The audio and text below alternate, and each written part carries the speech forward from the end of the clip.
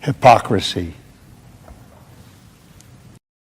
Hey, what's up, guys? Welcome to Law-Splaining the Interwebs. I'm your host, Nick Rekieta of Rekieta Law, a small law firm in central Minnesota. And with me is a very special guest today. We'll call him LP, but you may know him on Twitter as Hypocrite. How's it going, man?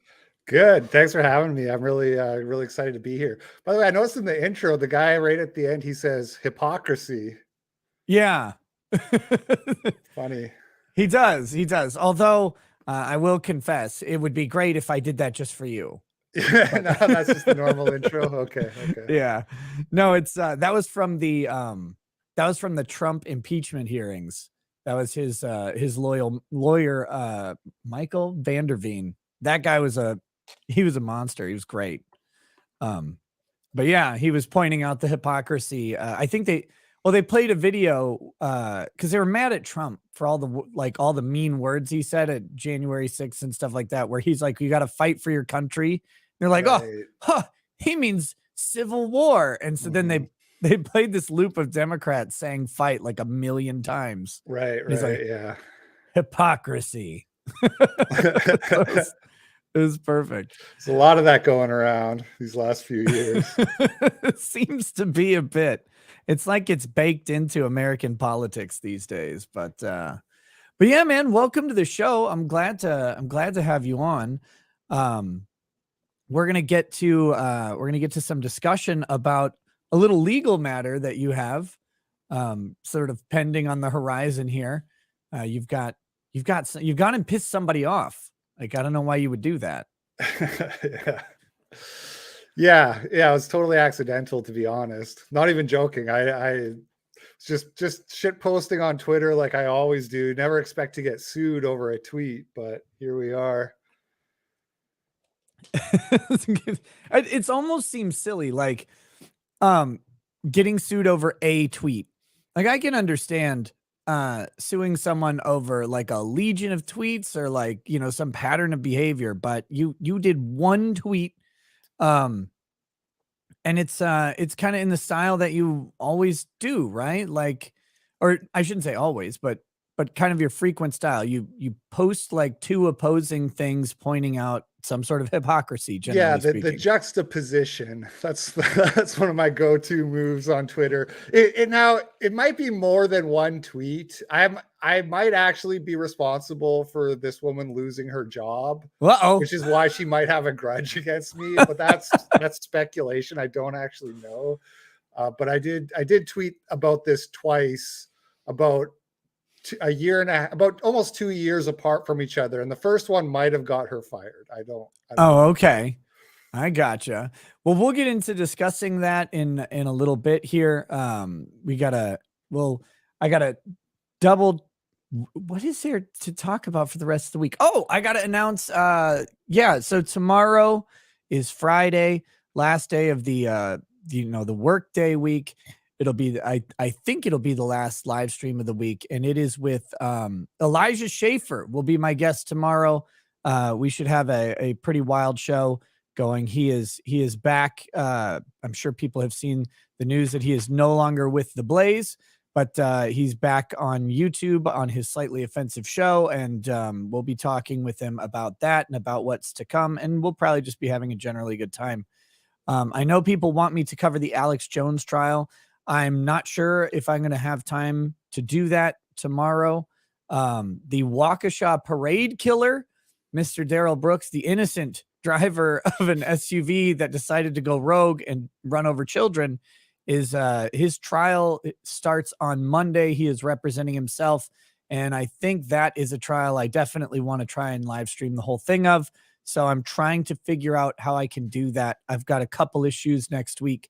But if people are interested in a criminal trial, I think I'll be watching that. And I think Andrew Branca said he would be joining me. So that's all coming up. But I think that's all the announcements I have. I don't have too much. Darrell Brooks is representing himself, huh? That's going to be interesting. Yep. He's got a little bit of sovereign citizen seasoning on him. with Oh just no. enough idiocy to make it perfect. And so everybody's like mad about this, which I can kind of see why if I wasn't so heartless. But this means that like the people that he hit with his car, he is going to cross-examine them on the witness stand when Right. they call them Yeah, up. yeah. Like, what is he going to ask? I just really want to know, like, what questions do you have for your victims that lived? I don't get it. That's an interesting spot in the human condition that doesn't come up too often. Yeah, true. Yeah, I can see why people would be mad about that, but yeah, it'll be interesting to see how it goes. There was like that one guy, I forget his name, Corey something with the wild hair he had like the Coolio hair, and he's doing Oh, like no, the it was you can't Ronnie handle O'Neill. the truth kind of thing, Yeah, you know? Ronnie O'Neill the third. That's it, Ronnie O'Neill. Yeah. Yeah. Yeah. It's like the evidence will show. It's like, bro, calm down. Why are you screaming so much? Screaming means serious, I think. That's how that works. Yeah, totally. But yeah, looking forward to that trial. It should be an absolute disaster. And I'm hoping because he's representing himself, the one good thing is maybe there won't be so many shenanigans. You know, like lawyers they try and get the case dismissed like every day. And you got to, but they do it. It takes time. They file motions for mistrials and you know, they have all this weird evidentiary stuff. And you know, there's only half as many in this case. There's only one side with lawyers. So maybe maybe Right. that'll speed up the process and he won't have some like long elaborate plan. But who knows? I mean, you never know what people are up to. Maybe it's Yeah, law-abiding maybe citizens. he's a law genius. He's just gonna he's gonna get off somehow on some technicality. It'd be crazy. That would I can't, aside from the tragedy of it, it would Yeah, be that would be the movie plot, right? Like that's what we'd need to happen. he's a Um, Kaiser Soze. God, these fucking flies, man. I don't know. Do you all around Minnesota, there are flies everywhere right now. It's like God is plaguing us, like it's Exodus or something. I don't know. I don't know if you have flies where you are, but they're fucking it's like the worst fly season I've ever seen. I'm in Washington, and it's not so bad that I've noticed. No, Okay. Well, maybe it's the heads in my freezer or whatever. we just Anyway. have liberals everywhere here, so arguably worse. Well, we have a dose of them here ourselves. This is the only state that didn't go blue or didn't go for Reagan, right? Like this was the holdout. We are the communist holdout state of the country. God, it sucks. Everything about this state just pisses me off every single time.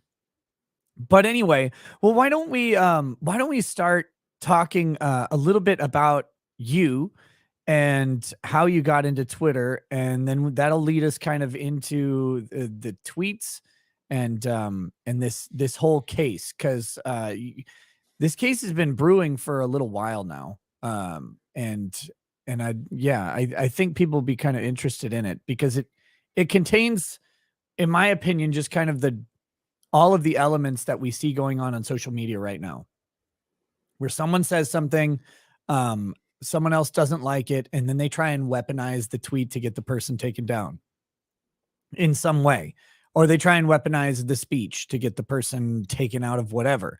And I know you mentioned that one of your tweets may have gotten her fired, but I don't think it was your intention. I mean, maybe it No, was. no, But like, absolutely not. yeah. No. So that's the kind of stuff that gets me because it's like you say something and someone doesn't like it. That means that you need to be removed from the earth. Like that's how it goes these days. And I of course had a little bit of experience with this myself. I pissed off a bunch of trans activist weirdos, and they came dicks out. They're really taking over Twitter. Like there was some trans dude, woman, whatever, quote tweeted me the other day, and everybody report this guy because I posted some trans stuff. Yeah, and they're rallying to mass flag me. That's what they do now, right?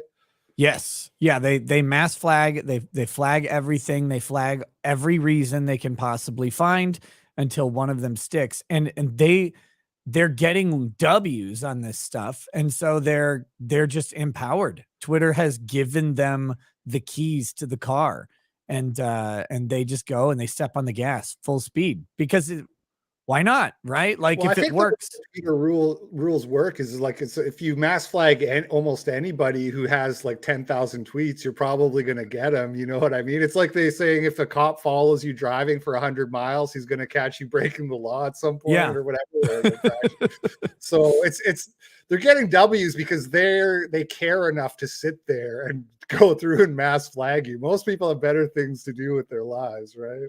Right. Like why would you sit there and do to me, I I've reported like 4 tweets as an experiment. Oh wait, no, there was a brief period of time where I was getting some people back with revenge. That was sweet, luscious revenge. Because my Twitter account was temporarily suspended, and so when I got back, I changed my pronouns in my bio to she, her, and every time someone said him, I reported them. And it worked on like 4 or 5 accounts. They got like, the 12-hour suspension. It's like, that's what you get, fuckers. Yeah, I got suspended for somebody like tweeted about how they had won like some award like non-binary of the year or best or whatever, and I said couldn't have happened to a nicer woman, and they reported me, and I got a suspension for that. Gotta be really careful about that stuff on there. They go not. They take it quite seriously. Yeah, it leads me to the conclusion that the Twitter review team has to have a heavy trans presence. That's my theory, because I don't think they have like specific enforcement of that policy is actually that high. As like, I don't think they've got on their whiteboard when they come into work. By the way, if someone misgenders someone, bam, time them out, ruin them. I think they just have a lot of trans people on the team, is my guess, because I guess all these companies kind of operate the same. It seems like when you see anyone from a trust and safety team, it seems like they all have some like litany of DSM-5 categories attached to them, right? And I'm like, how do they even get out of bed? Much less like all of these different attributes they're all protected. And it's like, okay, well, if you're the representative of trust and safety, then like when Twitch hired that fucking weird Deerkin person. Right. Yeah. Why would you, this person is retarded, like in the nicest way possible. They're broken. They shouldn't even like. There's definitely somebody out there with the time and money could make like a horror movie called The Trust and Safety Council. You know what I mean? And it's like a bunch of like mentally ill people who, kill you or whatever. It's just a documentary. Yeah.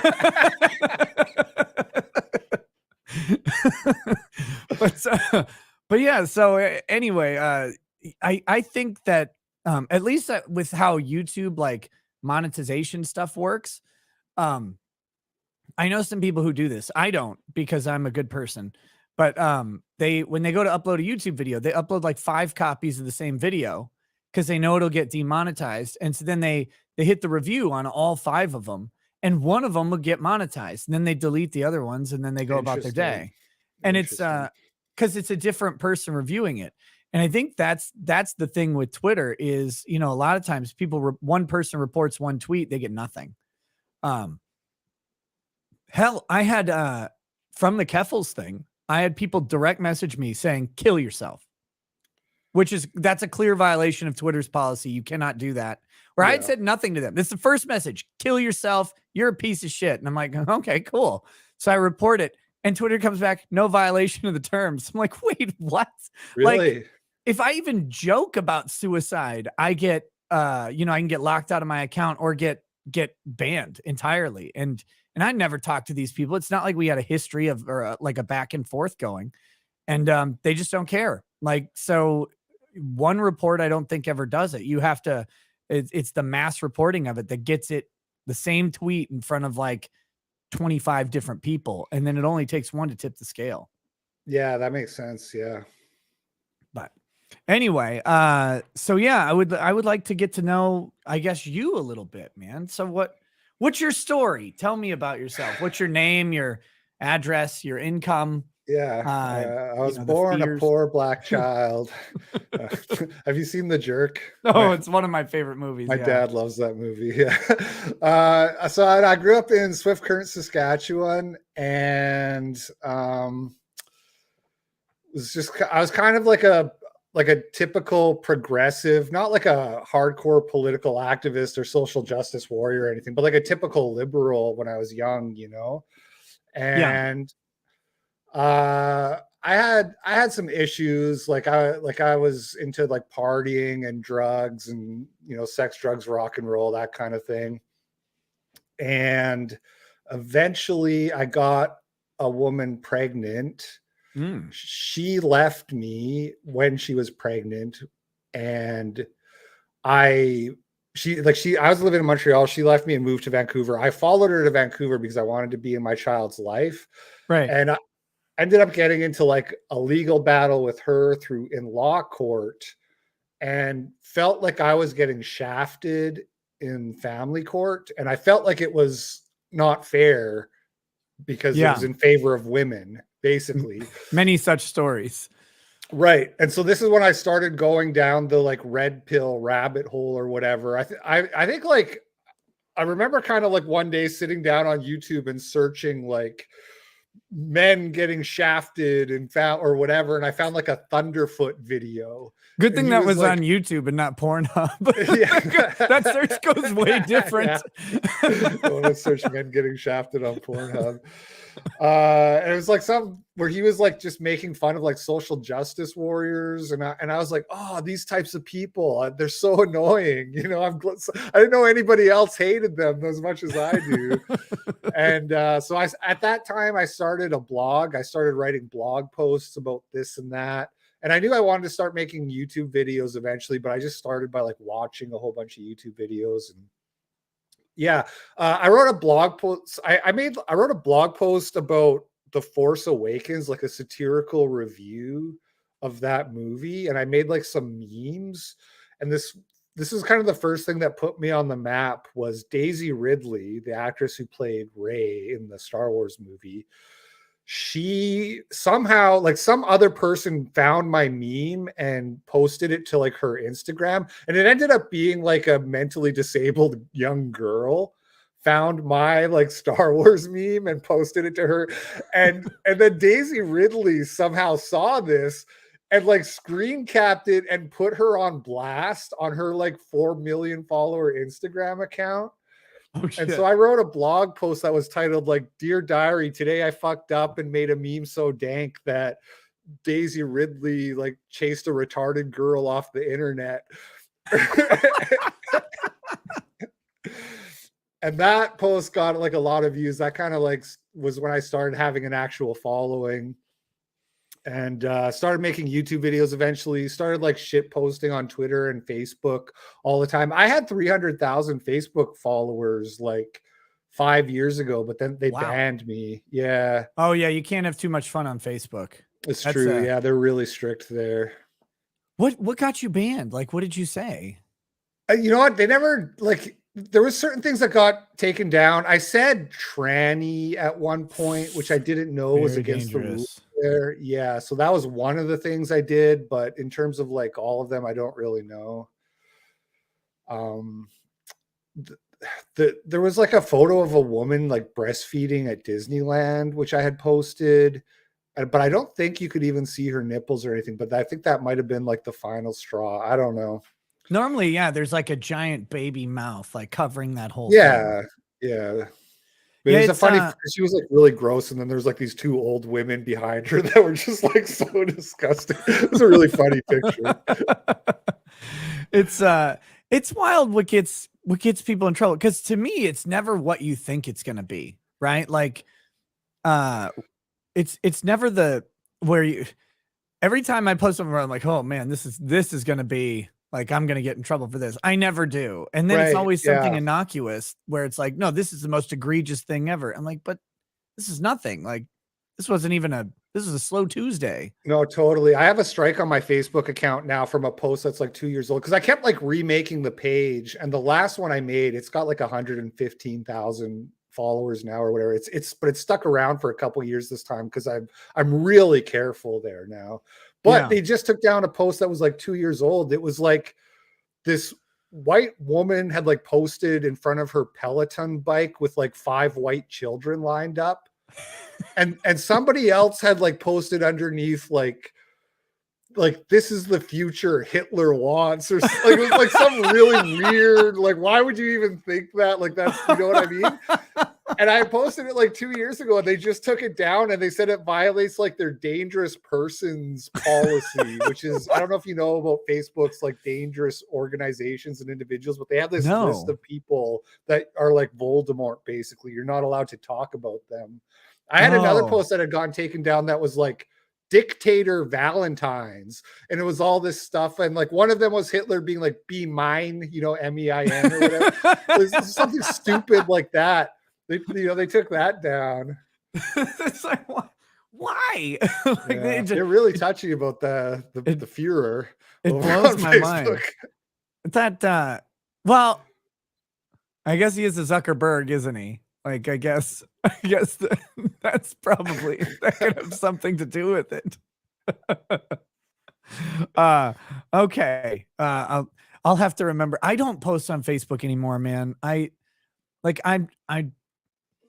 It's not fun because they throttle the shit out of you anyways, so you don't really get reach. So it's like it's like a waste of time. I post like twice a day, but I post on Twitter like 10, 15 times a day, you know? Yeah. I'm trying to like convince myself to build up my like Ricada Law business channel over there, like post videos and stuff like that. But I also like so I uploaded some of my own videos to it during the Johnny Depp thing to test their video platform, which their video platform is actually like really good for creators. I don't know, like these things, I have like no content on there, and these things got hundreds of thousands of views out of nowhere. And I was like, oh, damn. So I wanted to start like building that up to see if I could have it as like another place to post content. And they determined that my entire page could not be monetized because I was stealing content from someone else. Right. And I appealed it, and I'm like, I'm stealing it from me. It's mine. I own all the rights to it. And they're like, no. They just denied it out of hand. It's like, well, shit. I want to build this up. I know there's a completely different audience on Facebook that would like not all of what I do, certainly, but some of my stuff, and it's like they just I got to make sure it's worth the time doing it. Otherwise, I just use the bigger platforms that I already have. But yeah, they are extremely conservative on some stuff over there. And when I say conservative, I don't mean politically. I mean, like, they're very cautious about what goes on the site and what people are allowed to say. It's kind of wild. Yeah, they're the most censorious, I would say, out of the 3 big ones. Yeah. Yeah. Because like my video, if I post a video there, it does, like, if you get into like, you get sandboxed at a certain point, you get like shadow banned at a certain point. That's where I'm at on Facebook. Like, they let me stay on there now, but I have like no reach. So sure, that's why I don't use it that much. Yeah. It's well, see, I'm taking the like ban approach, or the trust and safety approach. Like, throw the dart at every single platform and see which one sticks and works. So far, I mean, YouTube has been by far the biggest. Although I was having really good success on Twitter until they shut it down. Yeah, you had a big account on there. And the thing, so it's weird for me because like when I got banned, I kind of laughed. I was like, okay, well, this is coming. I don't really care that much. But the only thing that's annoying is like contacting other people. And right. Then, so that was tough because I was like, oh shit, how do I get Twitter a hold of is really good for that. It's like a more modern email and easier to use. Yeah. And just talk to people. Yeah. And for whatever reason, everybody is there. Like, everybody's there and they all use it. Like, everybody who's not banned. Yeah. Yeah. Right. But like, I mean, you can reach out on occasion to random celebrities and they answer you. And it's like, well, this, like, one, why are you answering my DM, you weirdo? But but two, like the people are on there and they utilize it so well. That's why I hate that Twitter does ban people, because it's such an effective tool for what it Mhm. is. But also, you know, it's like no tool is worth eventually, like no tool is so sacred that you compromise yourself, in my opinion. So I try to keep self-censorship to a minimum when I can. But Twitter's just gone. The other problem with having it gone is like, oh, I just see what's going on in the world. I wake up and check Twitter, and now it's like a huge pain in the ass. I have to like, well, I'd either have to create some other account completely unconnected to me that no one could ever know about, or I have to just like scroll through it as if I'm not a user, which is the same thing. Like it sucks. It's a Yeah. roundabout way to go. So I just haven't even tried lately, but Yeah, um I'm pretty sure if I got banned, I would go through some harsh withdrawal for a while. I use Twitter like multiple times a day. Yeah. yeah. Uh, I thought it'd be worse, though. I'm gonna say I thought it would be worse, because the only thing is I'm like, oh well, I guess now I'll go do something else, and and then I have to go. Well, I have to go to my Google News feed now to see what's going on in the world, but which isn't as funny. But yeah, it's a strange place. But anyway, let's get back to talking about you. So you start this, you know, sort of media. I mean, it's a media organization, so to speak, but you're posting on these different platforms, and you're just kind of doing your thing, and you get kind of into it because, frankly, I think a lot of people who speak out kind of on, I don't want to say it this way, but on our side of the internet, it's a similar story. Like something shitty happens, and then they start noticing there's a bunch of people in a similar situation, or who at least are familiar with that. And so you start talking about it, and then people are like, "Hey, this other person." It's like reciprocal, right? Like they're like, "Hey, this other person kind of has gone through something similar, and and I want to check out what they're saying." So how? Yeah, well, like when I started discovering people who were making like the anti-feminist, anti-SJW stuff back in like 2014, it was really cathartic for me because I had like I was just like I wasn't a YouTube user, I wasn't or Twitter, I wasn't part of that world, but it's just like my personal Facebook page and my friends and mutuals on there, they would do all this virtue signaling and like that Oh, term I didn't know at the time, but it was like this was getting on my nerves. It was like boiling. And then I went out and I found, I was like, oh, there's other people who feel the same way. It was like such a relief, you know? yeah. Yeah, it's great to like that was actually that's the reason I stopped using Facebook, was because everyone I know, I mean, there were two groups of people basically. There were the people who all started shutting up on Facebook, and then there were the people who like everything was their personal political issue, and typically they skewed left, but not always. I mean, sometimes it was people on the right who was like every single thing they said and every single reply to every single post had some political Right. bends. Like someone's wedding picture would come up and be like, "Oh, you're supporting traditional marriage, you bigot." It's like, Jesus, man, like calm down. Like this is just people's personal lives. And the problem I had with the Facebook thing is these were people I knew, and I hated like getting into fights with people I knew all the time about everything. If you share one opinion, it's like, no, and then you get into these multi-page like discussions, and Yeah, I dissertations are was there written. sometimes too. Like you leave a comment, I'd like go outside, have a cigarette, come back in, come back, at least more comments. Like, It's like, I know the kids got to get to school, but hold on. yeah, clear Just my typing it up. calendar. Somebody's wrong on the internet. So how long have you been like just posting this content, and I guess like gone from casual consumer of social media to content creator on social media? I started the blog in late 2014. I want to say November. Uh, And then I started making YouTube videos. I think my first was in like March of 2015. Sure. So about 7 years, give or take, almost 8 years, I guess. Right. But my observation though is, and it seems like it, maybe not, but tell me if I'm right. You seem to get way more traction on Twitter than anywhere else. Like that seems to be the place where people kind of gravitate towards your content, or am I mistaken on that? I have the most followers on Twitter, and so that's probably what I'm most well known for, if in so much as I'm known for anything, I guess. I guess that's a fair point. Yeah. Sure. And I mean, you never, like, with the way the platforms work these days, you never know like what type of communication gets to what people and like what hooks. It's so weird because like you post the same thing in two different places, and in one place it goes nowhere, and then the other place it Right. like takes off. It's very strange to me. But okay, so tell me about this lady.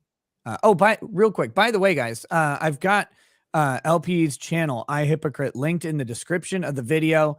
His name has like a gray box around it. You click on that, it'll take you right to his YouTube page. You can check out his YouTube content. I don't have your Twitter handle on there, but if you put it to me in the private chat, I can add that to the description as well. But if you are one of the lucky few to still be on Twitter, it is a Twitter account certainly worth following that, that typically has something funny in it just about every day. Okay, there it is. Perfect. Let me add that. But yeah, so tell me about this this spat you are in. Yeah, let's get into it. I know my followers are really, because I've like told people I'm getting sued, but I haven't really gone into any of the details because I've been kind of waiting for this. Sure. Yeah. So there's kind of three acts to this play that you need to understand. The first is the girls do porn situation. The second is the Celsius situation, and then we can get to the lawsuit once we kind of understand the first two things. Yeah. So Girls Do Porn is was a one of these pornography groups, a production studio, and they had, from what I understand, they were kind of famous for having fairly young, very attractive women, like who were not necessarily in the industry, but they would get them on and they would do these scenes, and they kind of blew up really quickly. But then it turns out that they had some shady practices going on, which kind of explain what was happening. Like they would get girls to agree to modeling shoots or whatever, and then they would tell them, "Oh, by the way, this is a porn shoot.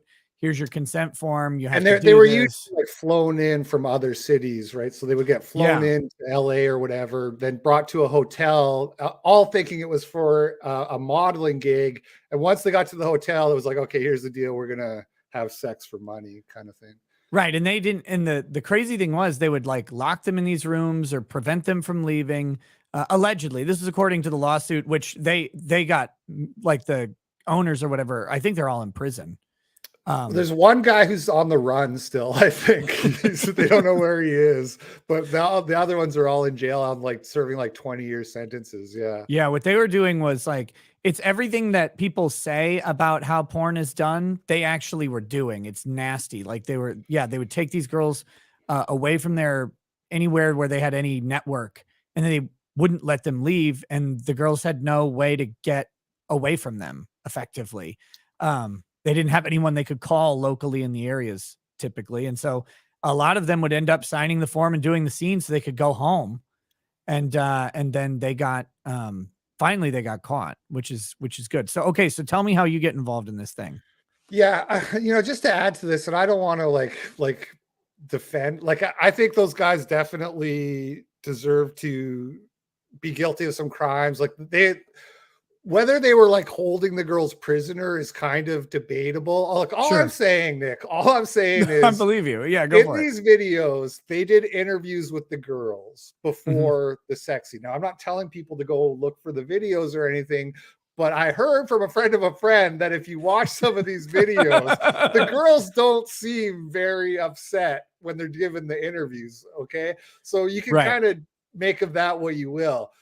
But they definitely, like, there is one main allegation, which is definitely kind of not disputed, which is that they lied to these girls and told them that the videos would not be put online.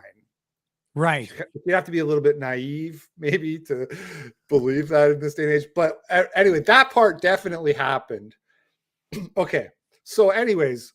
But it's possible you're saying that some of the piling on that occurred afterwards might have been things like regret about what they've done, because that seems to be a common theme these days, right? Where someone does something, they regret that decision, and then it was, I was forced to do the thing that I regret, or I was coerced into it. Right. And that may have It's some factor in plausible. there. You have a scenario where they say, look, we're going to give you like $5,000 or whatever. It's not going to be online. Your parents are never going to know.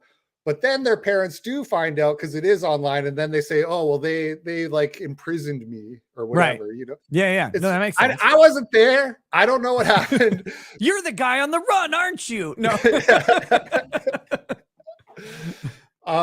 Anyways, so then what happens is one day I'm checking Reddit, which was like part of my daily routine, was like looking at Reddit for things to post on my Twitter, my Facebook, whatever. I use it less now because they banned all the good subs, but 2 years ago I would still do that like daily. And I saw this meme. I think I found people also send me stuff, and I can't say for sure if I got it on Reddit or somebody DM'd it. I don't actually remember, but one way or another, I found this meme, which was, on one side, it's a picture of a Forbes magazine, not cover, but they were like, it was like from the 30 under 30, you know, that thing. It's like 30 young entrepreneurs who are under the age of 30 who are doing big moves in the business world. Right. And they were talking about this girl. We can just call her Jane Doe. It's not like I'm not allowed to say her name, but we don't have to.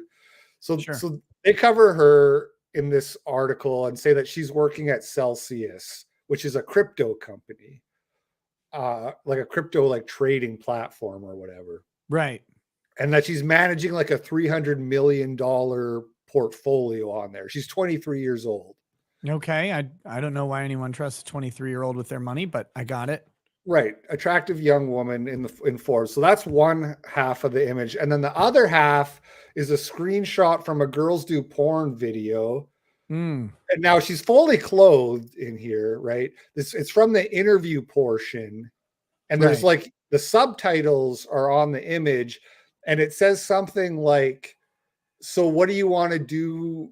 Or like, what are you going to school for? Or something like that. And she's saying like, you know, I don't know. I think business or something. I'm not even sure, but maybe like, it's kind of like a ditzy answer, basically. Right. Right. It's the girl I'm doing porn from here. Celsius. It's the same girl, obviously. Right. Okay.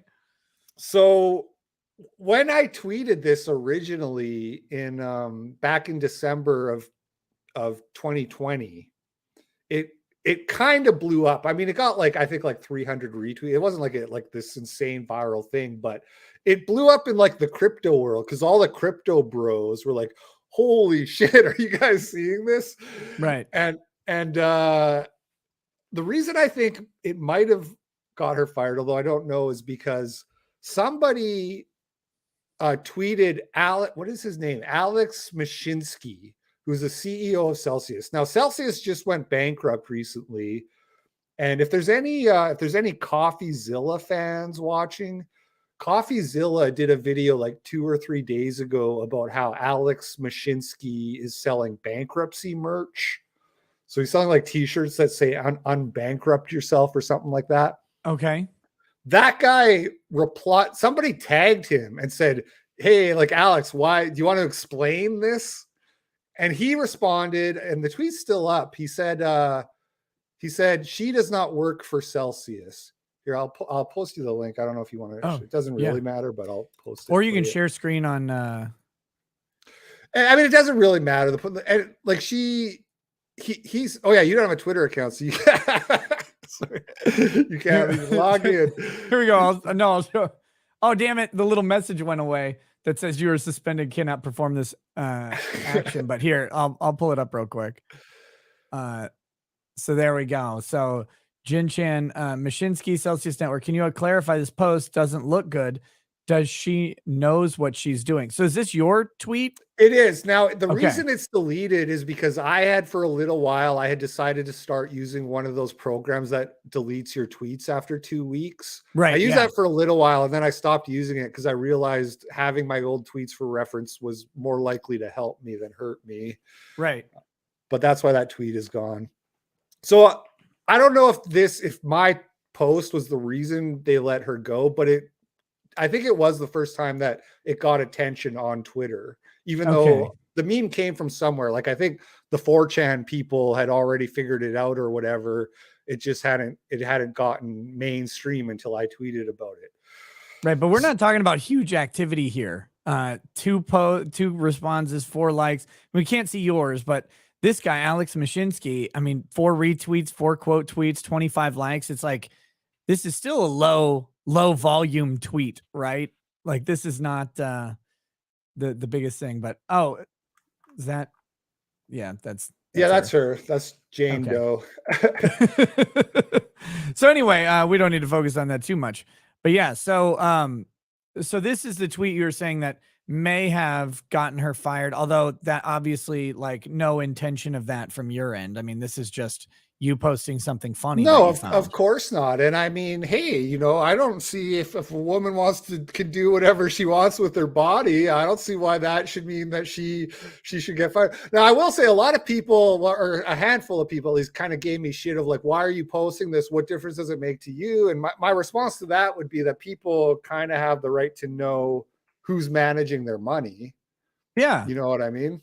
I mean, look, this was this was before the girls do porn thing came tumbling down?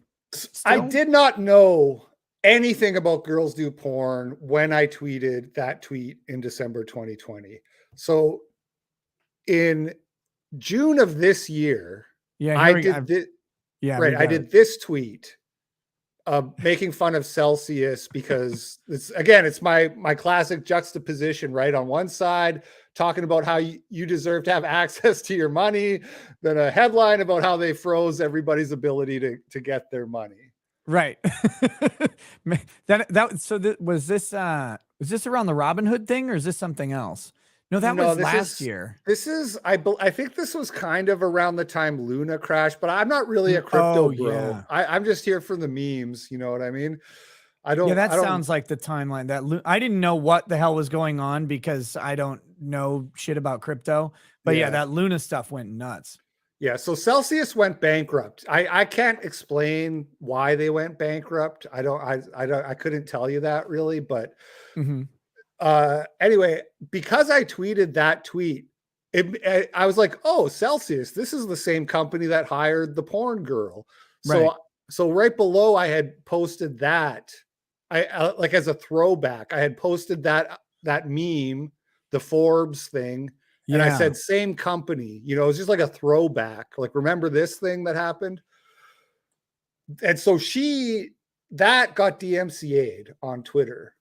Right. As we can see right here, media not displayed, removed in response to a report from the copyright holder, which, by the way, I highly doubt the copyright holder of the image you shared is actually the person who reported this, because that would be whoever made the image on Reddit.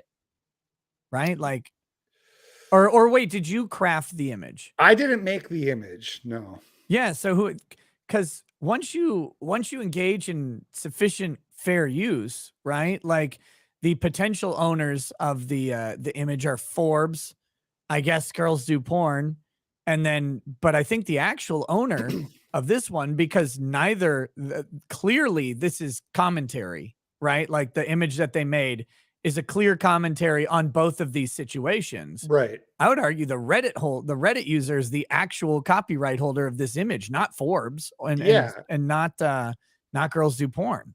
Yeah, I would personally agree with that. And I mean, it's obvious fair use for the person who made the image, right? Right.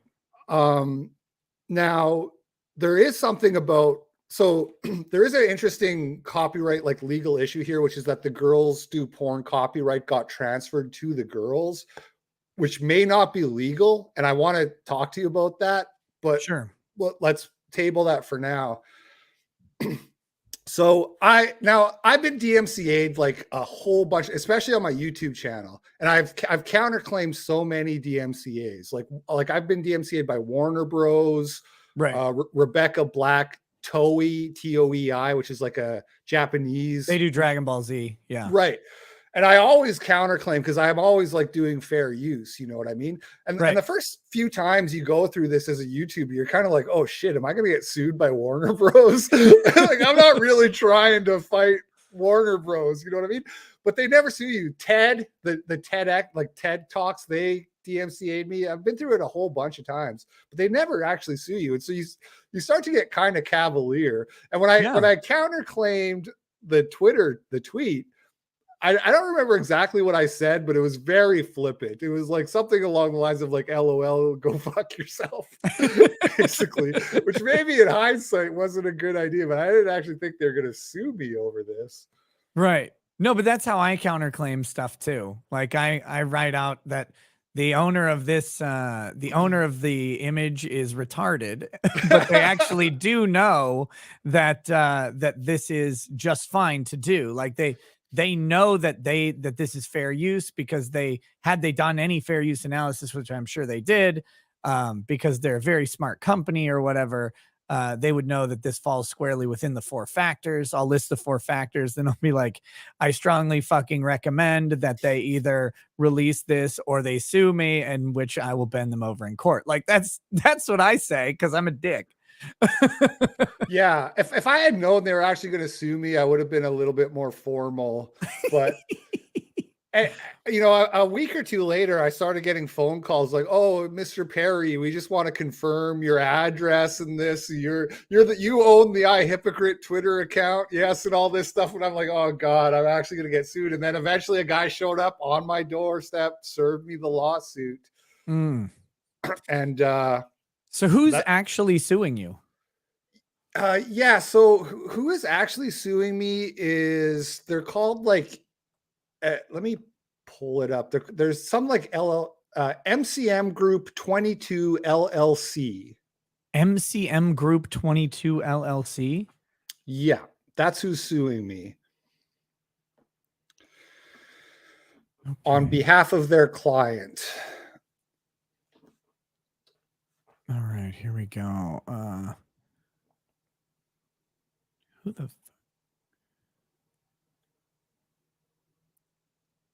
Wait a minute.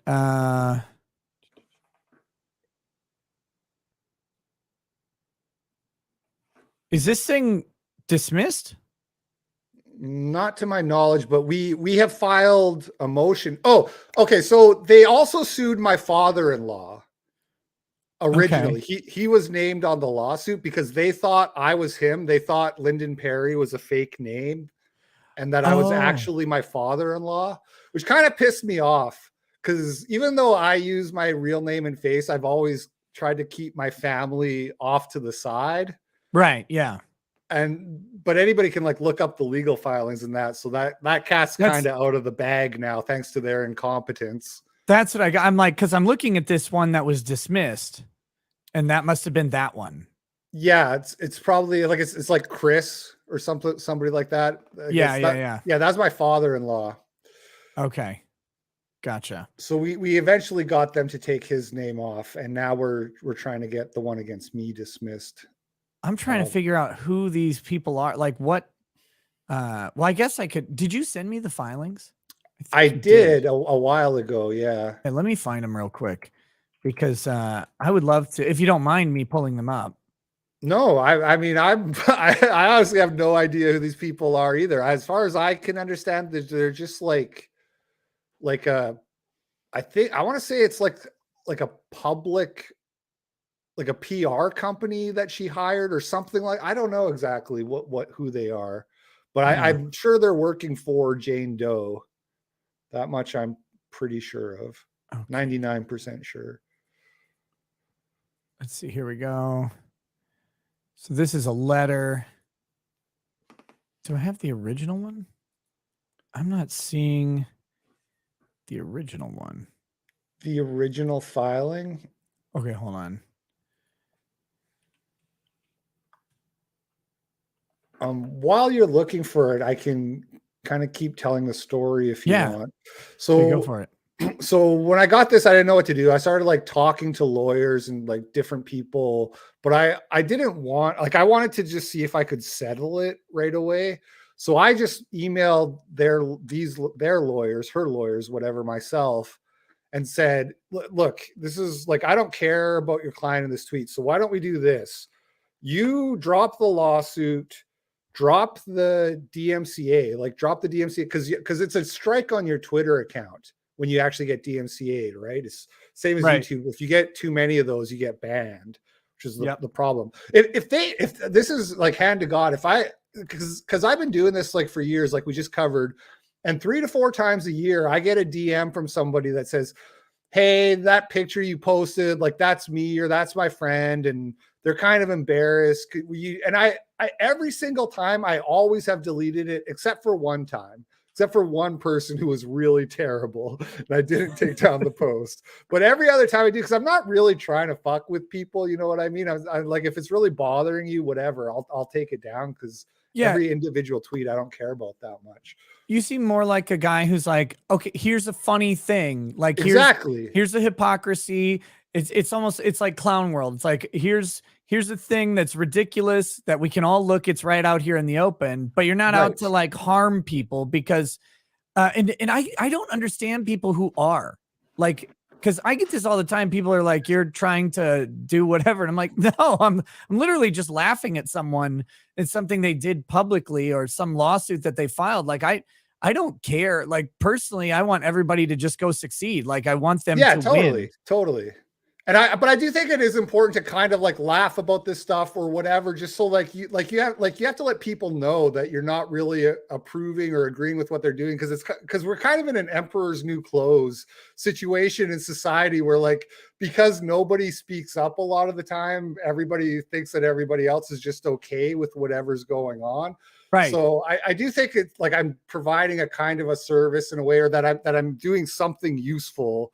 But I'm not trying to like actually hurt people, right? I'm trying to help people, if anything. So if they had messaged me and said, hey, can you delete that? Like, she's trying to move on with her life, whatever, no problem. But they DMCA'd me, which jeopardized my Twitter account. So I tried to settle by just saying, I'll take it down voluntarily. You drop the lawsuit in this, and I'll even sign an NDA, like saying I'll never talk about her again or whatever, if you want. Like, I really don't care about your client. Yeah. They wrote back and said, I think we're almost there.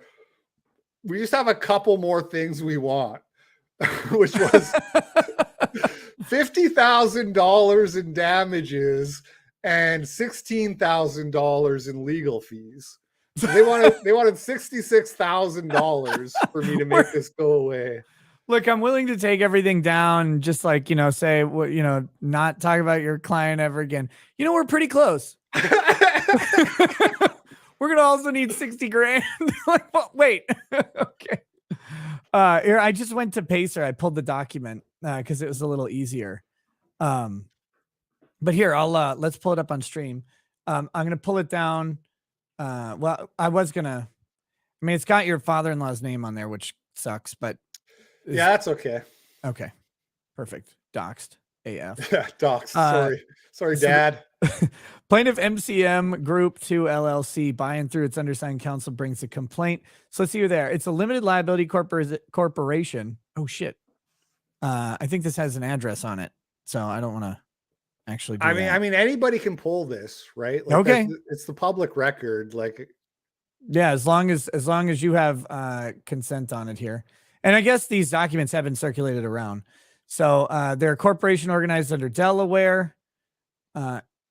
Oh my God, look at all these sites you publish your yeah, there is something funny in here that I made into actually my Twitter banner, where it says, what does it say? On information and belief, LP Original G is a pseudo acronym for Lyndon Perry Original Gangster. Which is true. That is exactly what that means. So wait, you post on sexwars.podbean.com? Yeah, that's my it's like an OnlyFans basically, but for tall, lanky dudes. No, that's a podcast that So you earn money through revenue sharing on various sites. Here's all of those. Oh, there's your wallets for anybody who wants to support. By the way, Hypocrite. We got some Bitcoin and Litecoin Yeah. Oh, wallets don't here. dox my Bitcoin address. Oh no. Yeah, it's a pseudo acronym for Lyndon Yeah, Perry, I original made that my gangster. Twitter banner. That's fantastic. So the non-party is Twitter. What the? How do we? I'm still trying to figure out. Oh, non-party Jane Doe. Oh, here we go. So we've got certain of defendants' actions giving rise to complaint where internet publications or tweets made on Twitter's online social media platform. Defendants are customers and users of Twitter. Defendants provide Twitter, blah, blah, blah, blah. So non-party Jane Doe is depicted in the registered work defined herein and is assigned all of her right, title, and interest in and to the registered work, and has also assigned to plaintiff the right to any action or claim of any nature whatsoever arising out of or in connection with the registered work, or any public dissemination or depiction of the registered work, or any portion thereof sounding in copyright, tort, or any other state or federal statutory or common law grounds. So this is what so the claim is that she's not a party to this lawsuit. It's just us. We just bought this interest in this one image that she has, and we're going to use it to sue this guy. And she totally gave us permission to do so. We're not working for her at all. Right. Yeah, that seems really sketchy to me. Just that alone seems Yeah, like she's a party to this. yeah, my lawyers, Mark Randazza, and Jay Woolman, they've said that there might be even a issue there with like the chain of custody for the copy, right? But hopefully it's not even going to get to that point where we have to figure out whether or not they actually have a valid claim to the copyright, because we're trying to get it dismissed on fair use. But so there's another copyright issue which I mentioned, which is that when you look at, and this is kind of interesting aspect of this lawsuit, when you look at the copyright law, it says that the holder, the copyright cannot be transferred involuntarily, basically. Right. Yeah. Which is like an anti-censorship, from what I understand from when I looked into it. This is like a legislation that was put in place because they didn't want the government to come along and say, oh, you wrote this like book that makes us look bad or whatever. So, but we're going to decide on some legal technicality. You don't have the rights to that work. Right. And we're going to give it to this other person who's going to unpublish it or whatever. Yes. But so with the girls do porn thing, that's what happened, is they gave the copyright of the videos to the women. And what my lawyers are arguing is that that's not legal. And so it's interesting because I think most people would look at the girls do porn situation and think that it's understandable that they want to give those girls the rights to take down the videos. And there's kind of like the internet culture at play here, because the whole DMCA thing is like a system that's in place to facilitate this whole process, right? Of like, oh, take that down without having to like go through the courts every time or whatever. Yeah, because it's expensive to do a copyright suit. And exactly. usually your whatever thing has been taken from you. Like think of it from the perspective of an amateur artist, right? So they make a painting or they create an NFT. It's going to sell for like $1,000 or whatever. NFT is probably a bad example, but they create some digital art. It's gonna, and they sell the rights to it for $1,000 so someone can market it on a t-shirt. Well, if that gets stolen from them and they want to bring a copyright action, they're looking at, 50, 60 grand to bring the in legal fees to bring the action to completion. At a minimum, it can actually go much higher. So the DMCA, it's created to make an easy takedown that avoids court. But also, like, kind of crucially, it's not really part of the copyright lawsuit. It's this separate thing. And if you DMCA someone or not, doesn't change whether or not you have grounds to sue them. Right. So I think most people would kind of look at the judge giving the copyright ownership to the girls who are like victims and kind of agreeing with that.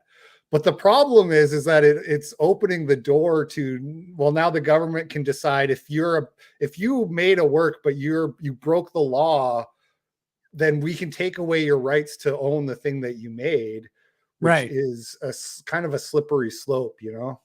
Yeah, it seems like a Fifth Amendment violation, right? It's a seizure of property without just compensation. And there's not really a bunch of common law for just forfeiting forfeiting something in that way. Well, yeah, forfeiting it to someone else, like to another private company. I can't see, or private party. I don't see how they do that. Yeah, so it's the long question is 17, or no, wait, is this the right one? No, I pulled up the wrong thing there, but like it's in the copyright law. I put in seizure. That's why I was listening to you and typing involuntary transfer. That's what I meant to type. Okay, yeah, hit me with the statute, and I can. Yeah, I'll hit you the link.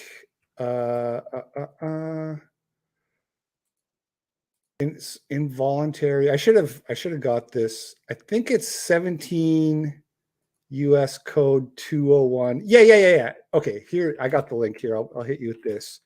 Okay. So under involuntary transfer, it says when an individual's ownership of a copyright or of any of the exclusive rights under a copyright has not previously been transferred voluntarily by that individual author, no action by any governmental body or other official or organization purporting to seize, expropriate, transfer, or exercise rights of ownership with respect to the copyright or any of the exclusive rights shall be given effect under this title, except as provided under Title 11, which I think has to do with like guardianship and like conservatorship, like the Britney Spears kind of situation. Right. There's no exceptions for like sex trafficking victims or whatever under that code.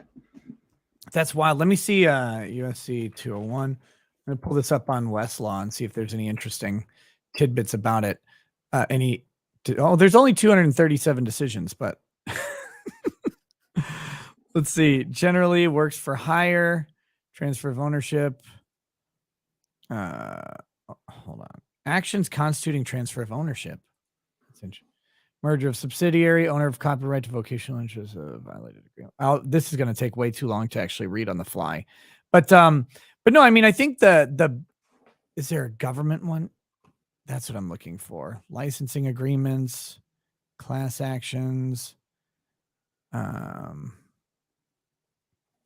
I don't see anything about this being allowed to transfer just because a judge said so. I think maybe, and these guys, it wasn't a plea agreement, was it? Well, I don't actually know the specifics. So, and I'm not sure if my lawyers have even got that far. Yeah. If there could be an argument if they agreed to that as part of a deal, then it would be voluntary, I suppose. Yeah, but I think ultimately the question, which you kind of mentioned, you're right now working on fair use grounds. I think the question there is, does this entity have any copyright ownership interest in the image in question at all? And I would argue no. And I assume your lawyers are going to, vehemently argue no as well, because it's basically this idea that whether you didn't create the image, but the person who did engaged in a fair use commentary. I mean, they took this one picture and they took this one frame out of a 52-minute and 38-second video. Not that I know it. No, I'm just kidding. That's a joke. But they took this one frame out of a video and with specific language on the bottom, like that is obviously commentary. Right. Like there's no other way to look at this. This is commentary, criticism, and analysis of these two images respectively, because one is the commentary of, here's this crypto dealer. Oh, I don't know, I'm doing business or whatever, lol, lol, lol. And then the other one is, it's here's this ditzy girl about to do porn. Actually, no, she's this crypto powerhouse or whatever. And so those two images are commentary on each other, and they're very carefully selected. So I would say that that she and by extension, this media company have no ownership interests at all in the image. I mean, that's Yeah. my thoughts. Yeah. So there's like 4 different angles and we're going on all of them. Like the thing is that the fair use is kind of obvious anyways. Like whether I have like the rights of fair use because I just reposted it, like it's that image is obviously fair use for whoever made it, right? Right.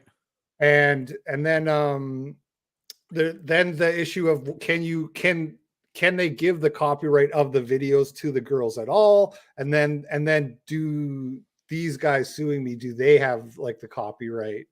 Or because there's so all of those things are getting looked at right now. Where it's at is they've sent a motion to dismiss, and I guess there's like a pre-motion conference that has to happen, but they're waiting for the judge to schedule that conference is basically where we're at now. We've been waiting on that for almost a month now. Yeah, those unfortunately federal court can just take like a long time sometimes. And the so wheels of justice grind slow, or whatever it is. And they're all still recovering from COVID, which put like they already ground slow and then they ground a year behind.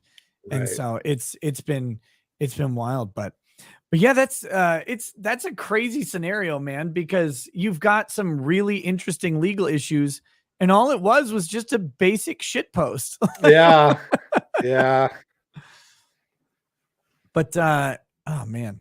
Well, that's too bad. I hope everything works out for you. You have extremely competent legal counsel in Mark Randazza, so that's great. Jay Woolman hates me, so that's okay. But it's mutual, you bastard.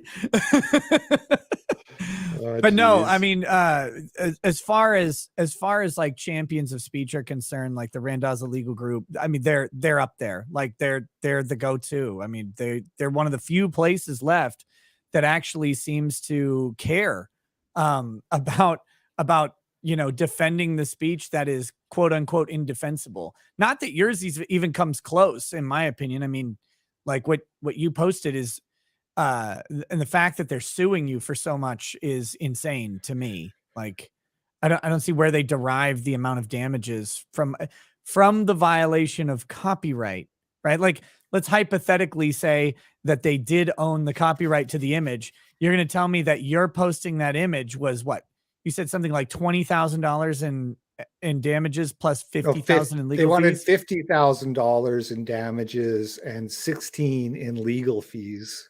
So yeah, like the those idea legal fees will keep going up, I suppose. Right, but the idea that your posting of that image is cost them $50,000, yeah, is nuts. Like it's insane. I mean, I think there's some kind of argument about like reputational damage. It's kind of obvious to me, and this is the only part that actually worries me, is that the whole angle is like this is a sex trafficking victim, right? That term, sex trafficking. That's what like some of the people in the Girls Do Porn went to jail for. That's right. When you hear that, you're like, whoa, sex trafficking, that's serious. That's bad news, right? So the whole angle is like, this is a sex trafficking victim. And I'm like revenge porning her basically, or something. You know what I mean? Even which is not ludicrous. Naked in the picture. Yeah. So I am a little bit worried. Like I feel like the law is pretty squarely on my side, but not necessarily the moral high ground, depending how you look at it. So, is it okay if I shill my fundraiser? Oh, 100%. Yeah. While we're just finishing on this topic, because yeah. So I have a fundraiser for the legal fees, which is givesendgo.com/ihypocrite. So if anybody wants to donate, that would be greatly appreciated. Well, obviously, we're going to try to get them to pay the fees if we win. That would be like the best case scenario. But first, we got to win. Then we got to get the fees awarded. There's no guarantees of anything. And it could, if it doesn't get dismissed, like I really hope it gets dismissed, because if it doesn't, it could be really expensive. You know what I mean? If the judge says we're going to let this go ahead, then and you know this, that this lawfare turns into this thing where if the other people have money, they're like, we're gonna depose you, we're gonna do all this discovery, we're gonna request all the records from your whole life and all this stuff you have to do, and it all starts to cost crazy amounts of money. So Yeah, if no, anybody wants to chip in, it's greatly appreciated. it's wild. We saw it with the Sargon of Akkad case, right? Like Right, yeah. his copyright issue went crazy, got crazy expensive, and he did it fairly inexpensively, but the party he was against was Akilah Hughes, and she had money and some corporate backing and a whole bunch of fundraising that she did. And they really they want to go after and punish people. Like that's the way a lot of the legal system right now is working out. It's about punishment. How Yeah, dare you? the process is the punishment. Is that what they say, or something like Yeah. that? Yeah. And it's very true. Because again, like, I mean, a lot of times the copyright claims like this, when they go all the way through, the judges look at the actual economic damages that are suffered by the person, and they go, yeah, I mean, like $2,000. I don't know. Like, what did you lose from this? Well, what's funny is in the filing, one of the things they say is that my post is generating interest in the original work. And that's why they're angry, because they don't want people to go look for the video, right? So how can you argue that that you're having financial damages if you're just wanting nobody to even know that this thing exists? Yeah, and that's not part of like I guess the idea maybe behind their theory is that they have the right to exploit the work as the owner and make a bunch of money. And right now that's like a contributory copyright issue. That's not even like their argument for damages is a contributory copyright argument rather than a direct one, which is weird because they're not suing you for contributory copyright infringement. They're suing you for just straight up copyright infringement. So it's very weird theory that they have here. But someone in the chat mentioned that this organization is only 2 months old. But guys, it's got a number, right? This is number 22, MCN or whatever. What was it? The fuck, stupid name. God damn it. MCM Group 22. There's an MCM group that exists. And what they do, likely, I'm guessing, is they create individual LLCs that for each particular issue. And then that LLC will have a limited asset portfolio in case they get hit with some sort of damages award, and they'll fold the LLC. Sorry, LP, I didn't mean to break that to you. Really? But that's what I would do if I were them. That's my guess, is that what they're going to try and do is mitigate. Please donate, you guys. They're going to try and be on the hook for $100,000. Yeah, well, because so that'd be the idea, is to mitigate the downward exposure of the overarching group would be to create these little shell companies that have effectively nothing in them for you to take if you prevail and go after fees on them. That doesn't I hope my mean wife doesn't watch. My wife is asleep, but she's really stressed out about this whole thing. I have to make sure she doesn't. She's gonna watch the stream, but when she hears this part, she's gonna freak out. Because let me listen on, lady. Listen on. Oh, Just no. because someone tries to do this doesn't mean it works. So there is a group, if they're clearly doing this to try and shelter any sort of thing, but the company's a sham company. You can attempt to quote unquote pierce the corporate veil and go past the LLC to the main owner, which in this case would be the parent LLC, MCM Group, as opposed to MCM Group 22.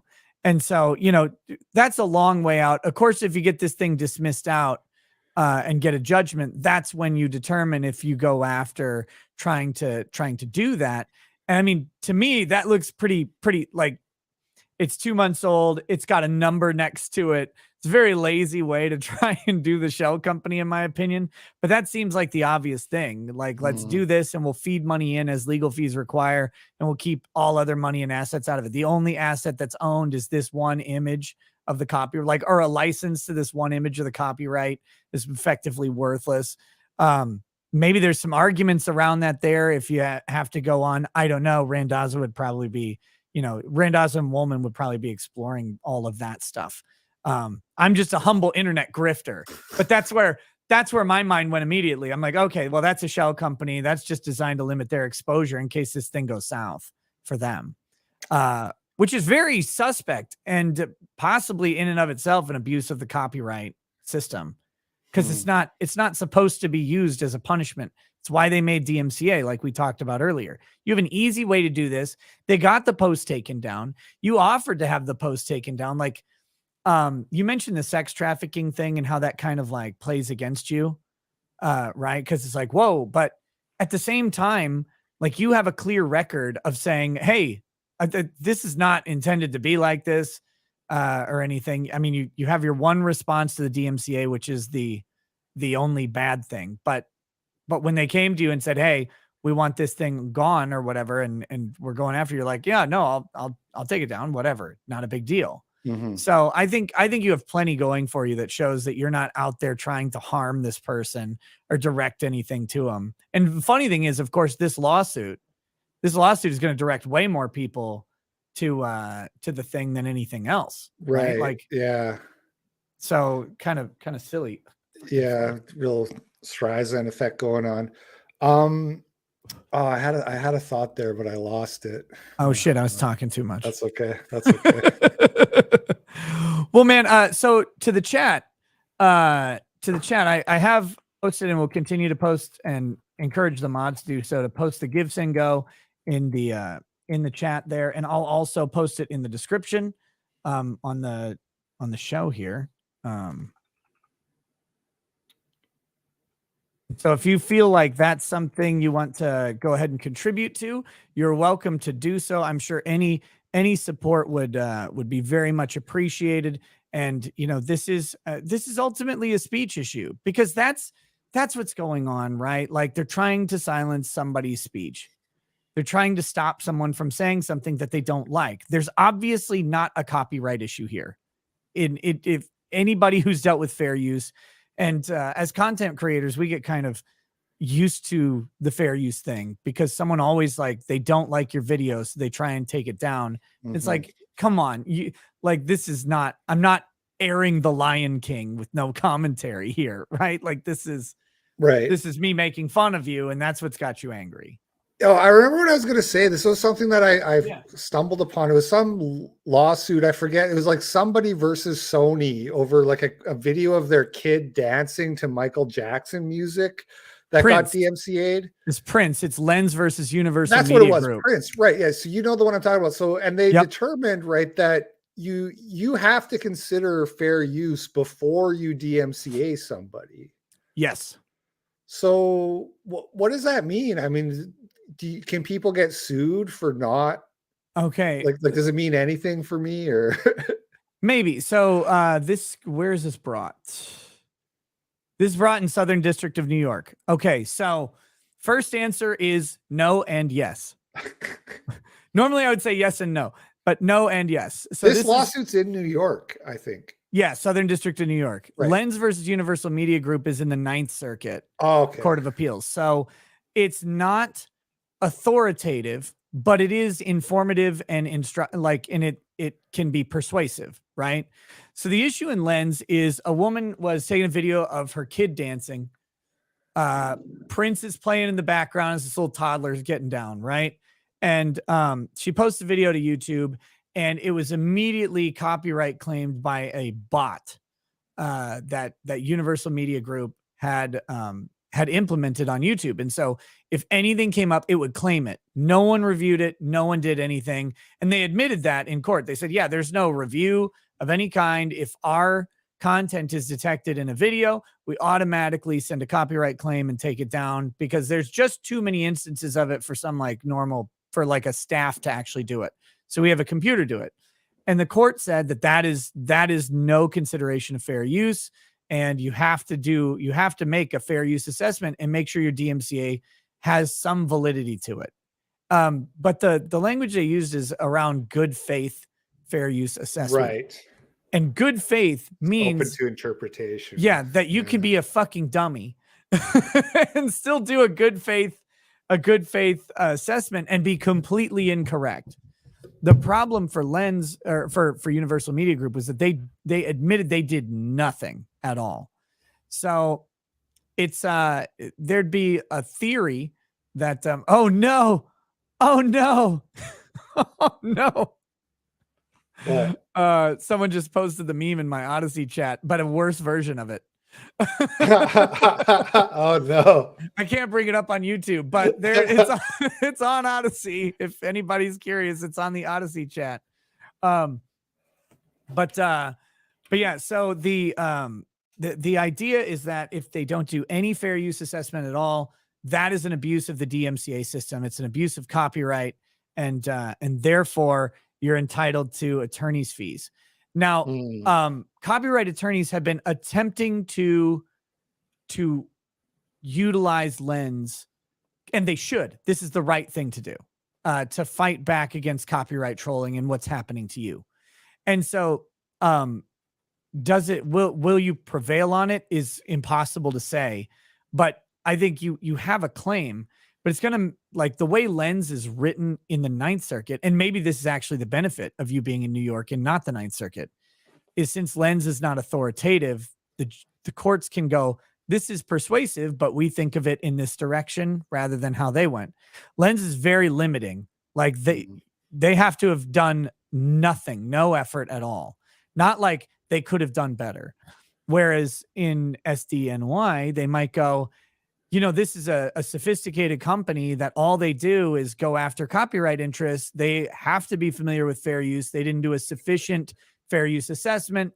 They're not showing any evidence of it. Maybe that's the type of decision you can garner out of it. And that's that's what I was thinking. If you're going to sue somebody for copyright, then you have to know what fair use is, right? So, I don't know. Yeah, that makes perfect sense. And especially when, and this is the difference here, right? Like, you're a guy. Like, you're just a guy. You post stuff on YouTube. I mean, you have, as a content creator, you have some fair use knowledge, but it's not like formalized education. You're not going to court over this stuff. You're not a lawyer fighting it. Yeah. You're not a corporate IP person. You're just a guy. This is a company that specializes in, quote unquote, protecting copyright. If I had to guess, right? Let me look up their parent company, MCM Group LLC, because I got some hits when I was looking it up before. Oh, this is Monique C. McKinney, the founder and CEO. Here's her LinkedIn. Oh, Jesus Christ. Okay. Sorry. Whoops. The drinking's already coming through. No, I don't want to join LinkedIn. Leave me alone. Cancel that. Go away. All right. Here, do you mind if I bring this up? I don't want to. I think it's okay, isn't it? Yeah. I mean, it's public knowledge. It's her public facing LinkedIn. Yeah. So it's, here we go. So here's the group. Founder, CEO at the MCM Group LLC, WBE certified, matching phenomenal people with superior companies. Chief People Officer. The CPO. So founder, CEO of MCM Group LLC, a women's business enterprise certified workforce development company with over 20 years of extensive strategic HR, diversity, inclusion, and talent management experience.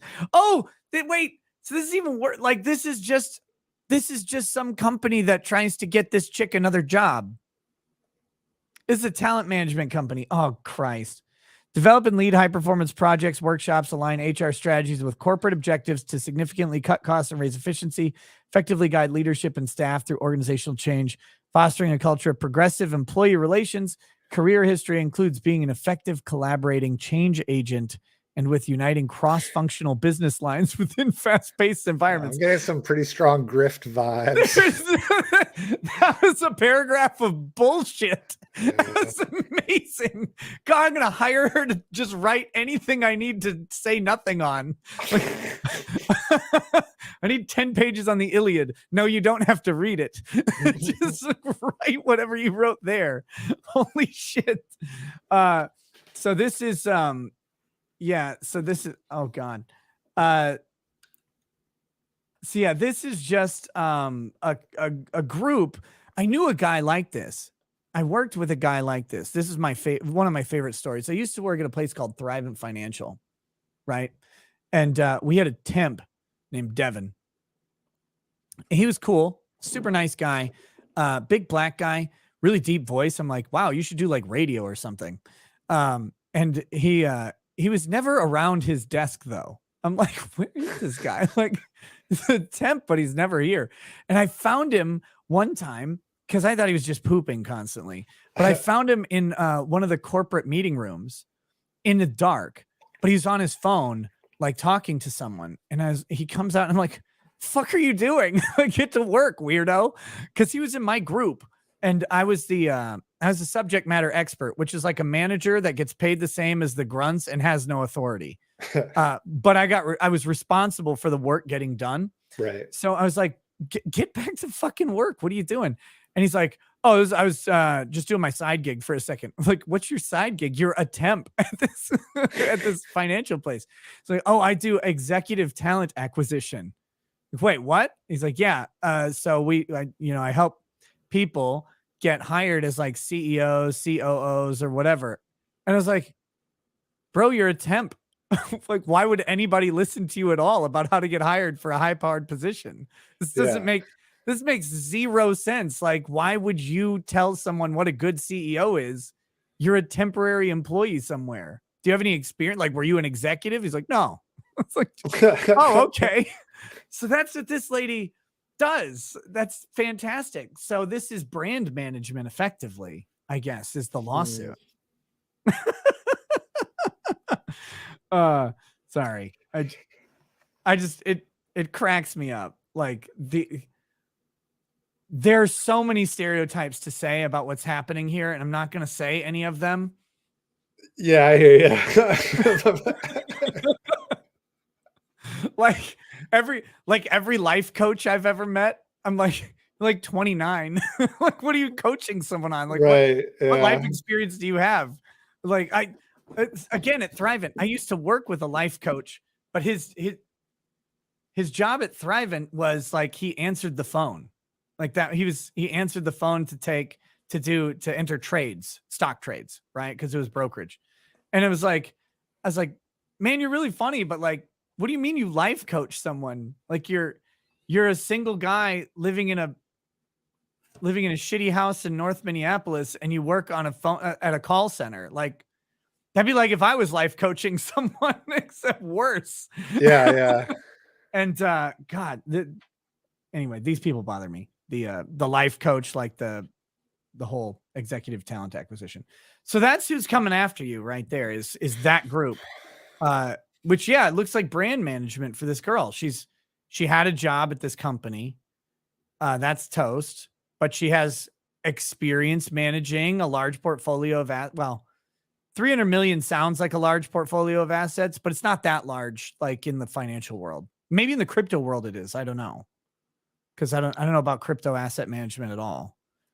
But like, I don't know. To me, it just sounds like a lot of money. But yeah, I don't know either. right. But it's assets under management. And I mean, don't get me wrong, it's like it's good money in a traditional sense. Like if you're a traditional financial advisor and you have 300 million in assets under management, you're probably billing somewhere between 0.75 and 1.25% per customer on anything. So 300 million assets under management in a traditional role would be about $1 million in income for the firm that you're working for.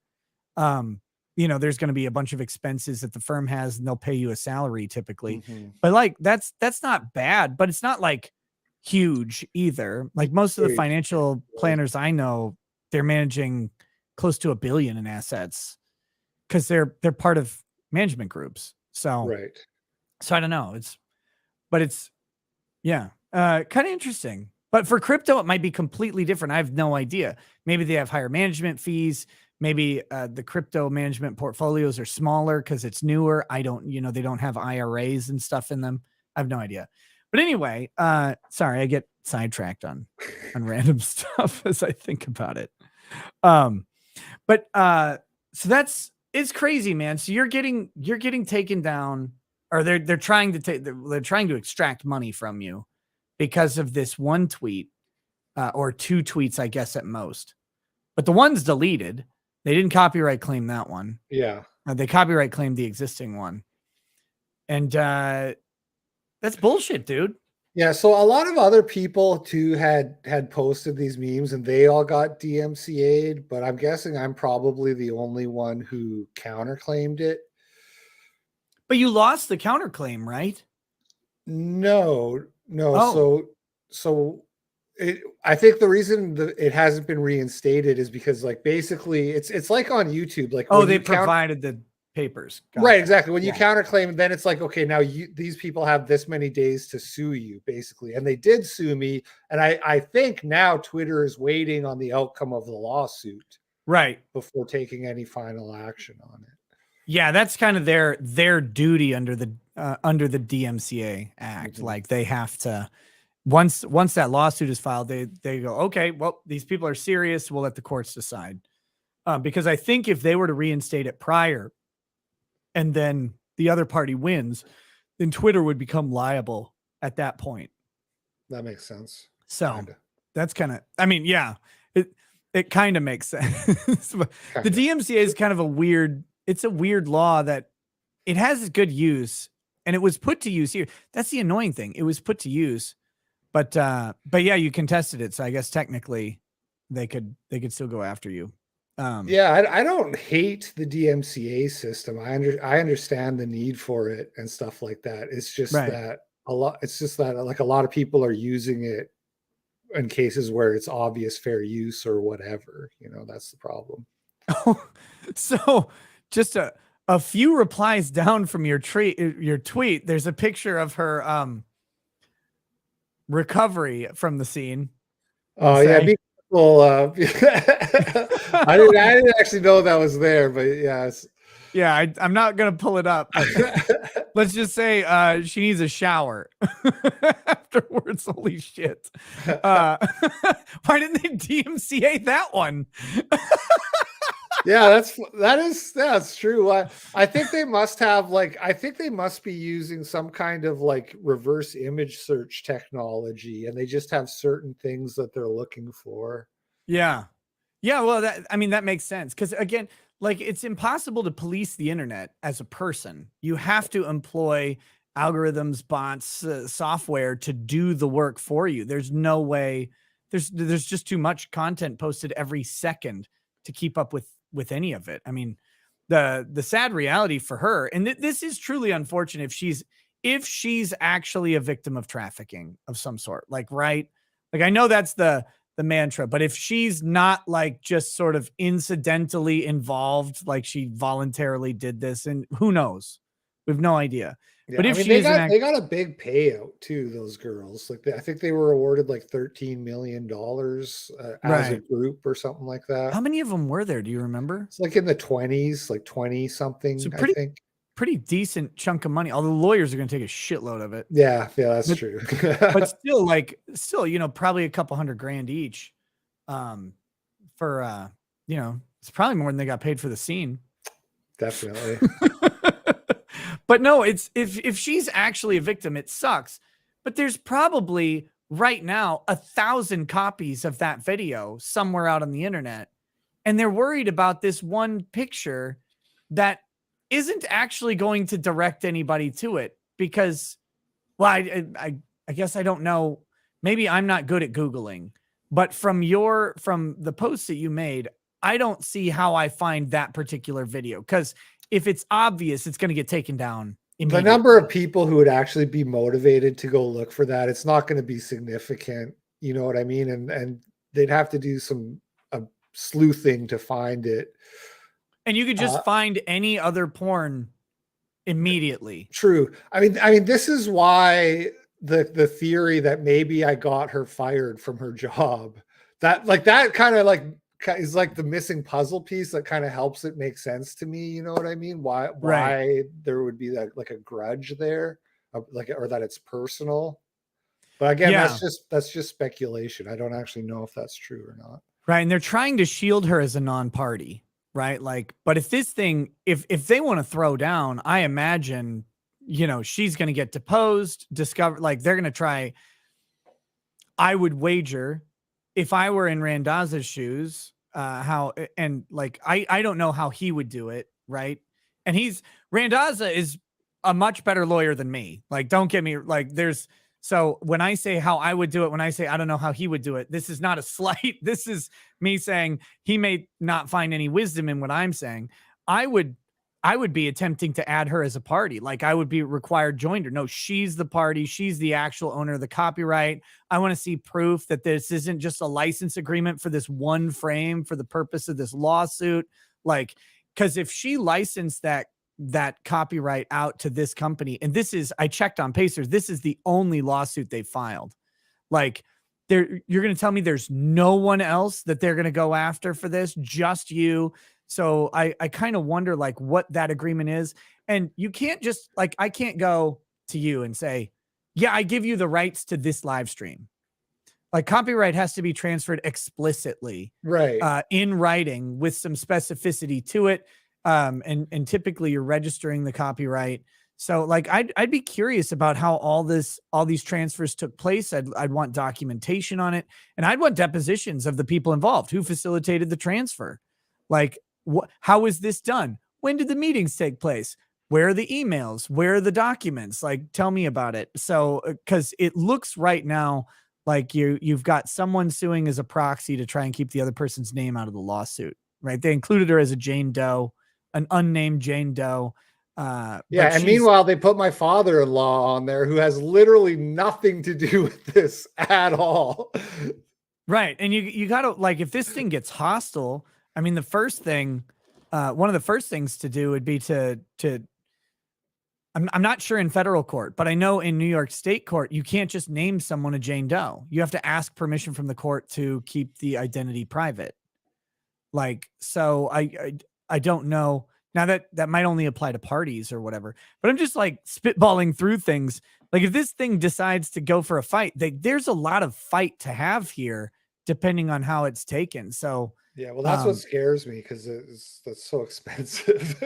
All of that, you know what I mean? I'm just praying that it gets dismissed and this won't be like hanging over my head for another like 6 months with like bills coming in. I already got a bill for more than what the fundraiser. I mean, the fact that it's raised like $9,500 is amazing. Right. I'm so grateful. If you had asked me to predict what I would raise, I would have guessed like $3,000. So I'm really grateful, but that money is already spent. So if this keeps going, it's you know, it's gonna get bad. Hopefully they dismiss it. Yeah, no, it and it should be. And to me, like, it doesn't make sense for them. Like, that's what doesn't make sense to me, is like, why pursue this case? You offered to take it down. Like, they could have said, okay, take it down, give us $5,000 or something.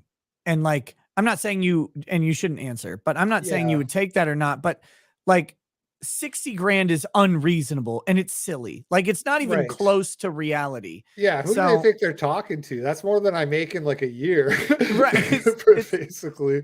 It's absurd to like, just give us $60,000. Oh, okay. Yeah. Here, let me get my checkbook out and just write that down for you. That's a silly thing, but they could have gotten this thing taken down. It could have been resolved very quietly, and they chose not to.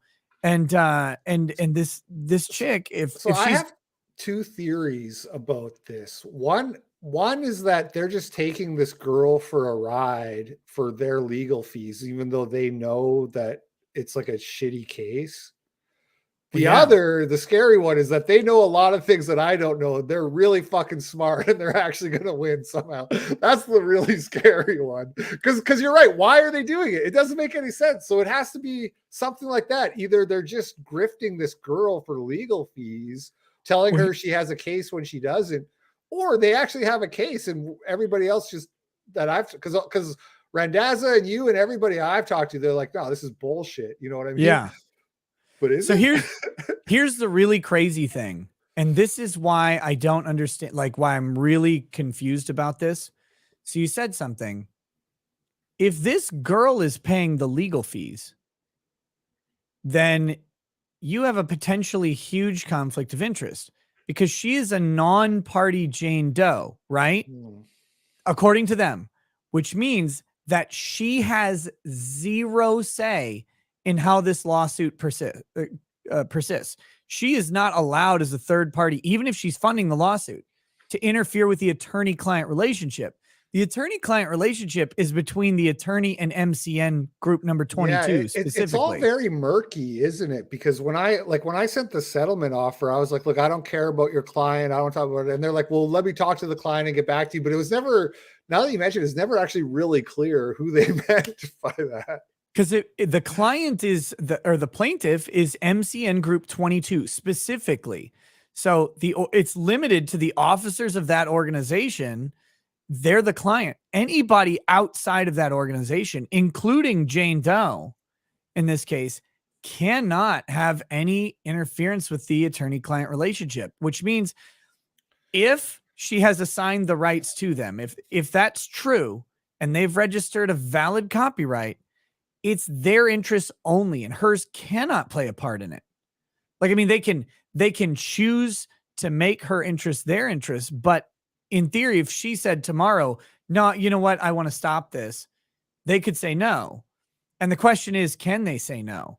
Is there some contract that prevents it? I think that's all open to discovery. What are the terms of this agreement that they have between her and, like, is that part of the license that she granted, that she would have some say in the lawsuit? Because that brings her in as a party immediately.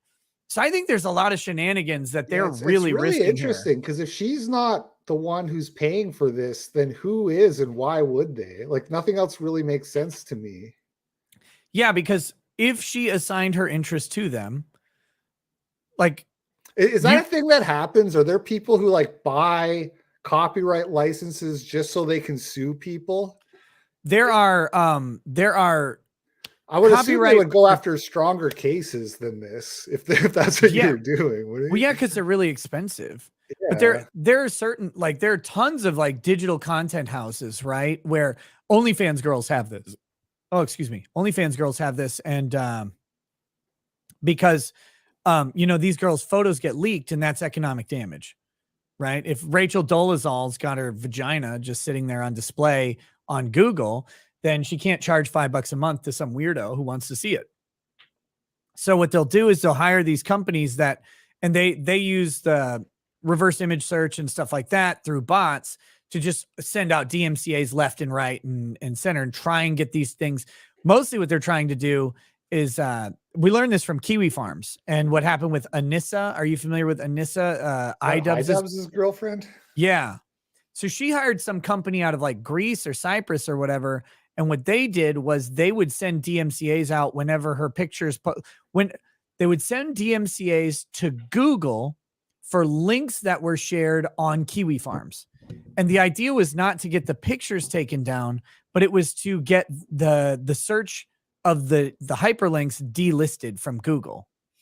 And so there's a bunch of places that do stuff like that. But to my knowledge, they don't typically engage in lawsuits because, one, there's a whole bunch of shady shit around the actual ownership of those images and what they represent when they DMCA. Because, wait, are we saying Anissa gave her pictures from her OnlyFans, the digital, she gave the rights to this Greek company? Like, she doesn't have them, but she's profiting from them? Like, how's this right? So it's kind of a shady thing. I don't think these companies want to go to court. Well, this is what Jay was saying, my lawyer. He was saying that, like, we're looking at there's like the chain of title of the custody doesn't make, or is there something missing? Basically, they argued that in their like motion to dismiss that, like, it doesn't look like these guys actually own the copyright, basically, right? So, or something like that.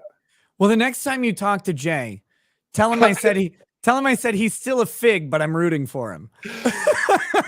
Thanks. I appreciate that. No, but I mean, to me, I'm looking at it looks like a straw lawsuit is going on for weird reasons. I mean, I'm guessing they're trying to mitigate the Streisand effect, but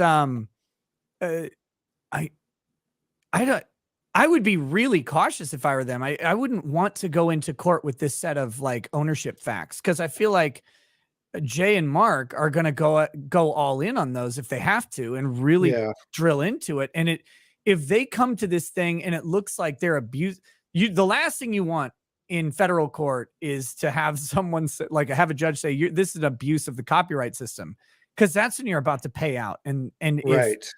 if they can pierce like LLC to LLC and even back to this woman, like she's on the hook.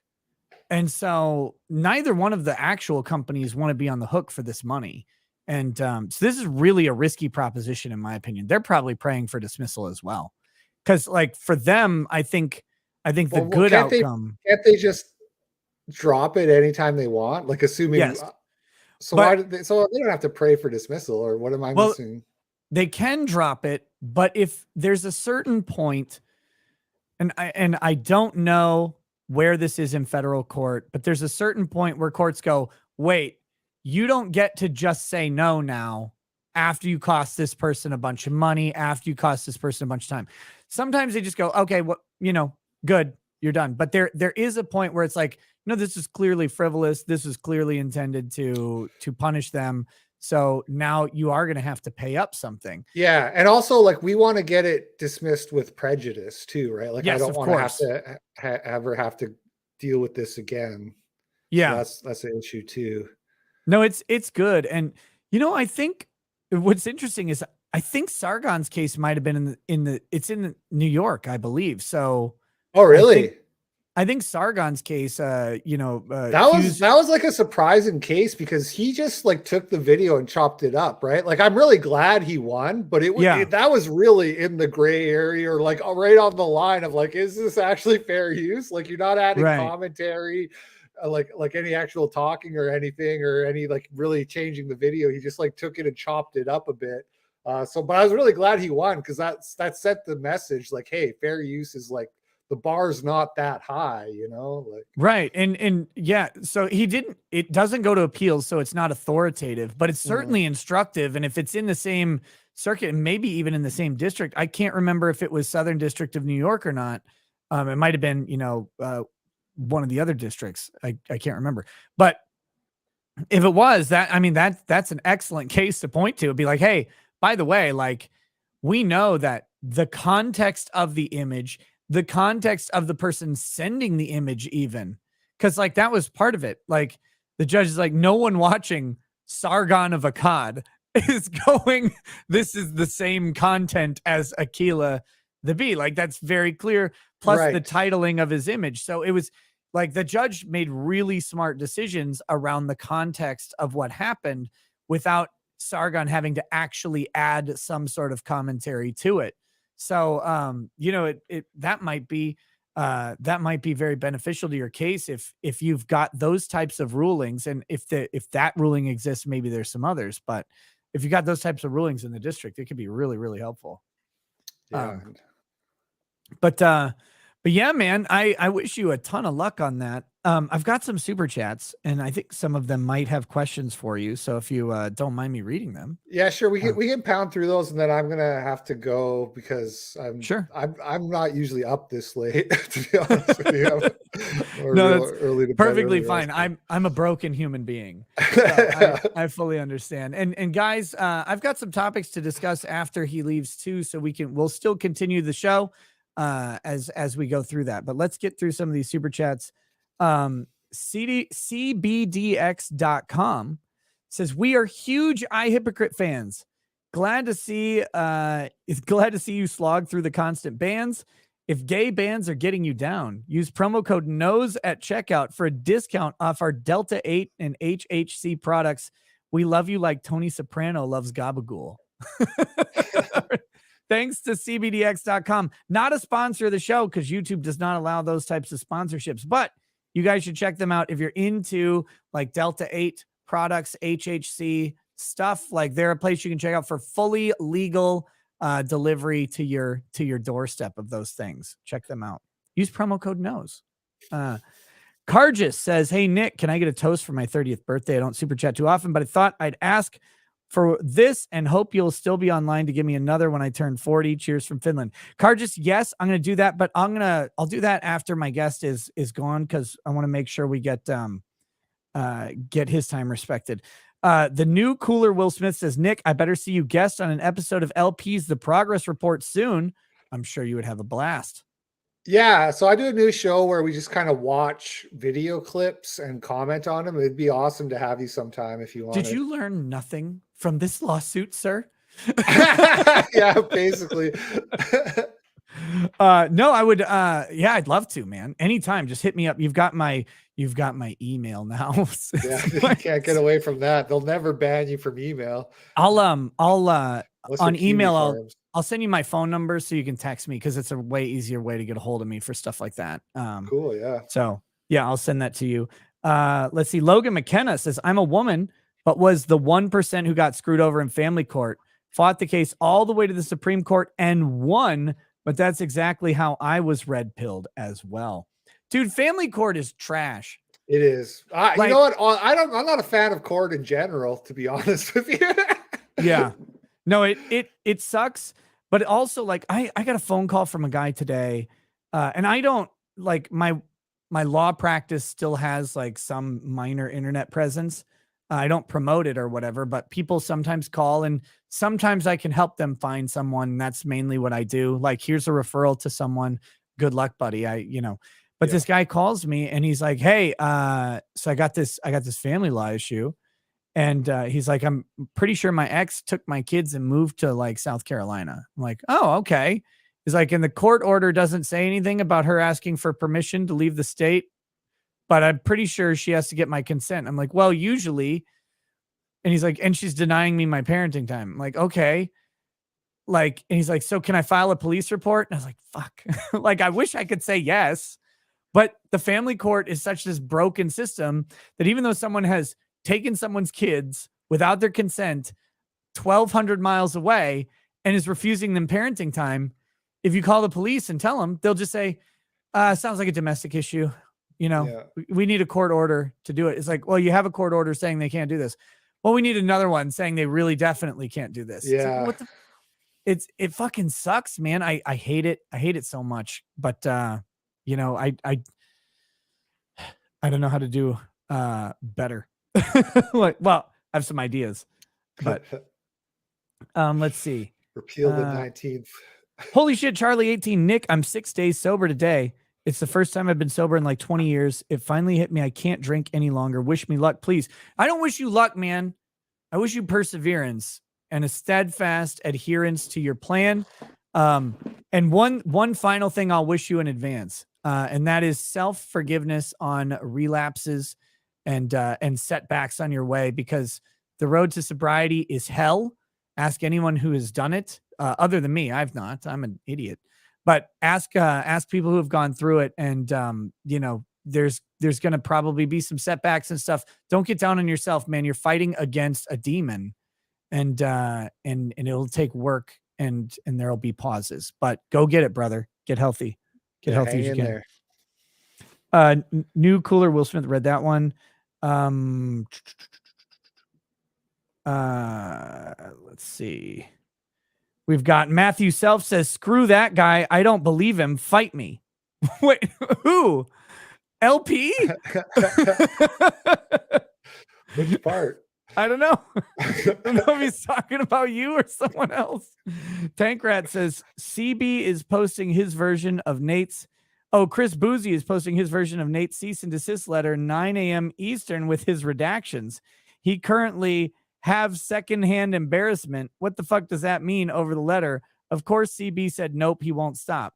Yeah, well, first of all, a cease and desist was... there may be some statutory requirement or whatever to send it. I don't know what jurisdiction they're filing in. They may not even know yet what jurisdiction they're going after him in. But they said New Jersey. But a cease and desist may have some legally operative meaning in New Jersey that I'm not familiar with. But yeah, cease and desist are meaningless. I mean, they're paper that has no purpose.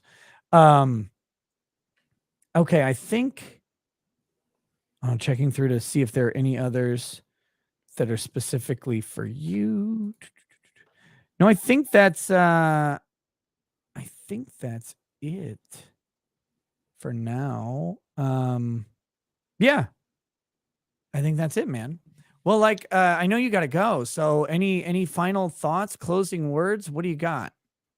I mean, I'm just really grateful to you for giving me this opportunity to come here and talk about this. And you've given me some hope and also some fear. So I don't know how if it's I not going to lawyered necessarily correctly. help me sleep better at night, but I really appreciate you taking the time. And yeah, send me your phone number, an Yeah. email, and we'll get you to do a spot on my show. I'll give you a bit of a break because I feel bad for taking up your time, but yeah, I really appreciate it. I mean, it means a Oh, lot to me. so here we go. Here's the Cynthia did have a question that I missed. But first of all, let me respond to you. Sorry, brain.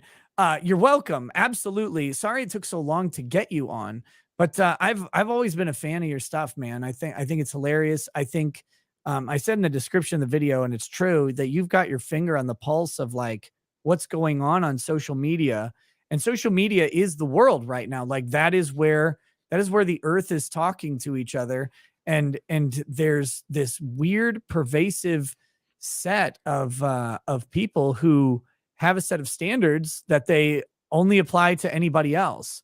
And I think you're out there, like you're this humble funny voice that just says, look at how stupid this thing is, like 10 times a day. and Yeah. it's and it's just there. It's this neat little haven for people to go to. And I think that's why you're so successful, is because that's what you find is this little like thing. Like this is just ridiculous. Like here's the ridiculous thing. Just take a peek at it. And I think it's great, man. So I wish you all the luck in the world. Oh, Thank you. I'm supposed to ask you, balls or no balls on your futa? What? You know what Toei is, so you know what anime is. I don't watch anime. Yeah, sure you I don't. watched One Okay. Punch Man. That's the only one I know. So in anime, there's this weird concept called futanari, and it's a biological female that can like grow a penis. Because this is why I don't watch anime. See, I know the Japanese weren't nuked enough, but because this still goes on. Like my kid was talking to me about Fukushima today, and I was like, that thing should have gone. That would have helped. But anyway, so the question is, if there's a futanari, if this is a thing that exists, Which should it? again, just to be clear, that's a woman with a demon penis. Yeah, it's a So, like so like let's say they for some reason need to engage in sexual intercourse with another woman and they're not just into just rubbing each other. So like they will manifest a giant penis. right, like a kind of shapeshifter Something situation. weird. But they remain a female. That's God, this is such a Obviously, broken yeah, thing. it would be gay otherwise, Right. or, The or, or question it wouldn't be gay. I Yeah, don't right. know. So the question is, should it have balls on that or not? Like that's ultimately what we need to find out. Yeah, I'm gonna go with sure. All In, in, right. in for a So penny, in for a pound. that's the right answer. No, that's the hetero answer. That's beautiful. Because if it wouldn't have balls, it'd just be focusing on a shaft. That'd That be would really just be gay. weird. If it didn't have balls. If uh, the woman didn't have balls. Here's the last chat from Cynthia. She says, I thought CDNs got extra protection because if they win, all their legal costs get paid automatically by the party that sued them. Several CDN content providers reference it regularly. What the fuck's a I think CDN? she means Canadian, which I am a Canadian Oh, citizen, but I'm in America now. I live in Washington. I have my green card. I married an American woman, and I'm getting sued in New York. So I don't think that's going to help me. yeah. Yeah, that I don't think that would help. CDN. Yeah, I guess that's Canadian. Um, I'm so sorry you're Canadian. It's Thank you. I got out. That's the silver lining. dude, you got out before it got like really crazy though.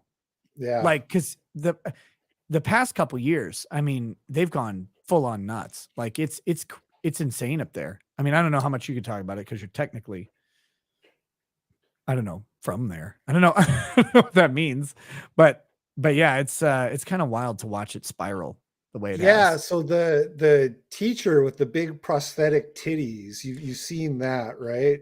Yeah, I didn't know if you wanted to talk about it. You did a video about it, right? Yeah, I talked about it on my stream. Yeah, so that is crazy. We can do a couple minutes on this if you want. So Oh, because whatever you what's want to do. interesting to me is people have this theory of like, oh, he's trolling the system or whatever. I don't Yeah, believe that personally. I think this is like a a run of the genuine mill thing. mentally ill fetishist.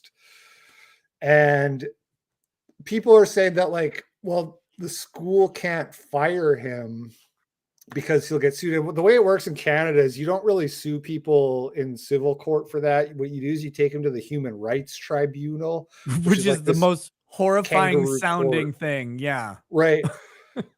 Which is the same thing that Jonathan Yaniv tried to do, or Jessica Yaniv, however you prefer. This is the wax my balls guy Right. who actually lost though, and even though the law was on his side, because the law does say you have to provide gender affirming care if somebody wants it.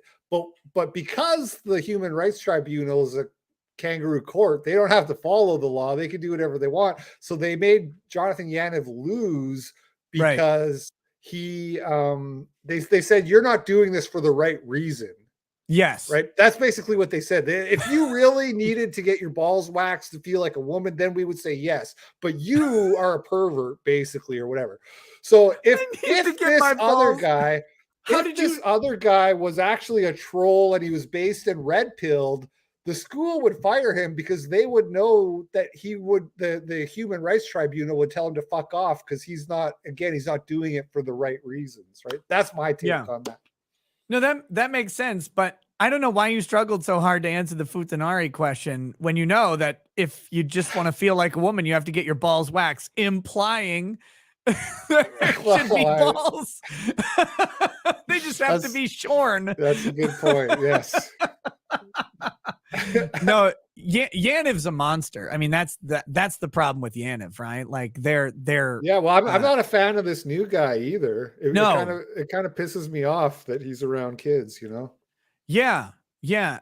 Now, wait, he's a teacher, not a university teacher, like not a university high school teacher. shop teacher. Yeah. It's a weird thing. Like that just seems like, bro, you got to find a bra to hide those nipples or we're going to fire you.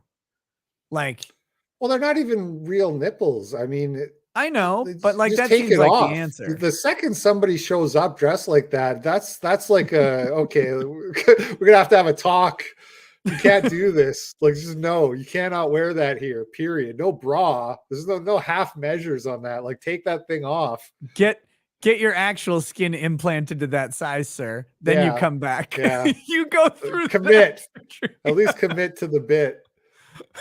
put like a dolphin in your chest and have it extend those things out. What the fuck? It's grotesque. What would you have to do? You'd have to like kill someone to get enough skin to do the graft to make your tits that big. Yeah.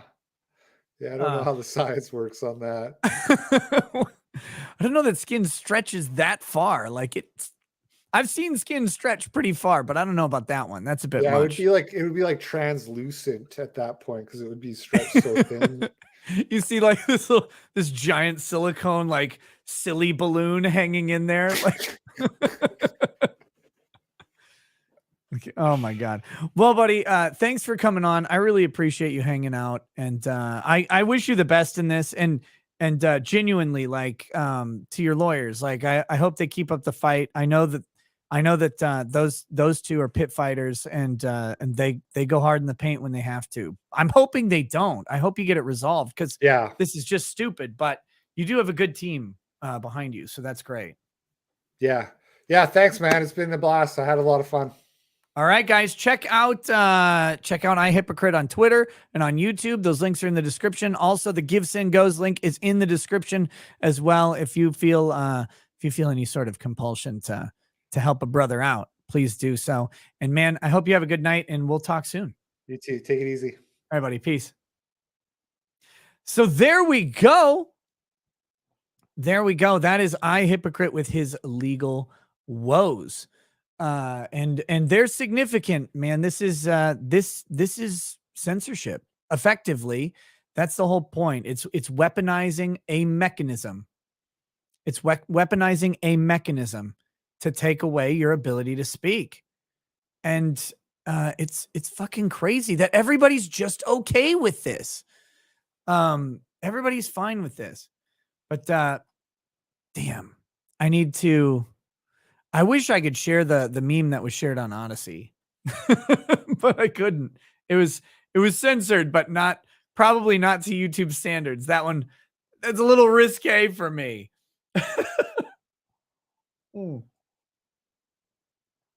All right. So that being said, what else is there to talk about today? I published a video today. I hope you guys will check it out. I'm trying to do more of the short content when I'm not streaming during the day. I know I've been saying this forever, but it really is it's something I try to do about Daryl Brooks. Daryl Brooks has been granted and this, I want to go on a minor rant about this, which this fucking fly.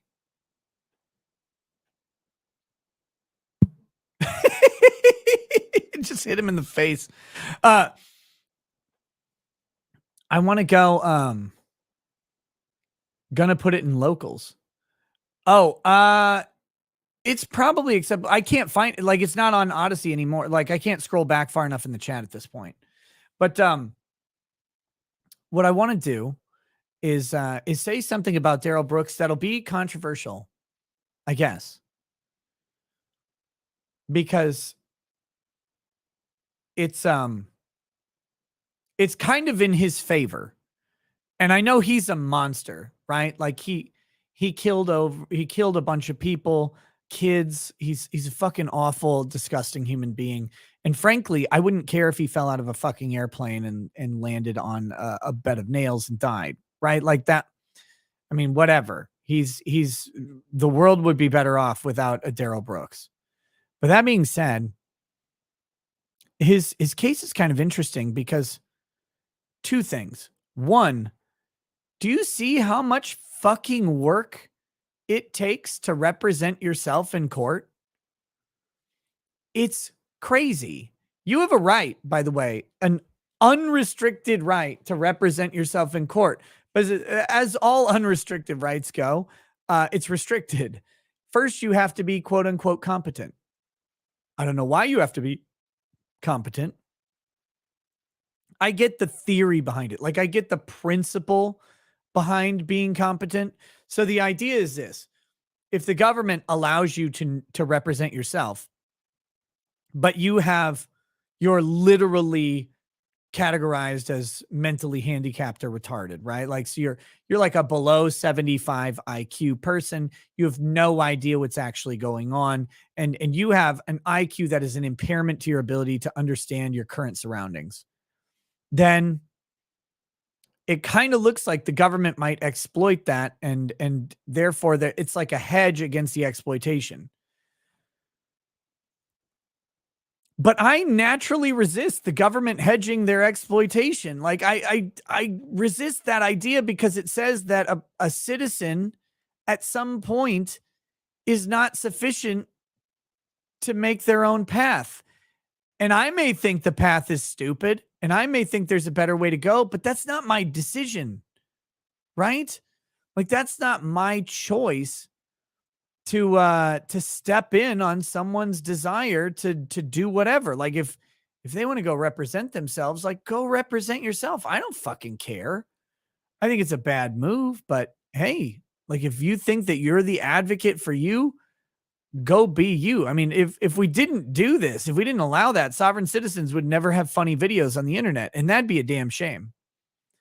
So that's one problem I have, is just how fucking hard it is to represent yourself in court. Like, he had to go through 4 psychological examinations, psychiatric, I guess, examinations. And he had to go through several hearings to verify that he would represent himself, that he was competent to do so. And he had a deadline on paperwork where it said, like, if you want to represent yourself, you have to file all of this paperwork by this deadline, which is like, what if in the middle of the case I say, no, fuck you, I'm firing these people? Like, suddenly you're going to give me a deadline? No, what are we doing? And there are cases where judges, when you try and fire your attorney, the judge will say, no, the attorney does not have permission to withdraw from this court and will continue representing you. That happens. I don't think that that's right. I think we have a Sixth Amendment right to represent ourselves or to whatever representation we want. And this comes to my second point.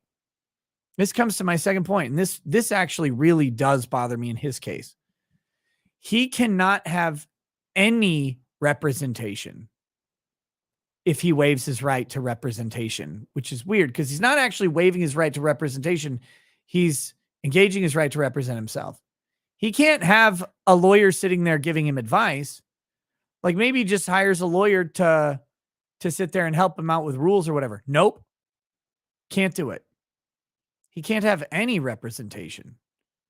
You either take the state public defenders, you hire a private attorney to fully represent you, or you represent yourself alone. No co-counsel, no advisor, no person sitting next to you to just say, hey, what about this? Don't forget that. You forgot this. You want to ask this question? Nobody. That bothers the shit out of me, actually.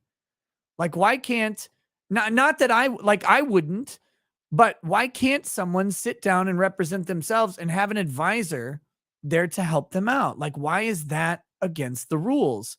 That doesn't make any sense. So that pisses me off.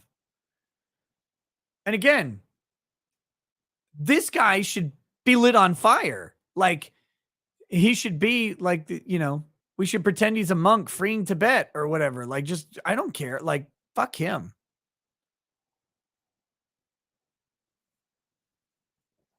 It's wild. So he's going to be representing himself. And it's going to be funny. And to the people who are curious, Andrew Branca has said that I think he would like to cover this case if I'm going to cover it. It starts on Monday. I plan on covering it. I have an issue on Thursday specifically. I taught today. I also teach this coming Thursday that I'm going to try and work around in some way. I don't teach until 2, so I could do most of the day. Maybe I could have someone fill in and finish up. I'm not sure. I'm going to work on that. But this is a trial I would love to stream because I think it's going to be ripe with entertainment. Like I think it'll be tender and juicy. And if we squeeze it a little bit, we'll get a lot of comedy out of it. You've got basically a sovereign citizen guy. Can you imagine? I wasn't driving. I was traveling in the car that happened to run over the children as like a defense. Like, where's it going to go? I don't know. But I think it'll be a good trial to cover. And so I'm going to make the effort to do that. Legal Vices is in as well, he says, which is great. So Monday is voir dire. That is jury selection. That's when it starts. I plan on covering it. I got to talk to Lady Rackets over the weekend and verify, but I think she's recovered enough to, that I don't have to do any driving during the week, except on Thursday where I will be teaching, but we'll come up with a solution for Thursday to do so. It Stinks says your sick obsession with olives marks that you want to hurt people. Wait, I hate olives. Who's obsessed with it? Gross. Disgusting. But yeah, it looks like it will be, televised. I mean, all the hearings have been televised so far. I think this one's going to be televised. I'll be watching, and I think Mr. Branca and Mr. Vices will be joining me. And of course, other people will be there. Lady R can stream on Thursday instead of me. I would love it. I think, God, you guys have no idea. She's so fucking funny to me. Like, she cracks me up all the time. I don't know if she cracks other people up because, like, there's the the baseline general rule that women aren't funny. But this lady, like, she makes me laugh in ridiculous ways. But I would love to have her do it. But she teaches this year. the slackers making up for lost time. She's teaching 3 groups. I only teach 1. And so she's teaching 3 groups at our homeschool co-op. So she has way more obligation than I do now. RN Rules says free the cat painting. The Johnny Depp painting is only there temporarily. Yes, that is a Johnny Depp painting. If you want a clearer image of it, you got to check out my locals live stream I did last night. I unboxed the Johnny Depp painting and I unboxed the Joker painting. That's up on locals still. It's part 2 of the live stream because the first part was a little bit of a mess with the audio issues, so I had to get that fixed. But those are up if you want clear images of them. You can see them there. I'm gonna get them hung in my office. I meant to get this stuff to hang them today because the Joker painting is fucking giant. And so it takes up a ton of room. And I need to get that out of my floor and onto the wall. But I'm going to do that in the very near future. But the cat painting will return. Johnny Depp is going to get hung over there. Unfortunately, he won't be in frame because I just don't have a room for all the damn paintings I would have in the background. Tell us about the Depp painting. Well, that's Johnny Depp saying a mega point.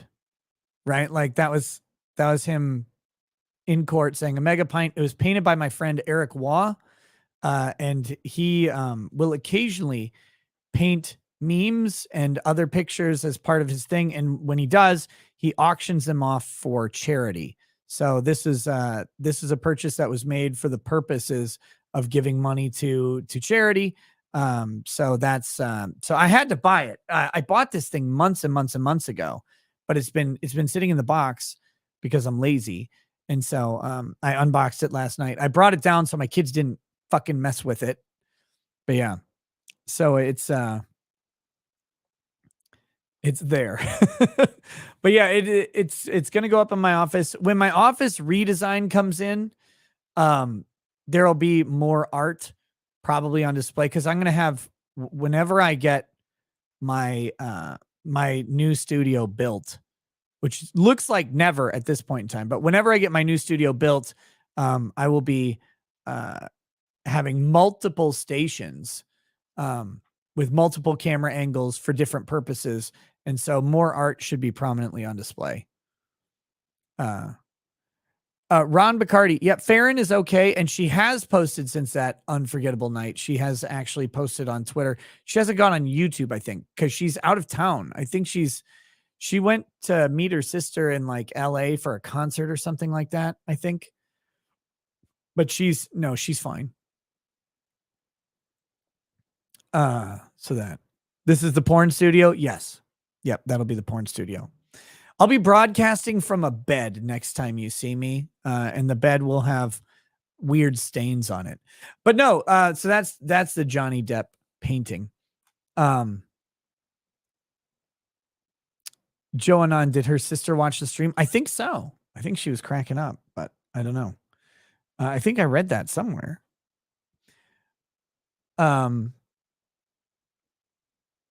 yeah. Okay. So that's what's going on this week. Tomorrow, to those of you who were not here at the beginning of the stream, since people filter in and out, tomorrow's guest I have announced is Elijah Schaefer. Eliza Schaefer. She, a beautiful trans woman. No, Elijah Schaefer. He is back up on his channel, Slightly Offensive. And he's going to come on here tomorrow night. We're just going to have a fun time, talk about what he's up to. We will not be talking about the Blaze. I don't believe he can. So if people come on, if you're going to come on and say, hey, what happened between you and the Blaze? Like, I'll read the super chat and he won't be able to answer. So that's a separate thing. That's not what we're talking about, though. We're going to just be talking like it's going to be a normal show. What are you up to? What are you doing on your show, Slightly Offensive? And then what's going on in the world? And we're going to just be talking about issues, having fun, and having a good conversation. So it'll be fantastic. Is Nick going to wreck Elijah's other show? Hopefully. I want this man gone from the internet. But no, that's the goal of the show tomorrow. Have a good time chatting with Elijah Schaefer. Okay, what's next?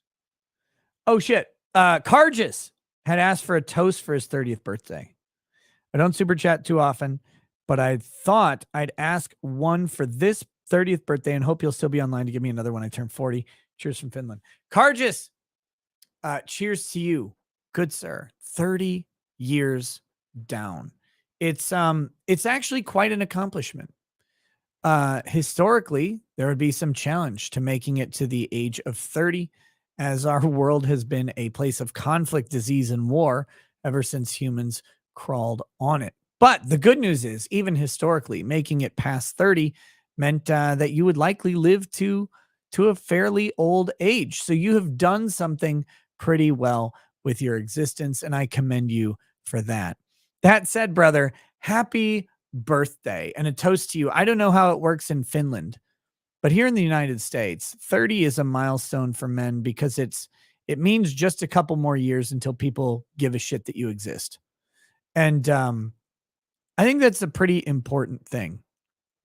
Oh, maybe we can do this tonight too. Sorry, brain. I think that's a pretty important thing. But let me tell you, I give a shit that you exist right now. And I hope you have a fun time. And I hope you had a great birthday and that only things get better and better and better for you. Cheers, brother. Don't let anybody keep you down.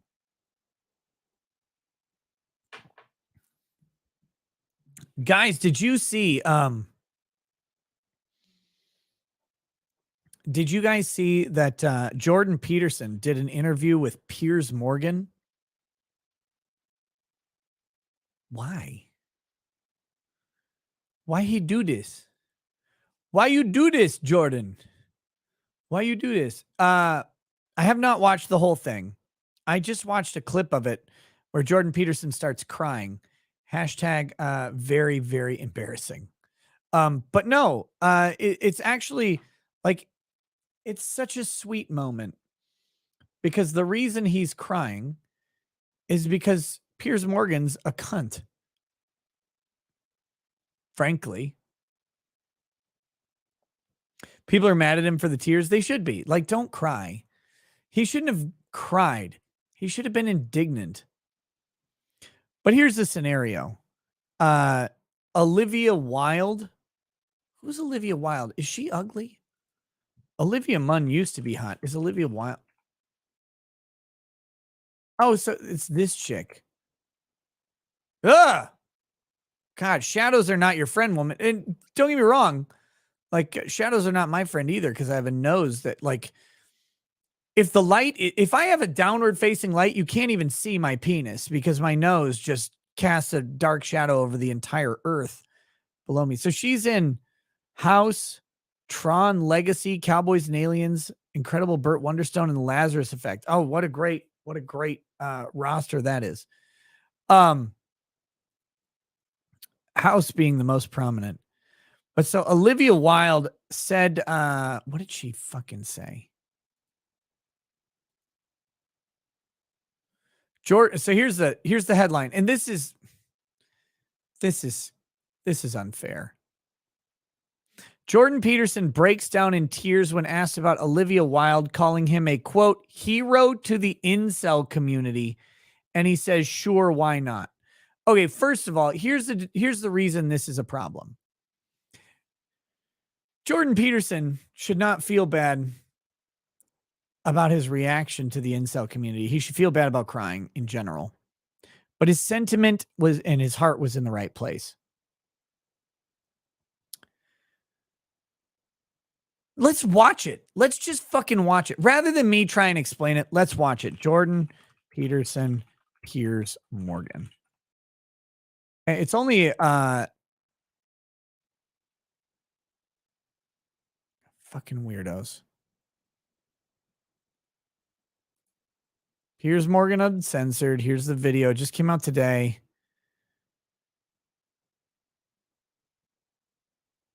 The whole video is 7 minutes, but we don't actually have to do all 7 minutes because some of them is him shilling his book, and I don't really like.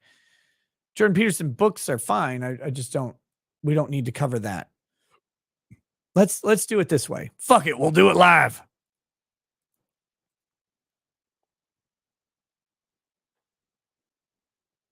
Here we go. Okay. I've got to wrap it up. I don't want to, but I have to. I want to ask you just quickly. That's what I say every time a condom is around. I've got to wrap it up. I don't want to, but I have to. I'm just kidding. I don't use condoms. That'd be degenerate. It's just sorry, I just thought of that. Okay, here we go. The film director Olivia Wilde has a new movie out, which she says is based on you, this insane man, this pseudo-intellectual hero to the incel community. Incel being these weirdo. Okay, so look at Jordan's face, right? Olivia Wilde's got a movie coming out, which is a shock. And it's talking about Jordan Peterson, I guess. Wait, let's see. What movie is this?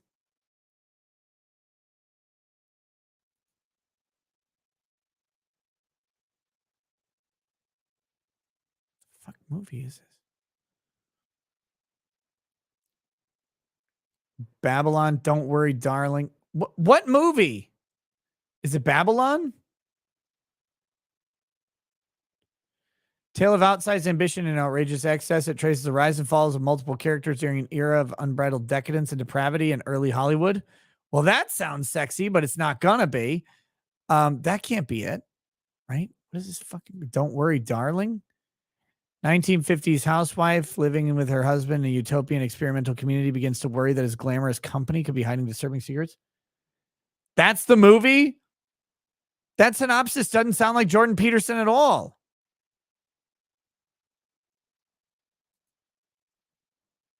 Okay. Whatever. Okay, whatever. I'm not going to get into it because I don't know anything about the movie. But look at his face when it's being described, but then listen to what Piers does. So Piers says, this is the movie she's coming out with a movie about you and you're the voice of incels. Jordan's smiling, but listen to what Piers does next. And that's what turns Jordan Peterson. It's really critical. It's not what Olivia Wilde said, in my opinion, that actually bothers him. It's what Piers Morgan says, because this is going to get spun by the media who doesn't understand people or intentionally misunderstands people. But I'm something of a people guru.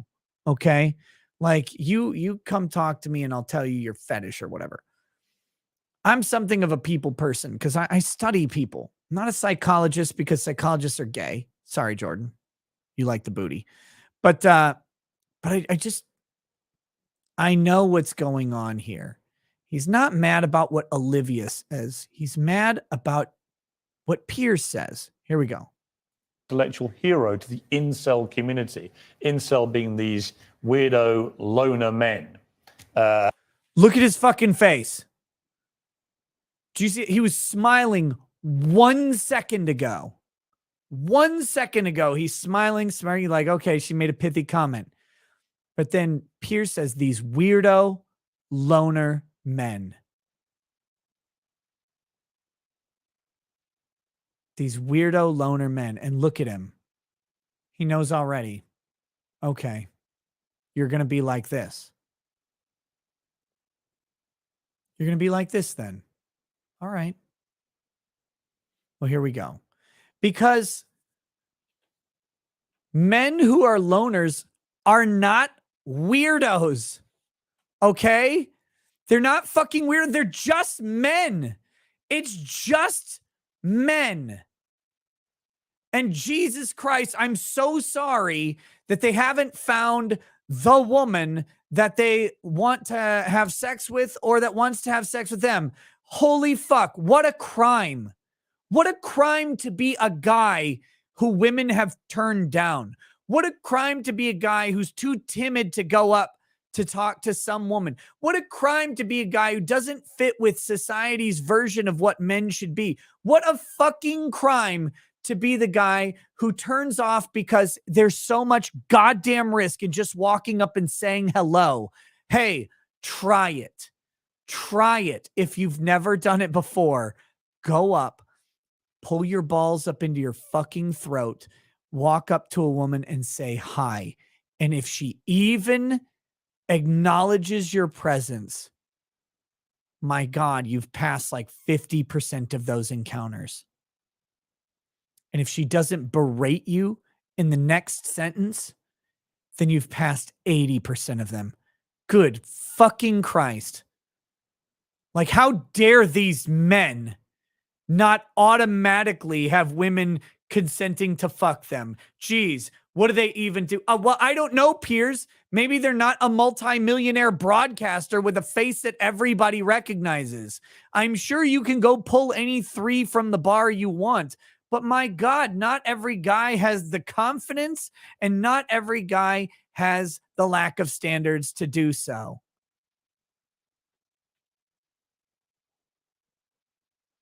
And I hate this categorization, this classification, because incel is different from monster. And I know it gets put on there for that fucking mass shooter up in Canada. That's where, if you guys don't remember, that's where incel became popularized for like well, incel means terrorist thing.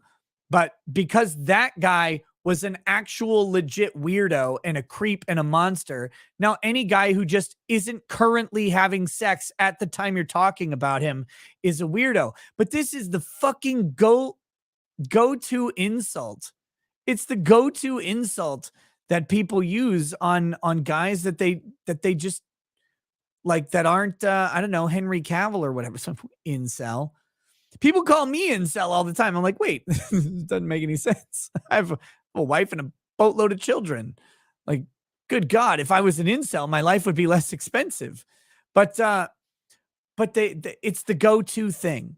And society has popularized this demeaning comment about men. And in particular, it has popularized the idea that it's that virgin shaming is okay, that's like the right thing to do. And listen, bitches, it's okay for us to do it when we're ribbing someone, but actually treating someone like trash because they're just, I don't know, not into it or not successful isn't really the right thing to do. And it's fucking annoying. The other thing women go to all the time, I talked about this in Better Bachelor. They go to dick size. It's incel and you have a small penis. That's it. It's like, that's the go-to. It's like, okay, like, why is emasculating someone, why is that the popular thing? And it's popular because social media platforms and everything, they're all fine with it. They're okay. Everybody, it is socially acceptable to demean men based on sexuality. Like, that is, unless they're gay, but it is socially acceptable to demean heterosexual men on sexuality right now. So everybody does it. It's a learned behavior. But look at Jordan Peterson's face here, because this is, to me, really telling about what he thinks about that. Who are despicable in many ways. Is that you? Are you the intellectual hero to these people? Sure. Why not? You know, people have been after me for a long time because I've been speaking to disaffected young men. Okay, just a brief thing. The man is a psychologist. It's his literal job to speak to disaffected people. Like, that's the whole purpose of his career, is to do this. And the most offensive thing to them is the fact that he turned his individual counseling into general life advice. And you know what the crazy thing is? Jordan Peterson's crazy life advice is to stop being a stereotypical incel. Focus on you, clean up your room, walk with your shoulders back and your head up, be a confident person. Like, don't be this stereotype. Be be better for your own sake. Like, that's his advice. Everyone should love Jordan Peterson, curing incels left and right. Like, that's all he does. And he's demonized for it because they want men to be incels. They want men to be afraid and weak and meek and pathetic. That's what they want. You know, what a terrible thing to do that is. Stop crying.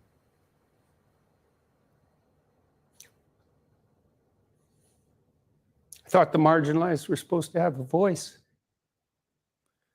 You made a mistake here, Jordan. Men cannot be marginalized. They're not allowed to. Society has decided that men can't be on the margins. They are the majority. They are the patriarchy. They have the power. There's no man on earth who can be in the margin, no matter what his status is. This is where you're making your mistake. You cannot speak to, for, on behalf of, or about men because they're not marginalized. They can't be. They can't be. But here he's crying. And this is a little bit shameful. I got it. Look, I'm consistent. Don't cry in public ever. I get your sentiment, Jordan. I get that you're speaking on behalf of men, but please do us a fucking favor. Never, ever cry. Never, ever cry for incels or anyone else ever again. Please don't. It's making you emotional. Talk about that. Well, God, you know, it's very difficult to understand how demoralized people are. And certainly many young men are in that category. And there it is.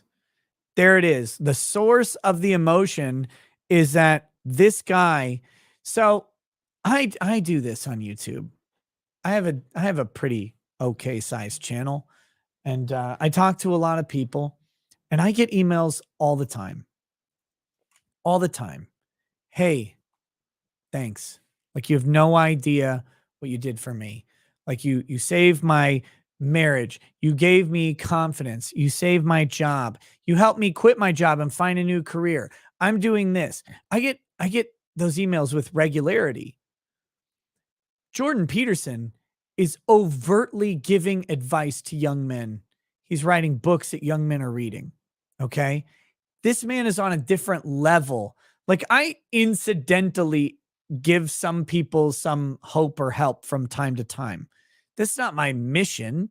Like, I want to make people laugh and smile. That's it. This man does this. This is his profession. It's his life's work. I bet this motherfucker gets about 1 million emails an hour. You've helped me. I found a wife. I've decided that I'm going to work on me. I'm into self-improvement.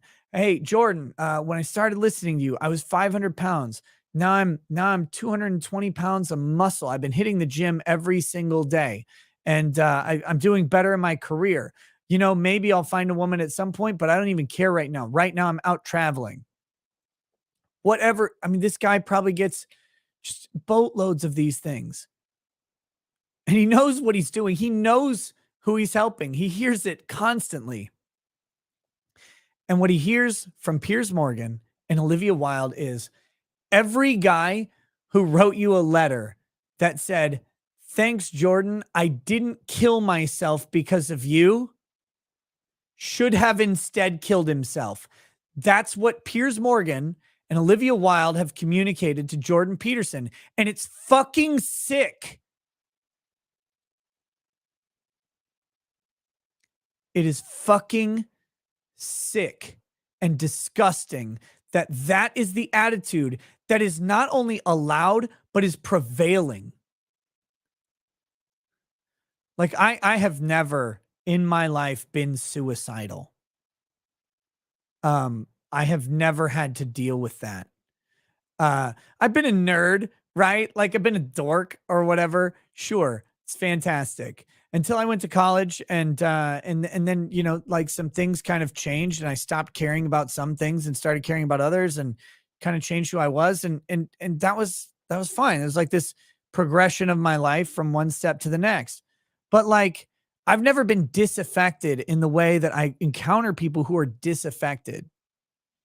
When I was at Matsuri, man, a guy came up to me, and he said, this is not on the incel side, but this is just what happens. And it was like after, it's like Matsuri's closing. It's Sunday. I'm dead ass tired, by the way, because I mentioned this story. I was up all night the night before, did not sleep. And this guy comes up to me. He's like, hey, just wanted to, he'd come up to me, I think on Saturday as well, but kind of fuzzy. But he said, oh yeah, because I think he wanted to meet Lady Rackets. But he said, hey, just again, thank you so much, because my marriage was over. My wife said that she wanted a divorce and we were going to get divorced. And he said that you said, he sent me a super chat and he said, you said, hey man, divorce is a two-way street. Tell her you're not ready for that yet and try it out. And he said, and we did. And we got some counseling and we're still together. And I met his kid, right? And his kid was there. And he's like, hey, yeah, here's my kid. And it's like, imagine, like, so you had two people who were missing each other. They weren't communicating. Now they are. And I don't know if they'll, who knows how long it'll last, but there's a kid there. And that divorce that's trauma, right? Unending trauma. Any child of divorce knows it's a trauma you never quite get over. And that may have happened again. Like Jordan Peterson is dealing with that problem, worse problems at a level far beyond what I ever end up with. His people seeking him out for their problems, and he unrelentingly gives them advice on how to be better. And he's punished for it. He's punished for trying to get men out of that funk, because the world doesn't want men out of that funk. And it's crazy because it's right out in the fucking open. And you get these casual insults, these incels. What does it mean? It's like, well, these men, they don't know how to make themselves attractive to women who are very picky, and good for them. Women, like, be picky. That's your gift, man. Demand high standards from your men. Fair enough. But all these men who are alienated, it's like they're lonesome and they don't know what to do, and everyone piles abuse on them. When she said, because it's accepted, because they're men. Lonesome women, like piling abuse on lonesome women. You know what happens when you pile abuse on lonesome women?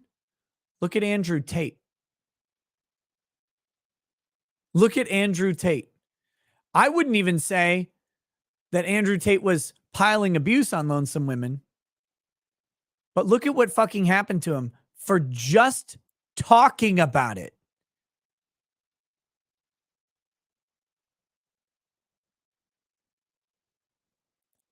But it is fully, like, if I came on here and mocked incels all day, like, no one would bat an eye. It'd be fine.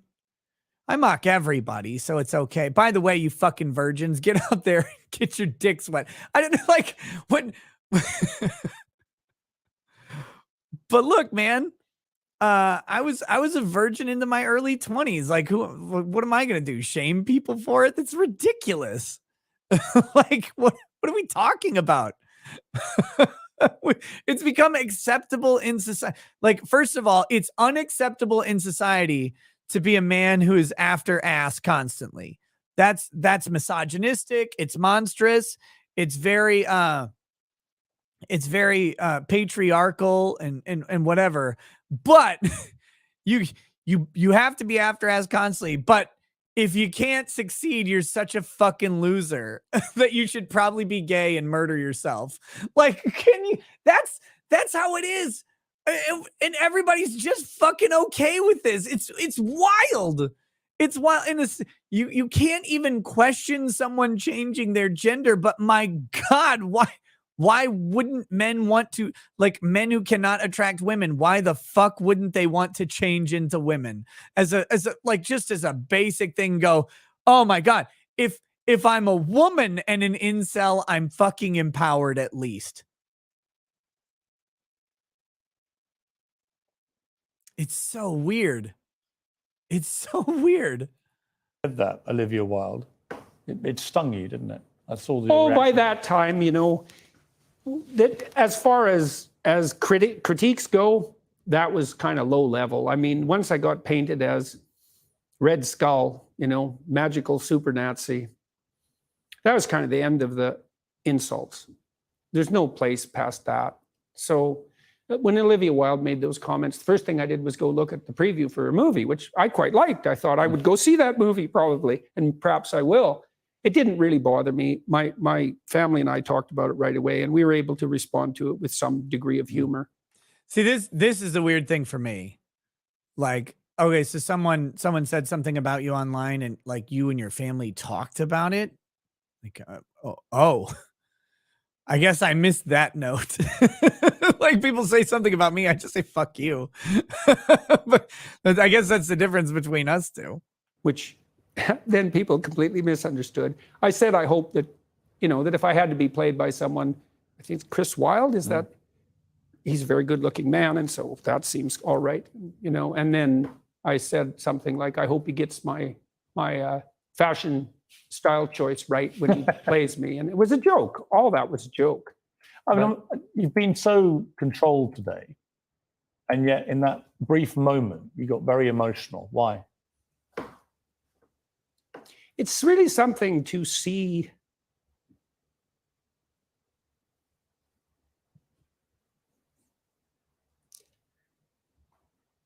He's constantly crying again. how many people are dying for lack of an encouraging word.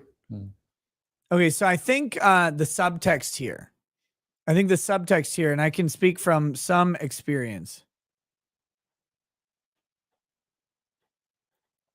I can speak with some experience. Here, let me quickly answer this. Mr. Bubble says, does Rekieta Law realize that despite how Jordan B. Peterson's ideas generally are, he's not that great. He's pro being a cuck or being Dan Crenshaw, so a cuck. First of all, no, I have no idea. I don't care though. Like, I'm not here to criticize his work, but like what he does is he reaches disaffected young men. Like he's out there doing that. That's his job. I don't care like if people criticize the quality of his work or advice. Great, but God damn, a lot of guys really seem to like it and be into it, and it's helped a lot of people. So, I mean, whatever like where his values may clash with mine, and I'm sure they do at some parts. It doesn't really matter in the context of this discussion, though, because he's being labeled as being this monster that talks to this verboten class, and that's the thing that's insane. Like, because it doesn't matter that it's Jordan Peterson. Anybody who offers a hand to the incel is not acceptable. Whether it's him, whether it could be fucking anybody on earth who does it. That would be the unacceptable thing. No, sorry. These people are off limits. But getting back to this moment where Jordan B. Peterson, his tears are welling up in his eyes again like a woman. But he said, imagine like the amount of death because of a lack of a kind word. Again, speaking from experience, I get suicide notes from people. I get people saying they're going to end it. And sometimes I see them and like trying to respond, and I can. Other times I don't even see them until later. And 90% of the time you don't know. Right. But I'm sorry, but my whole show's about jokes and levity and fun. And when you find out that there's someone out there who's, despite like enjoying your content, their life is so incapable of fun that they're going to just die. Like they'll just kill themselves. And there's nothing you can fucking do about it. Because like maybe you message them, maybe they see it, maybe they don't. Maybe it's already done by the time you get the message. You'll never know unless they respond. And again, I bet Jordan Peterson has read 100 times the amount of suicide notes that I have. I bet it may be more. It may be 1,000 times, 2,000 times. I don't know. But what I know is every one that I read breaks my fucking soul, what's left of it. Because I go, God, my life's pretty sweet. And here's this guy out there whose life isn't. And it's so bad that he'd rather not be than be. And there's nothing I can do. Like, there's no amount of thing I can give him or help him with. But I bet Jordan Peterson reads notes from people who are like, the world hates me. Everybody fucking hates me. I'm just a piece of shit loser. I sit in my room. Everybody tells me I'm a loser. If I talk to a woman, I get maced or whatever because X, Y, Z. My hair is stupid. I'm overweight. I have acne. I have a speech impediment. I'm just really fucking nervous and I sweat a lot.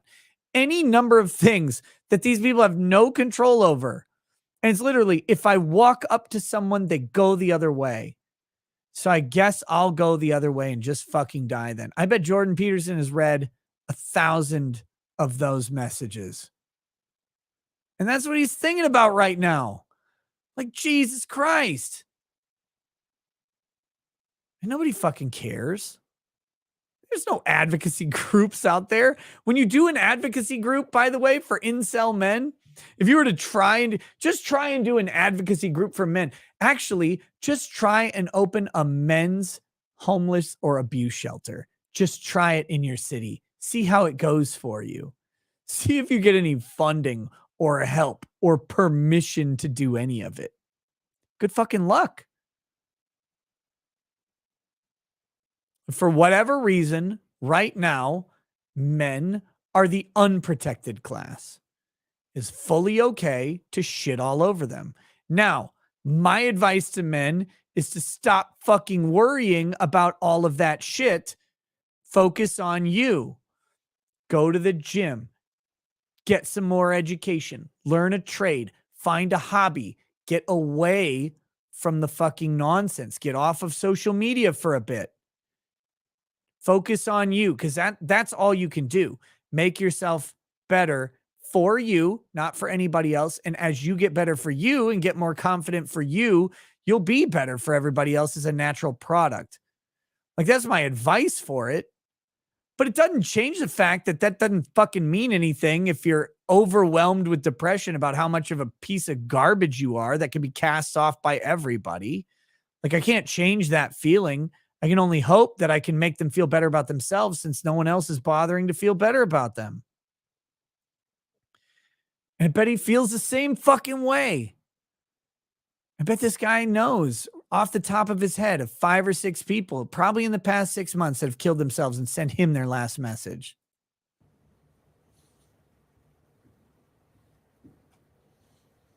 And how easy it is to provide that if you're careful. Give credit where. So what he said, since I paused it for a long time, was the thing that would keep these guys from darkness is one kind word. And then he followed it with, and how easy it is to give that if you're careful, right? If you're just careful, give them, here we go. Where credit is due. Give them credit where credit is due. And to say,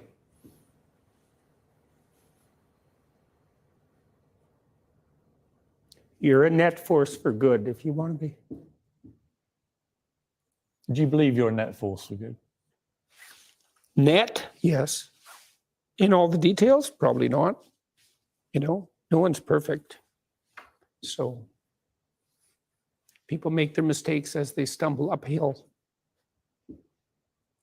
We fucking hope we make our mistakes as we stumble uphill. Not everybody does, of course. But I think Jordan Peterson, like, again, crying aside, Jordan, I think he tries to be a good guy. Maybe that's his problem, is he tries to be too good. I think And this is I think a lot of the criticisms I see of Jordan Peterson coming from people on like sort of my perspective. And I'm not criticizing him or whatever, but I think people want him to be more of a pit fighter than he is. But Jordan was never a pit fighter.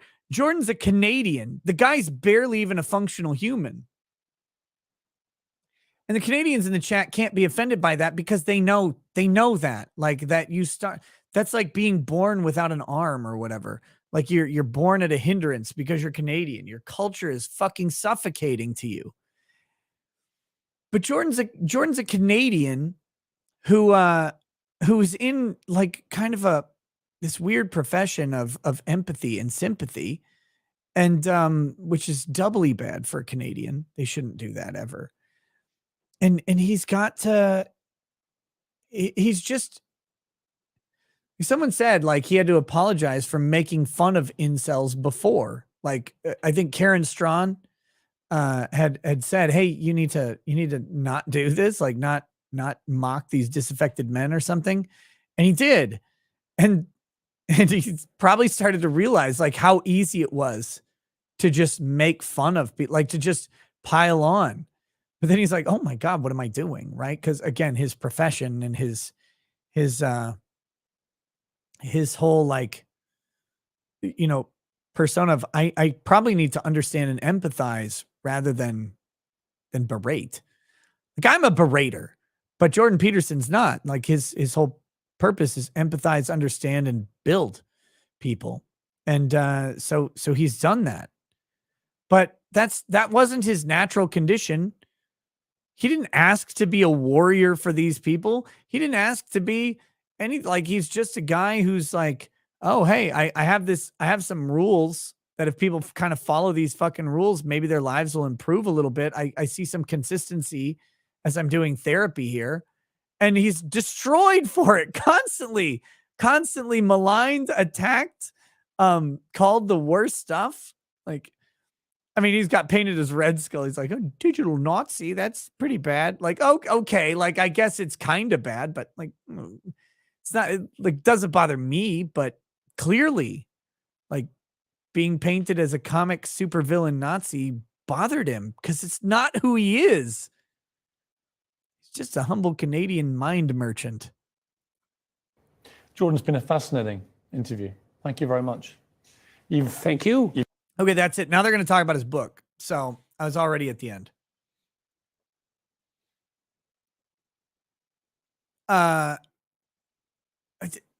It was just this moment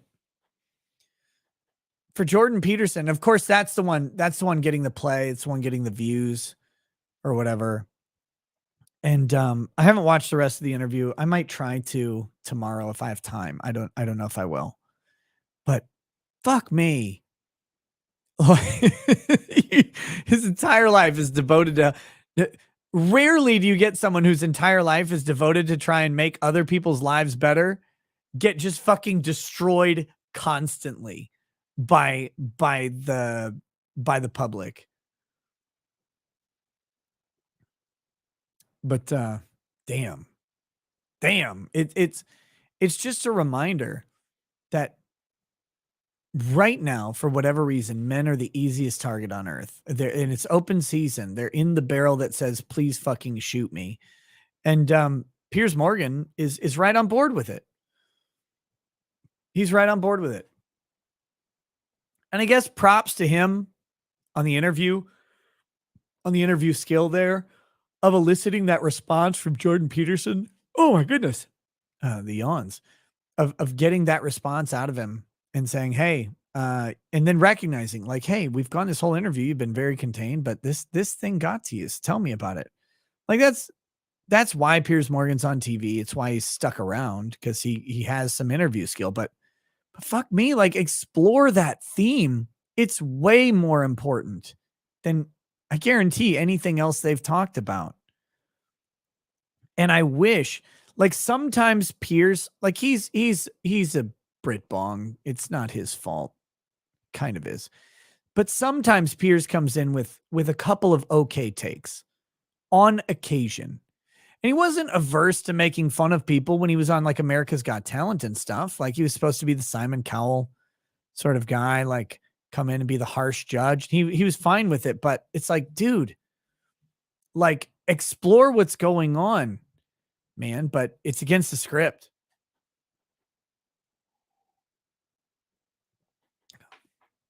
It's against the script of what's acceptable right now. What's acceptable right now is the mockery and degradation of men.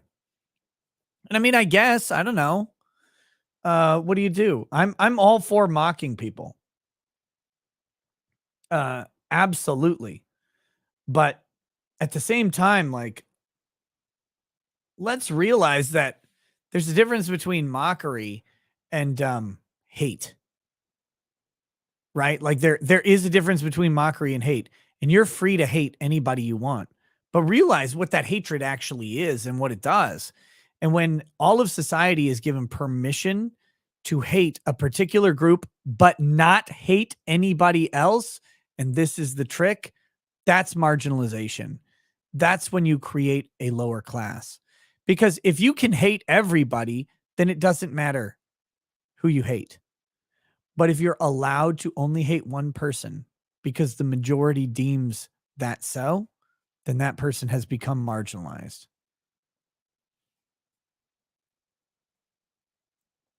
Anyway, fucking bothers the shit out of me. And like, yeah. Anyway, Tyrant's Blood says, "Hey Nick, do you have any advice for a dad/husband on how to move from doing a factory job, 14-hour shifts, to trying to get a YouTube channel going and still making time for family and wife time and not get burnt out immediately?" Nope. No, I don't, brother. Here's how I did it very briefly. Think before you sleep. But when you hate my team, it's really bad. Yeah, I agree. It is like, because my opinion is everybody should be able to hate everybody, and then it won't matter. Like that's just the way. Like no one should care. Because I think what's affecting quote unquote disaffected men right now is that they're told over and over what they can say and do in regards to everybody else. But those rules don't apply to what people do and say about them, right? Like they have to respect women, for example, but women don't have to respect them. Like what respect are they getting?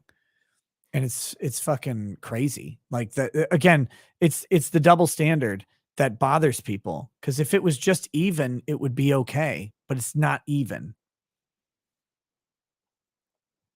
Nick, do the interview with Sitch and Adam, you boomer. We've talked briefly about it back and forth, but they've never said, "Hey, let's schedule it on this date." I don't think. There's no the interview. I'm happy to go on Sitch and Adam. Absolutely. Yeah. Anyway, back to this thing. So, no, I don't have specific advice for you. Here's what I did. I'm a broken person who does not sleep an adequate amount of time in my life, which is probably also why I was fatter not too long ago, because that shit takes its toll on you. But let me say this. So what I would do is, when my kids would go to bed, I would typically play video games or watch a movie and calm down. I replaced that with YouTube. I replaced that with content creation. And I gave up all of my leisure time. Now you work a long shift. 14 hours is fucking long. But that's what I did. But here's the thing, man. You can't just dive full on into content creation and have a full-time job. You have one or the other. You can do content creation as a hobby while you keep your job, and your schedule is going to be very limited by your time, or you can take the plunge and do content creation as a full-time gig. Do not do that, for the love of God, until you've got some sort of established thing. But for me, it was a hobby until it became reasonable to take the risk. I took the risk. It worked out. I can't say what it would do for anybody else, but I was using existing time that I was already awake. My kids were already asleep, and I was already like kind of doing my own thing at that point. And I borrowed from my own extra leisure time. And at that, I didn't play any video games or really watch TV or movies for a long time during that, because I didn't have the ability to do so. So I hope that helps.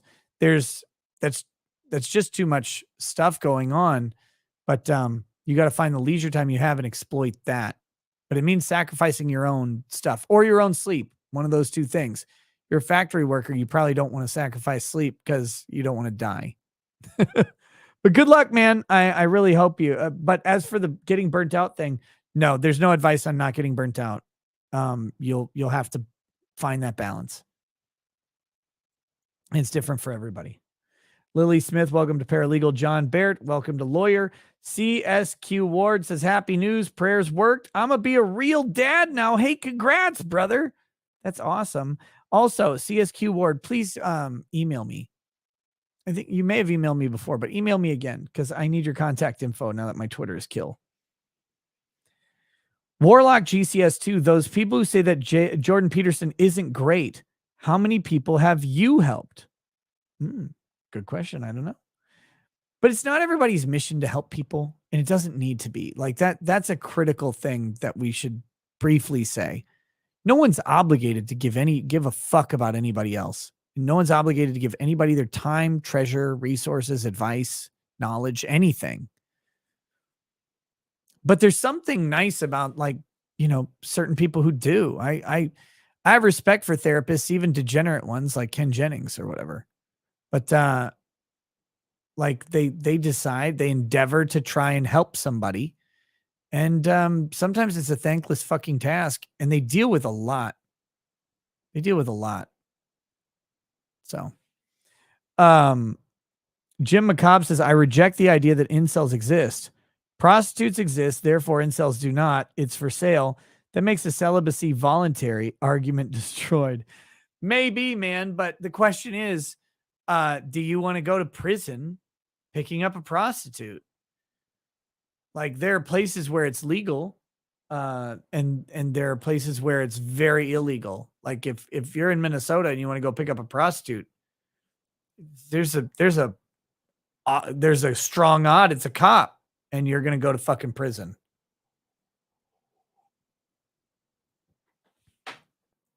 But maybe, I don't know, maybe they should all just get on a train to Vegas or whatever. Corn Pop's Revenge, listening while on looter watch in Fort Myers, Florida. Hurricane Ian messed stuff up here. My family made it out all right, but many didn't. No power, no running water, and severe flooding / wind damage citywide. Keep Lee County in your prayers. Yeah, I saw a video on the Fort Myers flooding. It was fucking insane. It was insane. Good luck with that, brother. Hopefully you don't have any looters come by, but yeah, big prayers to Fort Myers, Florida. Mandy Karavichus, it's been a while, Nick. Sorry to ask, but could you career shame me? I'm a mechanic, but I was a Hooters waitress before that. Thanks for making me cry in advance.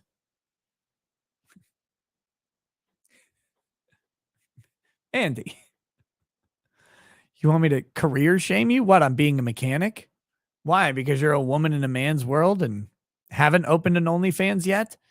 Or because of your past where you were a Hooters waitress and decided to make less money than a stripper while being the same fucking thing, a piece of meat. I don't know what you want me to tell you, sweetheart. You decided to do these two things. You decided to wear tight shirts and booty shorts while you serve up subpar chicken wings and ribeye sandwiches.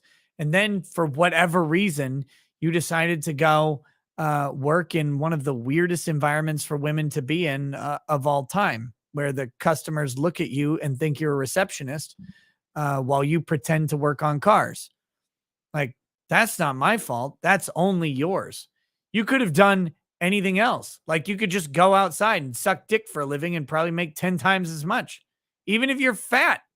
And instead, you chose to wear boring, shapeless coveralls and put a ratchet in your hand rather than just be ratchet. What do you want me to say, Mandy? I don't know. Why don't you put on a nice blouse for once and go be a fucking bank teller or something? Have some goddamn dignity in your life. Oh, torquing away on cars. How does forearms get so big, bitch? Huh? What were you wrenching before the wrench? Look, sweetheart, you're in a dead-end job unless you do one of three things. You either get your ass on OnlyFans and sell your dignity for $5 at a time, or, and if you do that, please, you better do a set in your current mechanics get up while at work so you can get fired and then get a piece in Vice or whatever. Or you work harder and be better than the other men, and you open the other men, I said, because you're basically a dude now. You work harder and be better than the men around you, and then you either take over ownership of the mechanic shop you have, or you open your own, call it Femcell Mechanics or whatever, and like, I don't know, find some clever way to make Femcell related to car tuning. What is this? Is like, I know anything about engines, exhaust or whatever, like sell people internal air filters or some bullshit, premium oxygen, or you find a different career that is more appropriately suited for a woman, like being a housewife or a mom. Those are your three options. What are you going to do? OnlyFans, ownership, or find a man and settle the fuck down?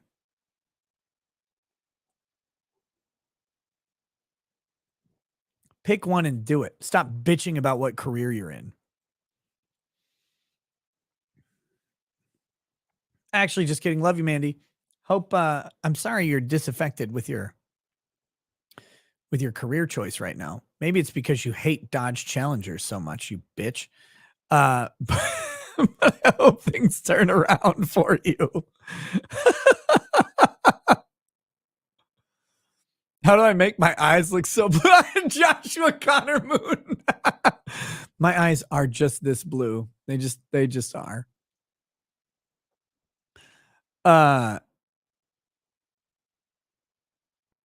Mandy, oh my God. Fucking hell. Mandy. Combine this shit. Topless tune-ups. Woman, what are you doing? Why hasn't this started? Get some hot mechanics. Have the coveralls on, but when the customers come in, they're off of your shoulders and arms, and they're like halfway down your, like down at your waist level, like just hanging down. Titties out for Harambe. I guess you might have to wear bras or whatever. And then like the guys drive in, they see a nice pair, and then you walk up and you're like, hi, what can I do for you today? He's like, oh, need you to work on my crankshaft, baby girl. Like, oh, so an oil change then? He's like, yeah. Would you like your tires rotated? Yeah. And then you just set your tits right on the fucking door, like where the window's down. Just set them right there while you're talking. And then like you put on your coveralls, you go down, you do the grease monkey stuff, and then you come back up. Just try like this. I just made you a billionaire. A billionaire.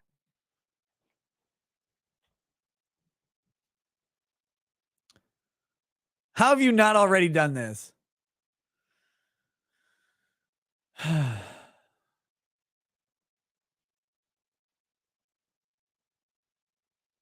No, Daniel Lindsay, when they're working on the car, they put their covers. I'm just saying when the car drives in.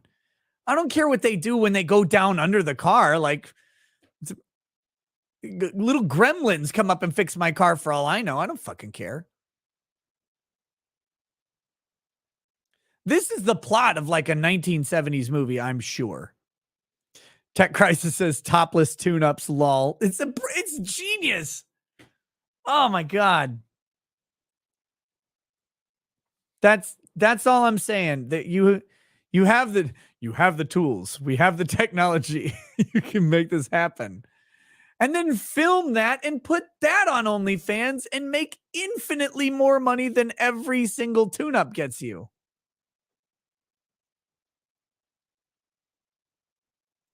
That's all I'm saying. Make unlimited fucking money right there. Man, if I had tits, I'd be so rich. You have no idea. No idea. Good Lord.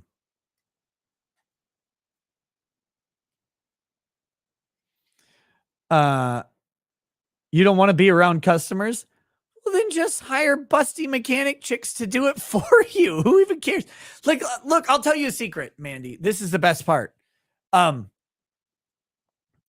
notice this when you go to like anything that involves nudity, like a strip club or like a store or whatever, and you see the DVDs on display.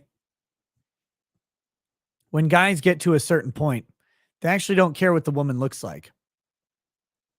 All you need to do is have a woman with her breasts out, and you got this. So just hire any chick who can work on a car. She can be ugly. It doesn't matter. Guy's gonna be like, I'm gonna see some tits, and he'll drive into the fucking garage. By the time he's there, what is he gonna do? Like, oh, these tits are subpar. I'm gonna go give my money to guys. Like, no, they're gonna pay for the tune-up anyway. Like, just hire anybody. And then what you do for all your ads, you put a hot chick on the ad. That's the trick. You put a hot chick on the sign, and then when the guys drive in, they're like, oh, God, that chick's like 300 pounds. You know, those are tits, though. I mean, I guess that's cool. And then they're like, yeah, I guess do the oil change or whatever. This is 100% correct. And this is every strip club in America, by the way. When the fat chick gets up there, they're like, yeah, I mean, I know on the outside it's a bunch of supermodels, but on the inside, they're all fat and beautiful, but they're not beautiful.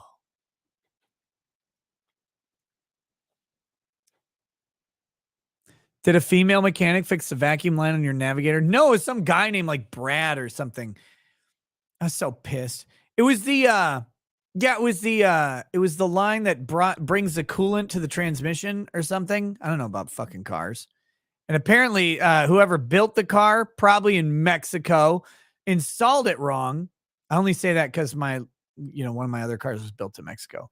They installed it fucking wrong, and it was rubbing on some metal piece, and it wore through the hose. So I guess. I was so mad. So fucking mad.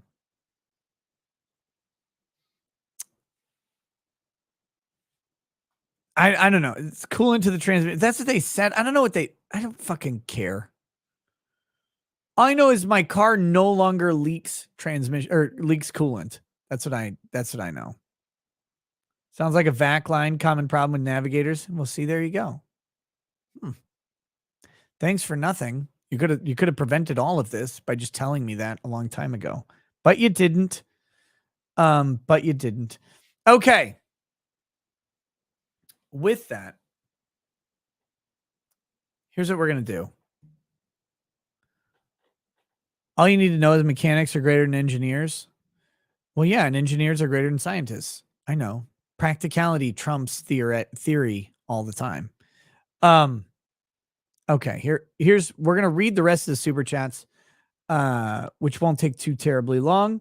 And then I'm going to go to Twitch, I think.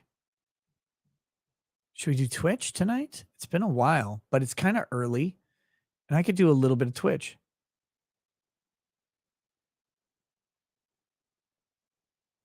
And people have been bitching at me for not doing Twitch. We'll do unbreaded still. Unbreaded, don't worry. Fuck you, Nick. Twitch is dumb. Can't be helpful. Locals. I did a local stream last night. I bought a new Twitch game. Or I bought a new game to play on Twitch. I think I was going to try it. I don't know how long I'll go. Maybe I'll do a short Twitch stream and do locals. I don't know. I love locals. I really fucking love locals. It's so much fun. But God, I haven't been on Twitch at all. And this stream went a lot shorter than I thought it was going to go.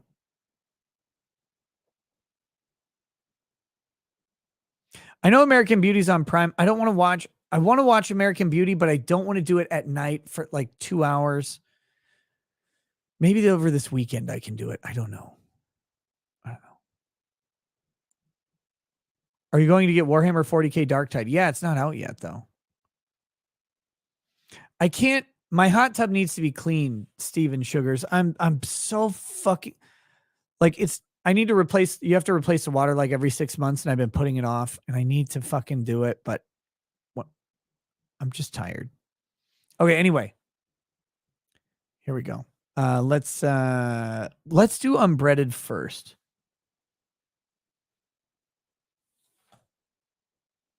Bad Weather Biker says, it's been my experience that women who work in the trades, regardless of looks, do a better job than men, more especially welders and electricians.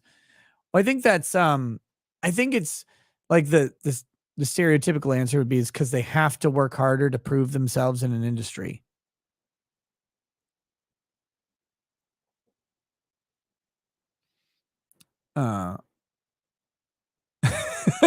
Negro says, if I had breasts, dude, you got a B cup at least. I'm trying to make him into a C cup of muscle. It's not going to work, but I'm going to try anyway. Well, I bought some resistance bands today because I'm so fucking lazy. I don't want to go to an actual gym. But yeah. I got my pull-up bar out of the fucking garage. We're working again. We're working out again. That's what I've been doing in my free time lately. Is actually like trying to be less of a fat lame-o. Wide grip bench press. Well, I don't have a bench press yet. I have a thing I want to buy, but I don't have room for it at the moment. Mandy says I go to the gym and Nick calls me stupid. I didn't call you stupid. You need house chore shaming. Get that hot tub operational. I need a whole shitload of stuff in my house fixed up. I've been trying to find. This is the one shitty thing. You're too fat for a pull-up bar. You'll pull down your whole ceiling. No, I can still do a couple pull-ups at a time, and I think it won't take me long. I used to be able to do a set of 10 pull-ups. I don't think it'll take me too long to get back to there, because I've noticed that once you can do something, like, you can kind of get back to it.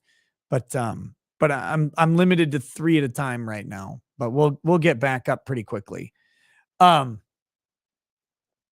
Here's the shitty thing about living. It's the only shitty thing about living in the country is I'm trying to find someone to come out and like do some basic shit around the house that we just have not had time for. Like laundry for 7 people is this unending thing. So like a laundry service, those don't exist in rural communities. They exist in cities. You have someone come out and fucking take your laundry away, bring it back all folded and pressed and on hangers. Is beautiful. It's hard to fucking do out here.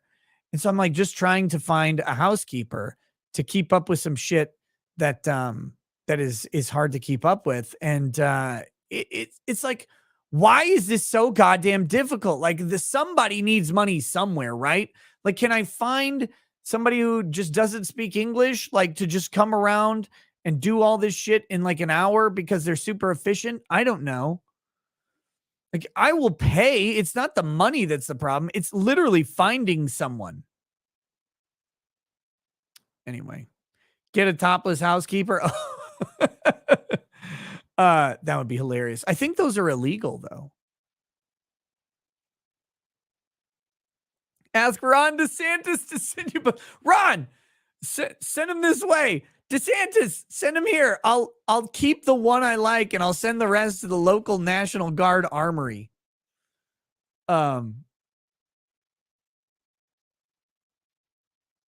Wow.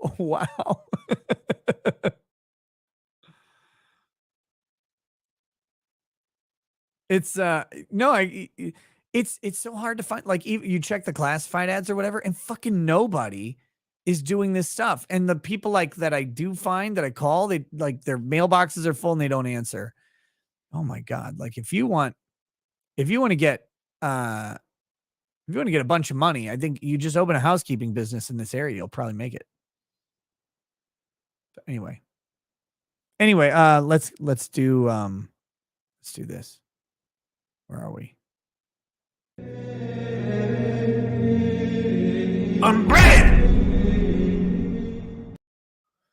Here we go. Oh my goodness. Here we go. Let's get the randomizer out.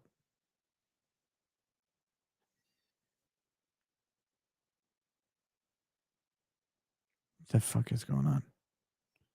Oh, I looked at my phone. That was a mistake. Too much shit. Okay, here we go. A randomizer.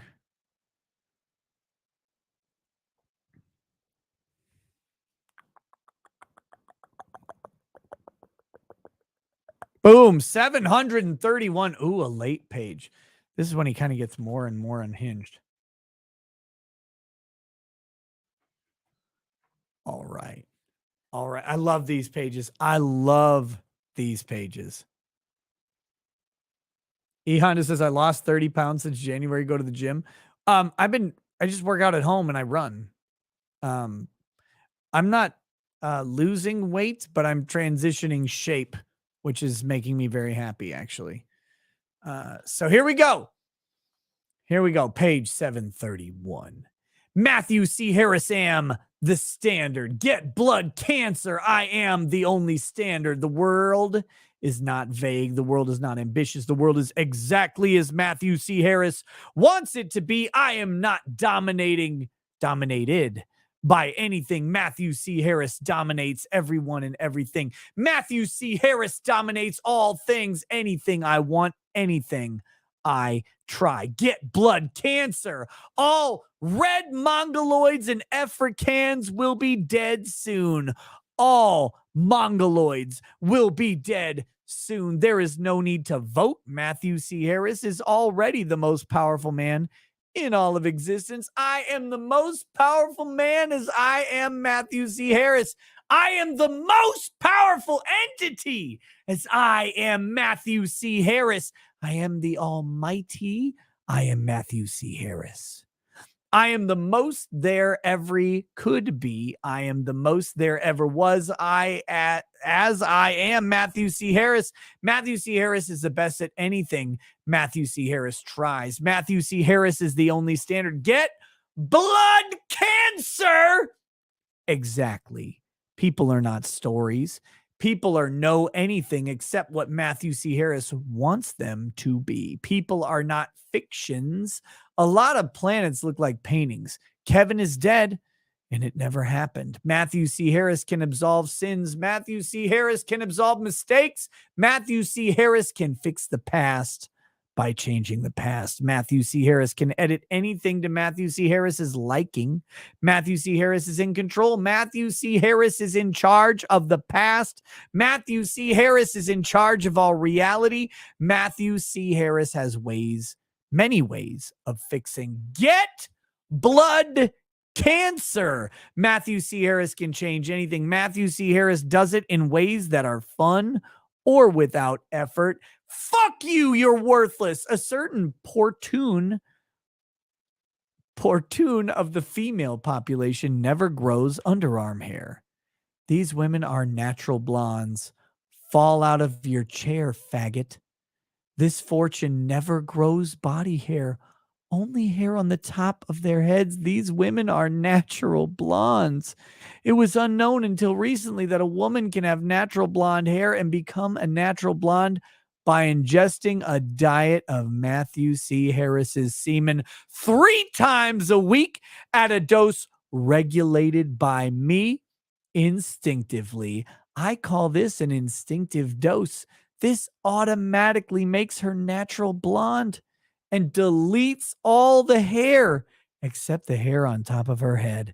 It makes her infinitely healthy and is the only way to stay immortally young. This is the only way to stay immortally young. This is the only way to live forever. This is the only way to stay youthful or to age in reverse. Matthew C. Harris is the fountain of youth. Matthew C. Harris's semen is the fountain of youth, the only fountain of youth. Die! You already gave in. Your office flesh smells like rotten onion. Matthew C. Harris's semen is the only fountain of youth. On bread!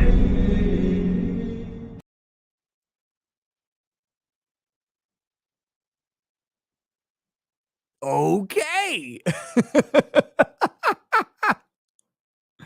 Get blood cancer. Holy shit. Bad weather by wait, read that one. Casey says on the prostitute argument, some don't want to lower their self-esteem even more by having to pay for sex. You know, there you go. That's true. Defend USA says that was page 730. I go by the PDF page number. So the electronic page is 731, even though the page of the book is 730. So that's that. Holy shit. That was a wild fucking page.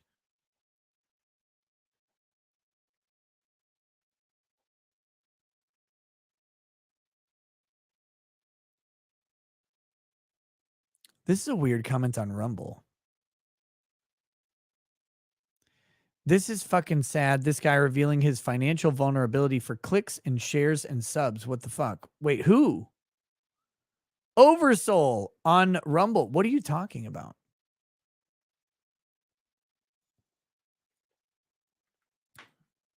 Oh shit. What I would love Oversoul on Rumble to tell me what he mean, like who he's talking about. Are you talking about me? Are you talking about someone else? I'm not sure what that is. Please let me know. Are you the Black Pope? Yes.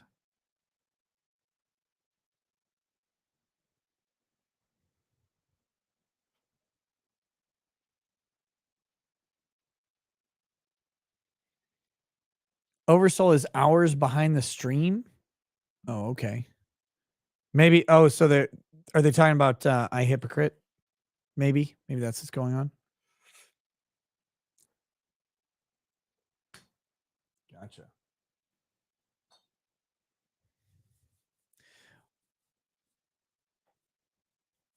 Okay, here we go. Probably the guest, referring to the guest. Maybe. I don't know. I was just curious. But if they're behind on the stream, they'll I don't, I have no idea. Oh, wait, there's some fucking chats. Let me read these chats on Rumble. Roy Rat says, sir, request a toast tonight. I'm shredding my decade-old divorce papers and imagining them with cartoon eyes screaming in my ex's voice, no, I still love her. Damn. To Roy Rat, a toast to you. Decade-old divorce papers, man. That's a part of your past officially. A decade, I'm sure it happens before that, but a decade is officially, safely a part of your past. May it forever be a part of your past, and may your future be fruitful, wonderful, and full of whatever you're seeking. Cheers, brother. Rumble username Suck says, so Nick, what do you rate the odds that you get deposed on this case for doing this video if it's not dismissed? Very low. Also, where'd the pussy pic you used to have behind you go? It's actually just behind the Johnny Depp thing. That was an easy place for me to place the painting so my kids didn't is actually less concerned about my kids and more concerned about their cousins, because they're kind of rambunctious and crazy, and my kids get crazy with them. But they came over today, and I knew that I would need to have both paintings in a safe place. So that was just a safe place for that one, fit kind of conveniently, and I could throw it in the background. But the cat picture is right behind it. It'll be back pretty soon because the Joker picture is going here, the Depp picture is going there, and yeah. And then when I get a new studio, I'll figure out all of that stuff. Tech Crisis says, when is the unbreaded trial? I don't know. I don't know when it is. I think it's coming up soon, but it's in federal court if I'm not mistaken. So it's probably not going to be televised. Okay, here we go. Let's do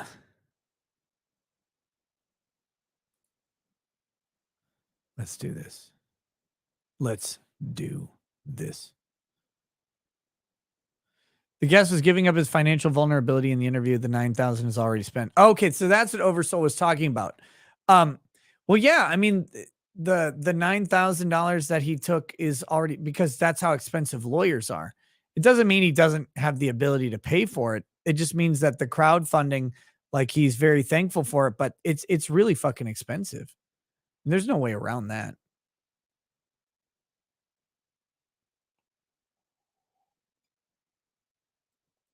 Oh, damn it.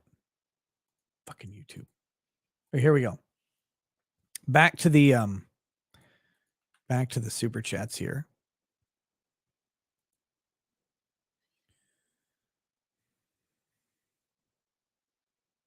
Cult of personality. Oh, and one last thing as I'm thinking about it. Yes, I don't know when Alex Jones is going to testify. And I don't know how exactly I'm going to cover it, because I'm probably going to be doing the Waukesha trial at that point, but I'll probably dedicate some night streams to the Alex Jones testimony or something. I will definitely cover his testimony when that happens in the case. I think that'll be the most interesting.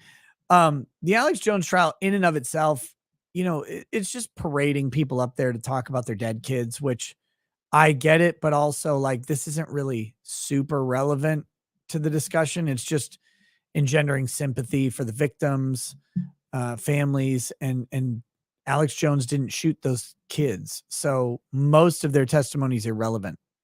So I've been kind of not like, I would love to cover it, but I'm also not sad that I'm not covering it, if that makes sense.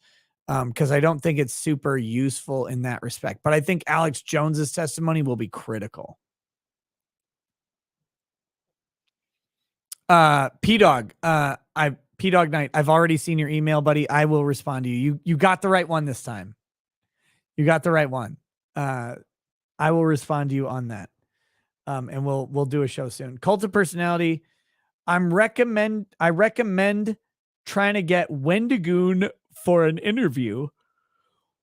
Dude does a bunch of iceberg vids, but is super based. Sunday school teacher did a Waco vid saying FBI is supposed to work for the people, chill with Herrera, etc. Okay, Wendigoon, I've never heard of him.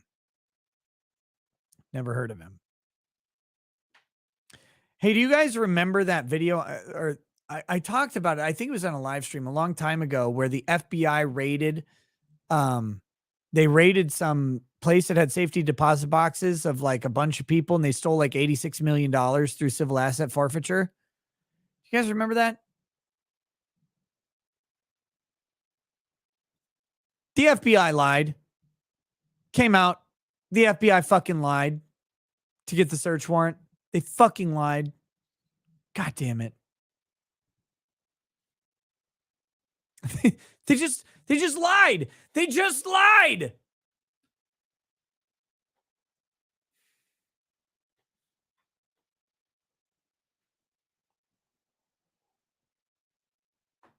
So I'm sitting there teaching my Constitution class today. And these are homeschool kids, right? Homeschool kids are based. And one of them, I was like, so it was the first class today, and I'm like, okay, so why did you guys pick this class? One of the kids goes, well, because our government's going to hell, and I want to be ready when that happens. Like, whoa, holy shit. This kid is a monster. I love it. I love it. He knows exactly the fucking score. Homeschool kids are hilarious. They know.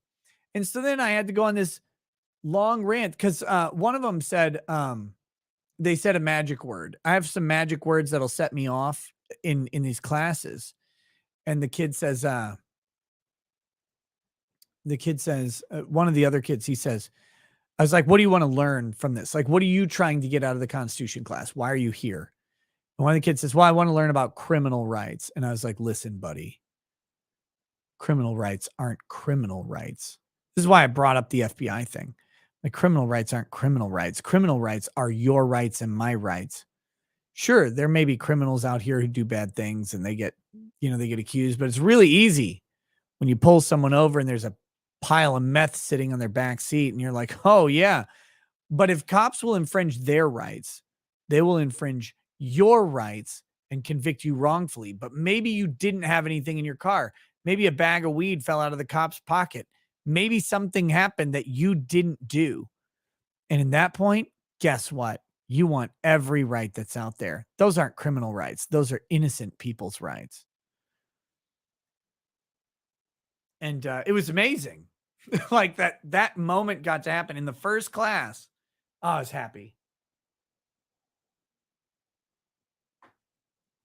Justine Kestner says, where are you from? Like, what country do you live in? I'm Canadian. I'm an American, lady. Sorry that you're Canadian. You'll recover at some point. I'm an American. I live in Minnesota. I live in small town Minnesota, right smack in the middle of the state. Palmyra Productions. Our Twitter team SEO vibe will gladly help Ricada Law News spreading any gospel from the Pope. Yes, Ricada Law News is not my Twitter. I have nothing to do with it. And I fully endorse their existence. Okay? I know who it is. I'm not going to say. I'm not going to say who it is because I don't want any fucking problems going to them. But they did reach out and they said, hey, are you okay with me posting this stuff? And I said, absolutely. But I cannot, according to Twitter terms, have anything to do with it. And I don't. I don't have the login info. I don't direct content.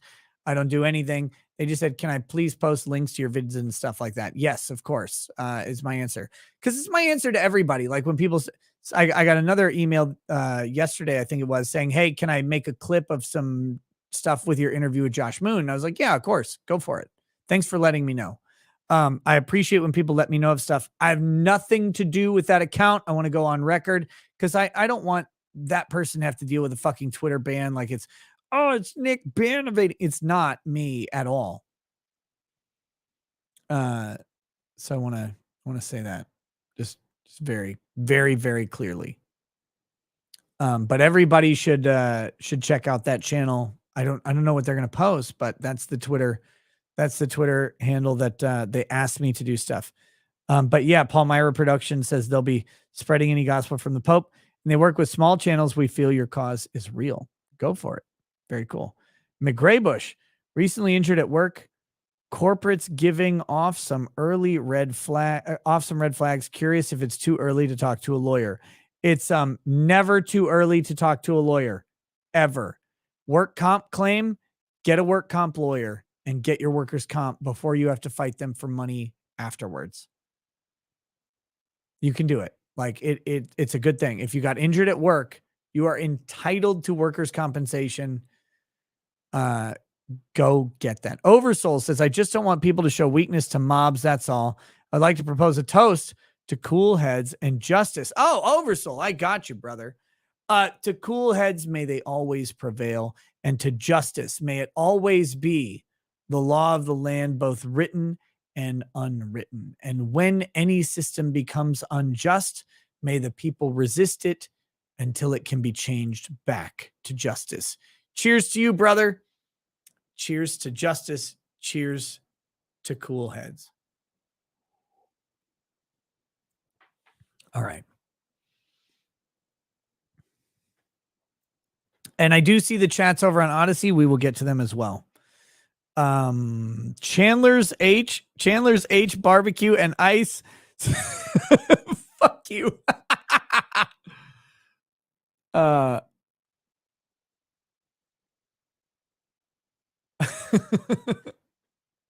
Justine says, in Canada, we have the internet, we have working toilets, and we have paved roads. I can't because I'm caps lock because I'm dyslexic and I can see my spelling better. That's fine. Caps lock never bothers me, Justine. But in America, we have all of those things too. It's amazing. But yeah, the one thing that you have in Canada that bothers me is tyranny. That's the main thing. The countryside is beautiful. The people seem nice. But your government is full of people who want to stop people from having freedom, and that bothers the shit out of me. That bothers the shit out of me. Okay. Chandler H. Barbecue and Ice says, I watched the Bling Ring documentary on Netflix, and the main kid's lawyer said he got the kid a deal if he confessed. The lawyer was shocked the city didn't honor their handshake immunity deal. Wait, you got a handshake immunity deal? Get it on paper. Touchdown. On paper? Unbreaded. What the fuck? I didn't watch the Bling Ring thing. I don't even know what that is. No White Guilt Clip says, RIP victims of the anti-white terrorist attack in Waukesha. Logan McKenna says, I'm a woman. Wait, we read that one earlier. Palmyra Productions says, anyone actually watched this Darrell Brooks self-defense trade massacre with the judge trying to explain to him what it means to rep oneself? Too funny. I did not watch the full here. I only saw like 5 minutes of it. I might do a review of it over the weekend. I just haven't had time up until this point. So...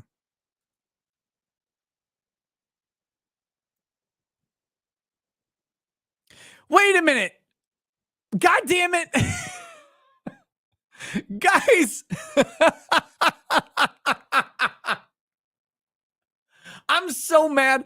I just got an email and I checked it. You know what it is? It fucking auto renewed me for Duncan's Twitch channel.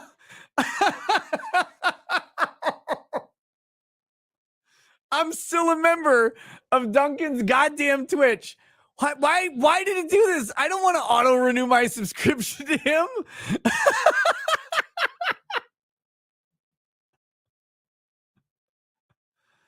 Because I had to. So Twitch, if you want to gift subs, you have to sub first.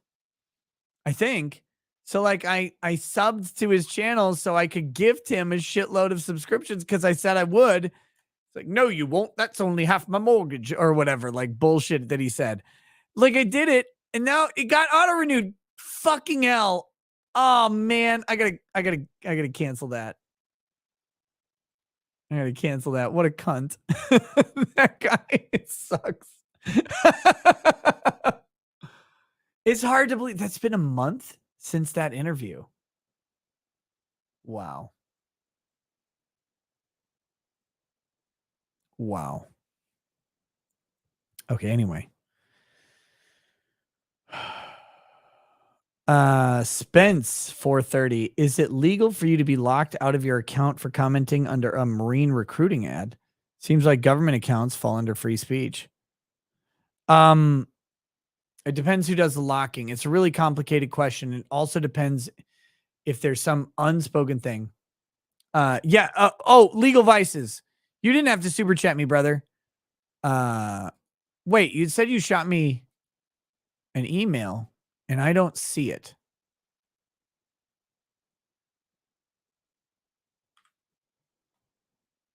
I'm not seeing your email.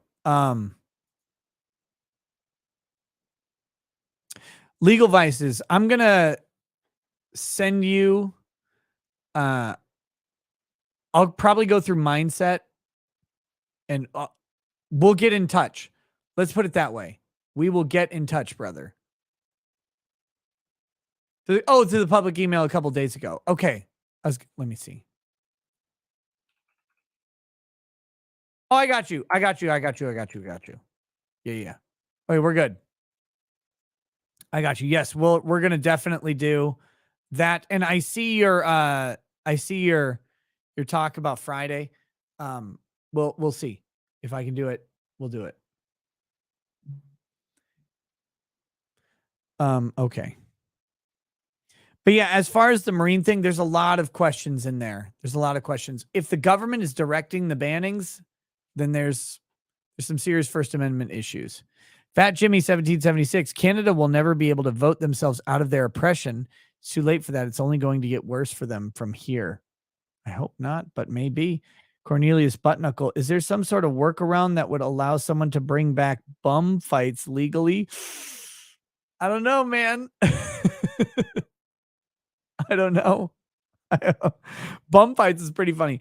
You know what? I watched, did you guys ever watch Felony Fights? Holy shit. Felony Fights was awesome.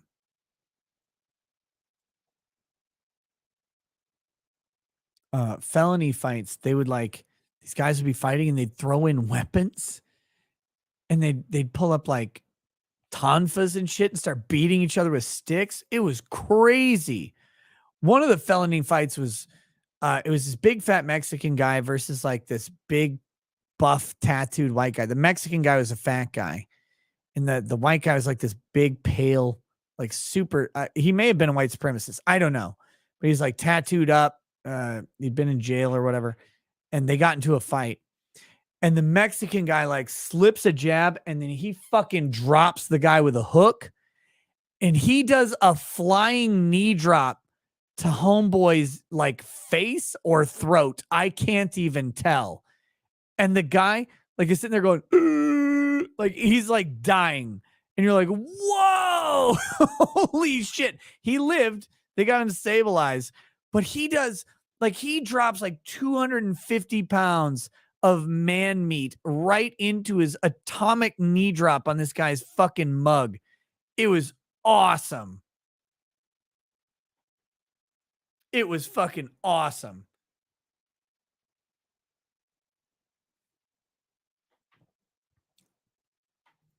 The felony fights was a crazy fucking thing. And they got wilder and wilder as they went. Like, yeah, they started giving people weapons and stuff. It's amazing. Oh, what's up to the Jack Show? What's up to the Jack Show? Welcome to the Jack Show viewers. You're here. Welcome back.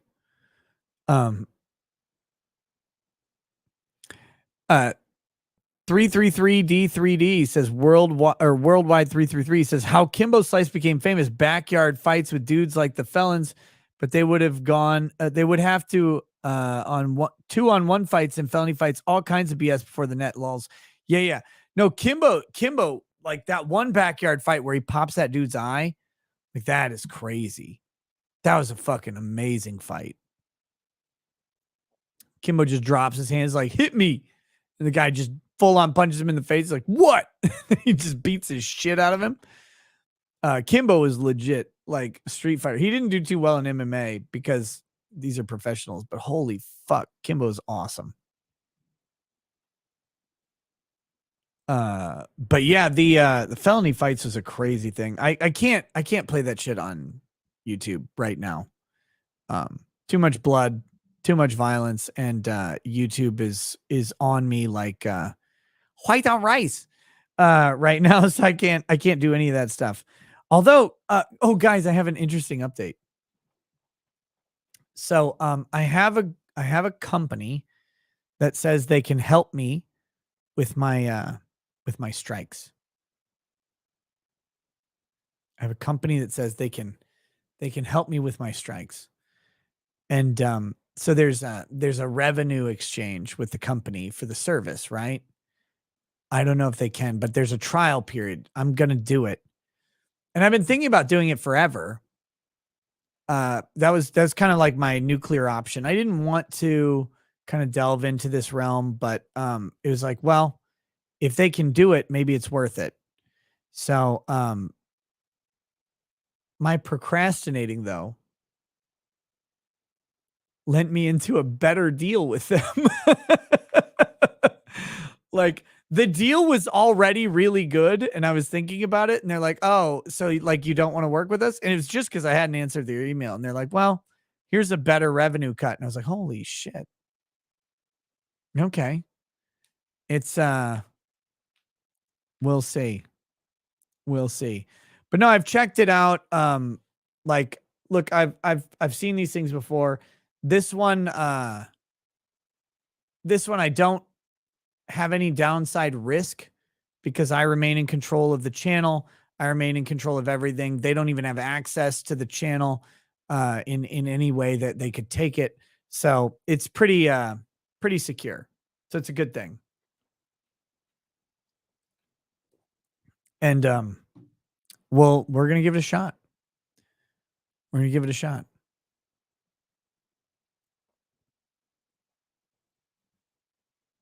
But yeah, there's some people with inside access to YouTube, and there's a whole lot of like when you do this all the time, you find out there's a whole lot of people who make a lot of promises, And then there's a whole lot of people who live up to those promises, and you never know which one it's going to be. But they're pretty confident they can help me out.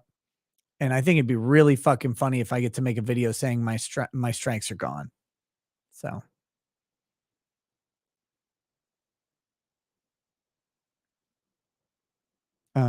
Can't wait for your channel to become a 24-hour Ethereum stream.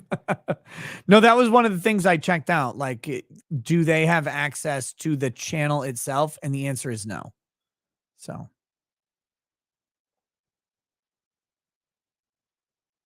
All right, here we go. Wait a minute. Unbreaded says, or wait, no, Boss Klutwich says, look up King of the Streets, best you ever see on YouTube. Wait, Marco Huas was King of the Streets. Is that who this is? Marco Huas is fucking awesome. Okay, anyway. Jane Doe says, do you have an auto-tune mic setup? No. Or will we get that during the 24-hour stream? Maybe. Just kidding. I need your half of the Bronca and Rackets rap celebrating Depp's win. Cynthia read that one. Eric Miller. Nick, if you do a Halloween stream, you should dress up as a drag queen called Cockles. Don't worry about YouTube. They're okay with drag queens. I'm trying to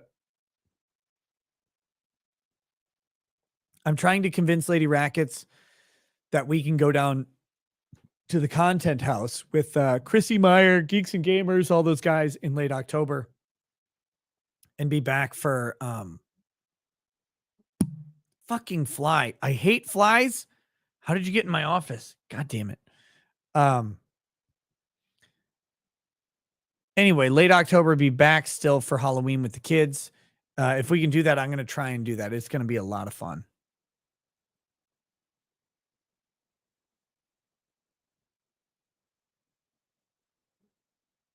Time Traveler says, it's been 3 months since I gave you a super chat. It was to give a cheers to my dad. He's in a hospital now. Will you do it and hope I can show him before he deaded?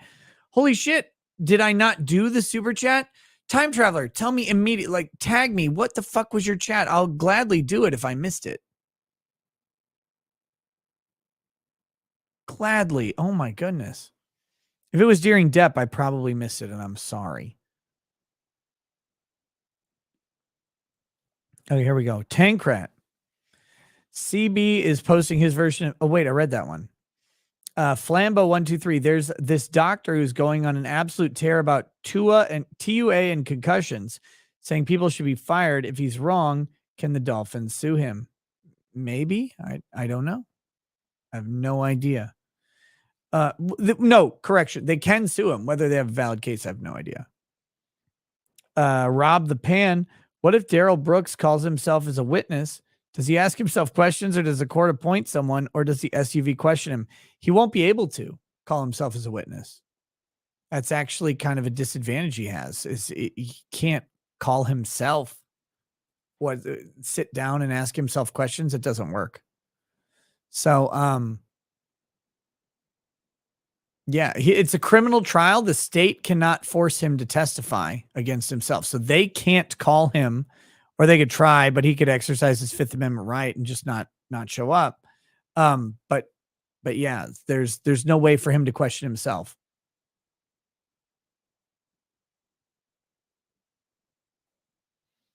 He answered, I didn't do his chat. His dad is dying. Yeah, well, tag me with what the chat was, Time Traveler. Or what you want me to toast to. Just tag me. He got off life support. He's breathing on his own. I just requested cheers to him. He's retired Lieutenant Colonel Army Artillery vet. His dad was in the Easy Company series. Okay, I got you, brother. I got you. Thanks for tagging me.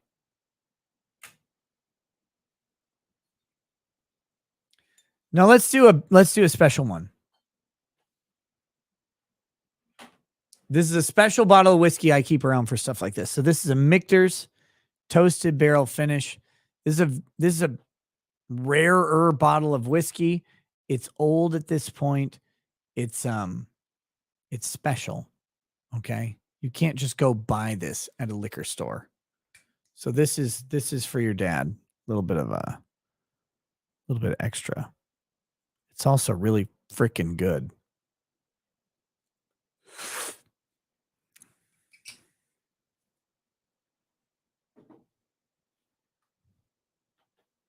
To time traveler's dad. He's off life support. He's breathing on his own, but his time is coming to a close. He's a retired lieutenant colonel, veteran of the Army. He has a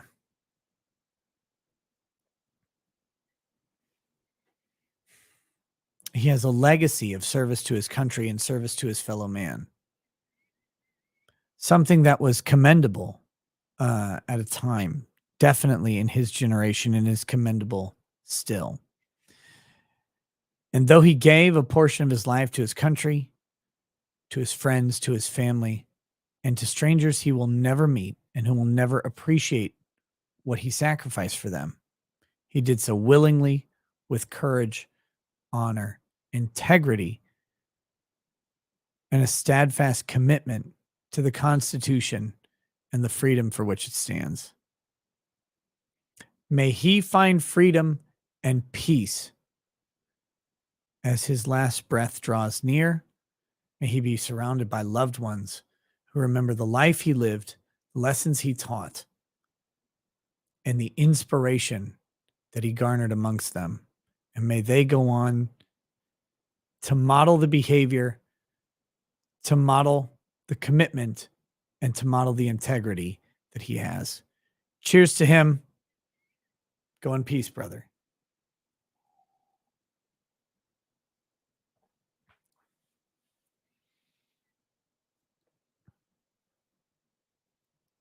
There we go, time traveler. I hope that is what you're after, what you're looking for, and I hope your dad does find a peaceful transition from this phase of his existence into whatever comes next. All right, there we go. Senior Sunt says, repeal the 19th. The chat has found a fellow traveler. Stephanie Tam, don't feel bad about taking Nick's time. He has lots of time. Just ask C. Goody how much time he has to read his emails. You know what? You and C. Goody can fucking get wrecked. That's all I got. Bald Eagle of Rage. I'd like to point out the fact that after World War II, the U.S. guided Japan on how to behave. Most of Japan's issues were brought over to them, ironically. Steven Sugars, have you ever heard of the canceled YouTuber, now on censored TV, Devin Tracy? Atheism is unstoppable. I have. You should have him on. He's fun to interview. But, like, I'm not an atheist. I don't have any way to, like, I'd have him on to interview, but what are we going to talk about?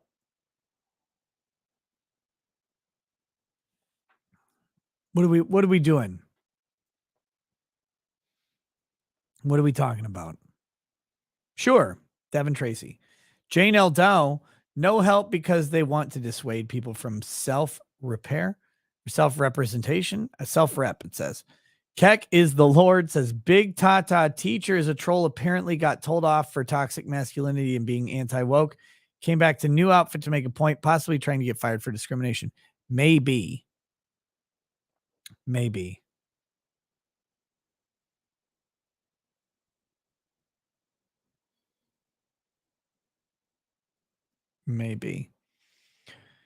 Otto Rommel, Farron was at the LA Taylor Hawkins tribute show, the drummer of the Foo Fighters, who suddenly died. Why'd he die?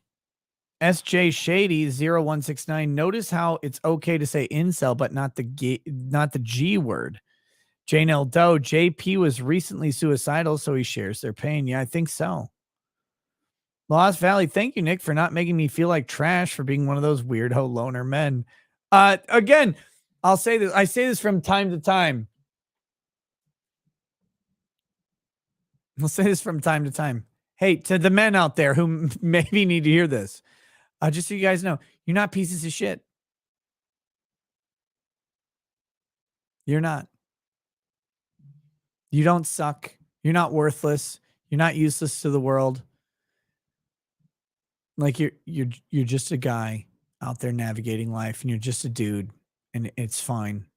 And there is no standard, there is no rule, there is no roadmap that tells you what to do. Because I know that every fucking one of you would buy the roadmap that says, "Oh, this is how I become okay." Like, I know that every one of you is out there. You're like, yeah, I'd buy the roadmap in a heartbeat. It doesn't exist. Don't let these fucking weirdos who fell into fortune or were born with some magical set of genetics or money or whatever, or they just, you know, happen to hit the iron while it was warm. That's what I did, right? Like, I just happened to be in the right place at the right time and find the right lady for me. That's it. There's no fucking secret. There's no fucking shock to it. I just I was fortunate at the time. I recognized it and I went for it. And I would not trade my life for anything else. But just because it hasn't been your time doesn't mean anything. And there's no roadmap. There's no thing that anybody can do. Oh, do these 10 simple steps to become quote unquote normal. Fuck them. You're just as normal as everybody else. You're not a piece of shit. I don't know who needs to hear it, but you're not a fucking piece of shit. And I'm also, while we're talking about this,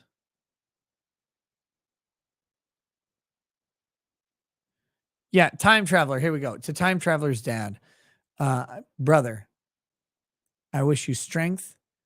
I give you all of my best wishes on earth, and I hope that you find miraculous healing beyond understanding. But in the event that you don't, I hope that you find peace and comfort in your transition, and know that your family loves you and that you've had a profound impact on their lives and the lives of people you will never meet.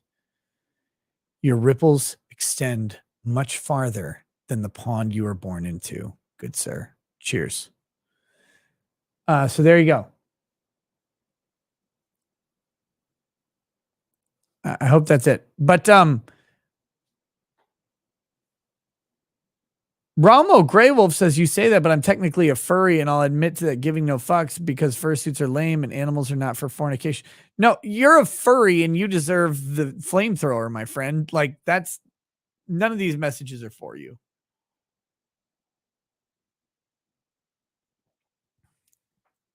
Okay, real quick. I do want to say this, though. I'm really glad, guys, kiwifarms.net is back up. At this time, it's back up. And I'm really happy about that because now I have more people speculating incorrectly about my sex life, and that's fantastic. Guys, get wilder theories. I love all of your theories, but like the Drexel thing is super boring and the me cheating thing is super boring. I am such a fucking simp for Lady Rackets. It would never happen. So come up with something cooler. There's got to be a better theory. I know you guys are more creative than this. Come on. Nail me on something great. Jesus. Come on. You can do it. I have faith in you. You pegged Johnny Depp to get that painting? Oh, he was crying. Like, oh, my anal fissures. And I'm like, shut up, Johnny. Get it. Like, come on. Oh, it's currently being DDoS. God damn it. You guys got to come up with a better theory than the Drexel thing is just that dog don't hunt, because if it did, it would hunt Drexel because he's black and dogs hate black people.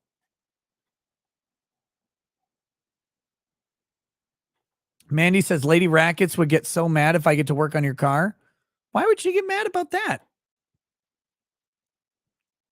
Come to Minnesota, work on my car. There you go. It'll be fine.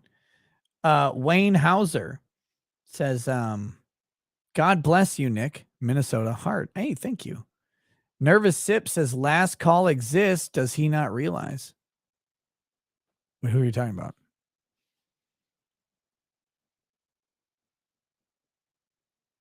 Can I nail your arms to the cross? Yes, you can, Justine. Go for it. Base Crocodile, I'm getting to your super chat. Was it God damn it. I'll get there. We're almost there. Iram Amin says they could have been saved if you just share the Dark Elves animes, Nick. Ashley, Thanks for the prayers. Dad's hip surgery went better than expected. Also, thanks, Nick, for being a highly entertaining voice of reason. Hey, happy. See, Hoodie says Nick is into Lady Raggeds pegging him. Literally never. Never get pegged, guys. Not a chance. No, never. That's the hard out for me. I'm willing to explore a ton of stuff with my wife. That and talking about this, I love it. It drives people fucking crazy. Certain people get so pissed off. They're like, why is he talking about sex again? Like, because of you. It's your fault. This is all you. I wouldn't have done it if it didn't piss you guys off so much. But no, like I'm willing to try all sorts of fun, crazy adventures with my wife, but I have a hard out. And the hard out is no pegging. Period. Like, nope, won't do it. Never. Never get pegged, guys. She will not respect you the next day. She'll go, oh. And you know what the cool thing about Lady Rackets is? She would never even fucking ask.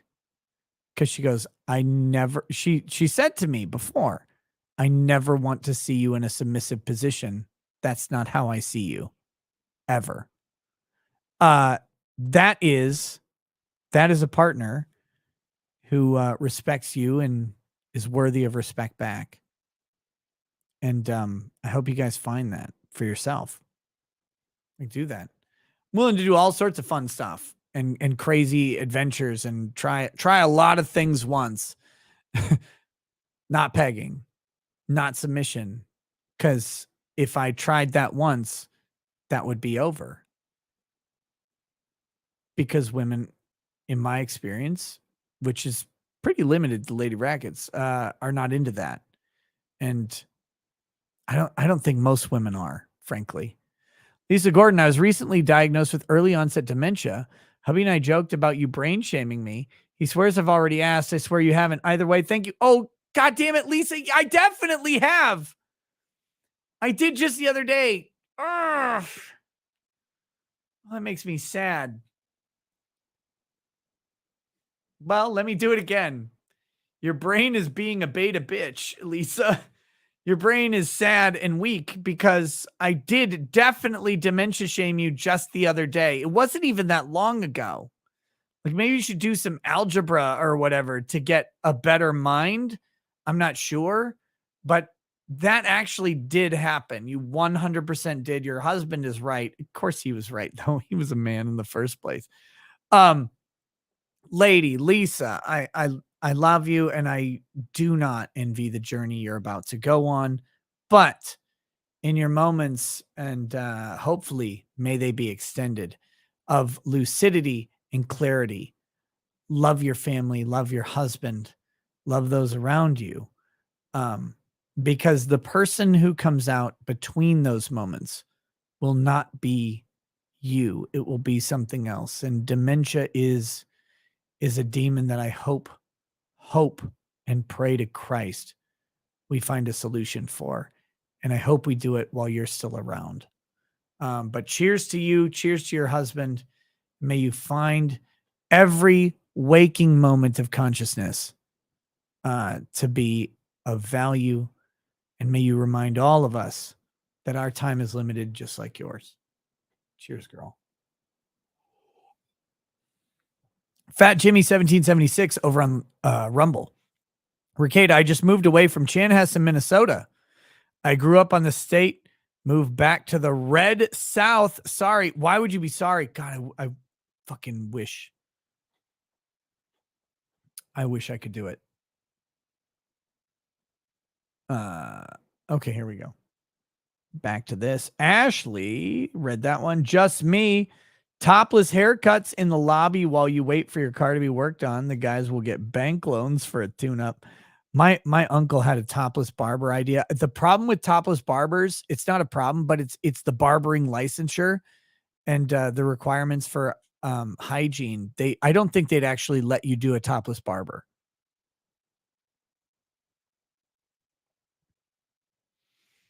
Negro, if I had breasts, dude, you got a B cup at least. Oh, we talked about that one. Ryan H, I hate these woke remakes. In the next World War, they made Mussolini a woman. Is there no end to this? Don Wanderer, do you need Abbott to bus over some housekeepers? I do. Toxic monger of the hateful F's for Kevin. Rip, bro. Hyper Shouta, F's in chat for Kevin. Kevin got fucking wrecked by this unbreaded. Dr. D's Nuts says you need to get DS printed out and leather bound. Okay. Poorly redacted. That page of unbreaded. Oh, death sentences. Yeah, that'd be good. Poorly redacted says that page of unbreaded reminds me of Resurrection by Erection by Powerwolf. It's worth a listen if you haven't heard it before. I haven't heard that one. I've listened to Powerwolf a lot, but not that song. Considering your recent taste in heavier music. Jorn Northfield, you have 5 children. My 8-year-old empties the dishwasher. When he's 10, he's doing the laundry. Yeah, no, it's that the laundry gets it's too much for anybody, like any mortal man. 7 people. It's not too much day to day, but if you get behind it all, like if you leave for vacation, right? And the kids are there with like a sitter or whatever, the laundry keeps coming. It's fucking insane how many clothes 7 people go through every day. Kara Froman, where did you, it says I, but I think you mean you, get that Johnny Depp painting behind you? Must have missed a live stream where you explained it. That thing is badass. Yes, it was my friend Eric Waugh, W-A-U-G-H. He's a artist. I think he holds a Guinness World Record even. He's a really interesting and cool guy, and he did the painting for charity during the Johnny Depp trial, and I bought it at auction from for charity. He did the cat painting that's actually behind it too. And he also did this liquor painting right here. He's the guy who does these paintings. I like his art style. It's a little bit abstract. It's a little bit new, but he's fantastic at it. So that's where I got it. Samantha Schoner says, for all guys here, you are wonderful. Take care, heart. Oh, thank you, Samantha. That's to all you guys in the chat, as well as me, I guess. 7010, because Mandy would have Gizmo and Mogwai out. And C Hoodie, CL Hunter says, I know now you're into being a cat femboy when you're with Lady Rackets. That's your exploration. Yeah, that's it. There you go. Do you not have wash and fold services at your dry cleaners? No, we live out in the country. Like you guys, this is the downside. The country is this weird place where everything is basic or doesn't exist. One of those two things. Literally, it's that fucking crazy. I mean, I guess we could dry clean every garment. Maybe that would cost $1 billion. But no, let me just say this though. No, I'm not into being a cat femboy. Look, guys, I'm into exploring heterosexual sexuality with my wife. Like that's it. Like that's my kink and my fetish. It's a big secret. But that entails a lot of crazy adventurous stuff. And that's fine. Like things don't have to be vanilla, I guess is the word. They don't have to be boring. They don't have to be repetitive. There's a bunch of stuff you can do to keep a normal, monogamous, healthy sexual relationship with your partner. And this is why, like, people have made, like, some people have bitched about me talking about sex and stuff, but let me tell you why though. Let me tell you why. I've been talking about it more. It's because I've encountered fucking fly. Motherfucker, go away. I'm gonna kill you. I'm gonna kill you. I've encountered a bunch of people who get trapped in their relationship. They have either no sexual desire for their spouse doesn't have sexual desire for them. They've drifted apart. They live together as roommates. And look, guys, I've alluded to this, but 18 years of marriage, man, I've been through those valleys, like where you guys just grow apart. You're busy. you're tired, you don't feel good about yourself, whatever it is. And that goes to either partner is not on board at any given moment. And you go through this like drought, and and when your sex life in your marriage is missing and lacking, your marriage is missing and lacking, your relationship is scary, and people start looking outside of those things. They start going, oh, well, maybe, whatever. Now, thank Christ, Lady Rackets and I have never had to deal with infidelity. We've never had to deal with that shit. But man, we have dealt with droughts. We have dealt with lack of communication. We've dealt with silent frustrations between each other. Of course, that's part and parcel to the amount of time you're committing. And so the reason I talk about it is because I know there are people out there going through those times that we have suffered through and suffering. And you know what I want to do? Like, I know Drex is an accelerationist. I know other people are like, oh, don't do marriage or whatever. I want people who did get married, or people who are in a long-term committed monogamous relationship, even if they don't marry. I want them to know that like what they're going through happens, and like there are ways around it. And when you go, well, when someone in the relationship goes, well, I'm kind of bored. Guess what? There's a shitload of options to do crazy, interesting things while preserving monogamy in your marriage. There's a shitload of options to have a bunch of fun that maybe like you have been programmed to think, oh, well, that's like a little bit weird or deviant. Buying a sex toy. Oh my gosh. Like, what would my mom think? Who cares? Your mom has one. Stop it. Like that's why I've been talking about it lately. Like you start to meet people and realize that they are at the same place you were at a different time in your life. And you go, if I just talk about this a little bit, I bet they'll hear it, and maybe they'll listen, and they'll shed some weird inhibition that was put on them by someone else that's interfering with their monogamous marriage. Fucking fly. And I hate that. I hate that we can't talk about something without people assuming it's something crazy, deviant, and degenerate. Like, oh, well, he's talking about sex. Clearly, he's fucking every other thing that walks. Like, oh, Jesus Christ. Like, who has time for this? Who has time for another woman in their life? Oh my God. Like, mine takes all of it. She's a thief. Like, why would I want to try and find someone else to take even more?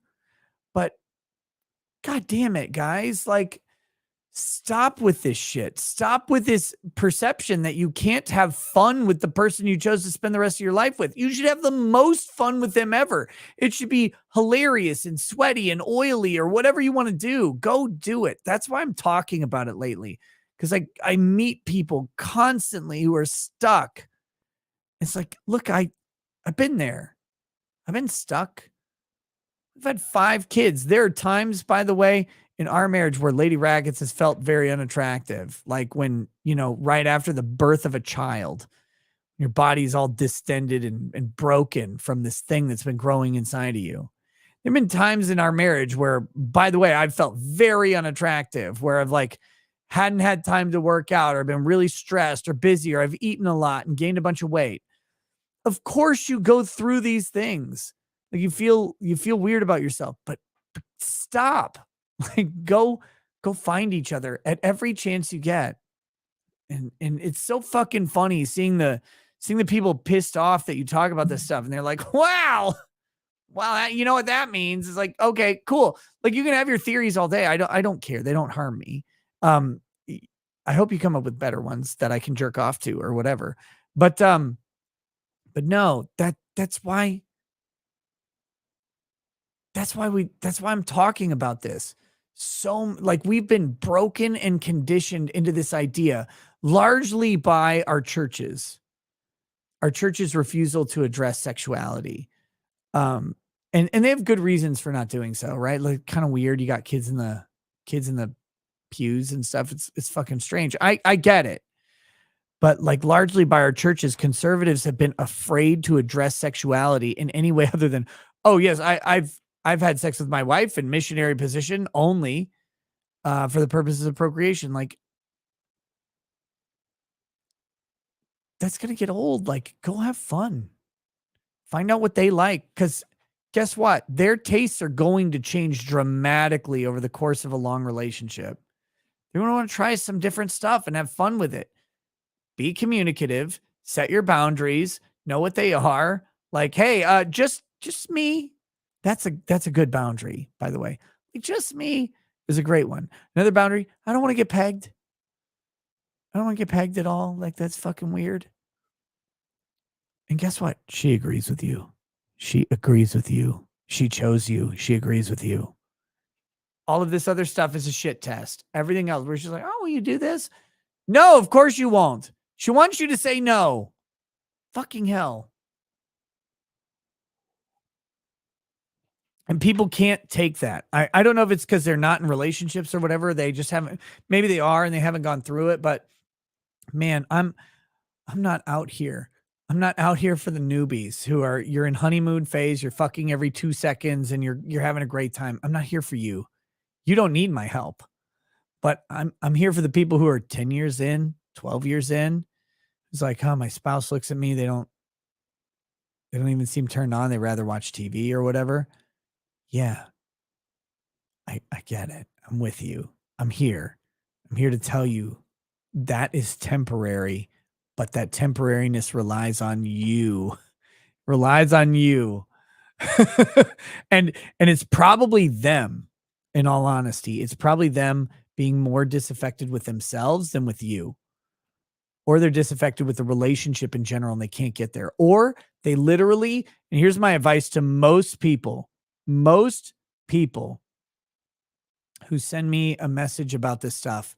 They say, hey, my husband is not interested, or hey, my wife is having trouble. You know, like we haven't had sex in a while. I say this, and this is the best advice I can possibly give you. Get a babysitter for the kids and go. Get the fuck out. Go. Travel far away. If you can't travel far away, travel close, but book multiple days. Don't look at your phone. Don't answer a text from the babysitter unless it's literally your kid's in the hospital. Get a hotel room, 3 days. Guys, 3 days. All right? Because women, particularly, but sometimes men too, need a day, an entire day to get out of their head. And that's not the day you check in, because you're not checking in until fucking 4 o'clock, right? You're going to need part of the next day too. They need to get out of their head. They need to get away from the home where they've been stuck, kids, schedules, whatever. And then you get them away and they remember who you are. Go to a nice dinner, make a nice dinner. It doesn't matter. Buy fucking McDonald's and bring it back to the hotel room. Spend time together. 3 days minimum. That's the minimum that you need to do. And if you need to stay close to home for whatever reason, you're nervous or they're nervous, stay close to home, but don't be at home. And oftentimes that's what it takes. That's literally what it takes. And you'll find each other. You liked each other, you still do. But sometimes it gets caught up in the rest of life. And when you have not gone through that, when you have not experienced it, having someone tell you about it sometimes helps. That's all. Like I'm not trying to be fucking weird here, but I am a little bit. And it's so funny that people want to take it in the other direction. And again, to be clear, I don't care. Have all your theories you want. It's great. Yes, I'm fucking the masseuse. There you go. To Kiwi Farms.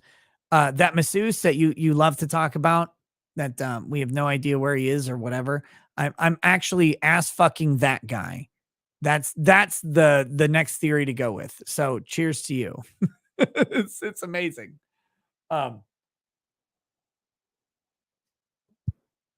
Whatever is funny is fantastic. I love it. All right, here we go.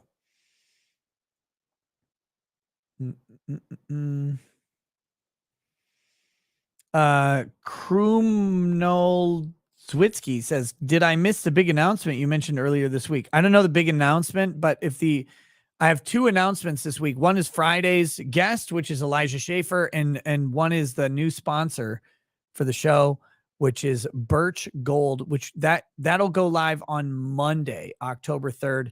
That is when I'll be, there will be a 60-second ad spot for Birch Gold on basically all live streams for the month of October, and maybe into the future if they're into it. I don't know, but they approached me. We'll be talking more then. So Shador says you should invite on Jackson Hinkle. He's a weirdo advocating for MAGA communism and hates woke corporatism. Probably interesting conversation. I don't like any communism. I don't care what brand you put on it. So maybe that would be interesting. John Yarber says, I'm calling you out. We know you have a huge prison pocket. Lol. Look, guys, things don't go in my ass. I haven't even had a colonoscopy. I am not into it. Not at all. Baron Sky says, frag. Hyper Shouta, if your man is having performance issues, you're supposed to invite all your friends over to encourage him. This is tradition. Yeah, there you go. That's true. Sicarius Anator says, Nick, I'm studying for the AFOQT, which is the test you need to pass to become an officer in the military. I need some shaming to get my ass in gear and stop being so retarded at math. Love you. Oh, I got you. What do you think you are? Some kind of lawyer? What, you have some excuse to be bad at math? Look, lawyers make money, you piece of garbage. People in the Army don't. You can't hire a mathematician. You couldn't even figure out his telephone number because you don't know numbers, you fucking monster. Why don't you try to be better at anything? I don't know. Start with counting the amount of money the U.S. government doesn't actually give you, because maybe then you'll feel the appropriate level of shame to learn about multiplication and division. Multiplication be the amount of cocks that your wife is taking while you're deployed, and division being the division of your manhood between being a subject of the fucking state and a subject of your fucking wife or girlfriend or boyfriend. I don't judge here. And then eventually you can move on to exponential powers. And the exponential powers is the amount of retard that you are for joining the Army in the first place. Take the test and stop being a fucking basic in the Army and be a goddamn officer so you can order people around like a goddamn Chad and stop being deployed. Like, get it, brother. Why would you be such a weak piece of shit? Oh, I'm going to be in the Army, but I'll just be an E4 or what? Oh my God, get promoted. Why are you even still alive?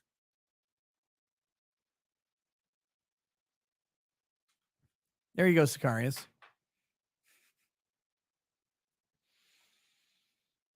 Retro Gamer 19, Nick is ready for the pegging by Lady Rackets and her boyfriend Drexel. There you go. Sicarius says, go read Song of Solomon if you want to see how the Bible treats sex. Exactly. Sicarius,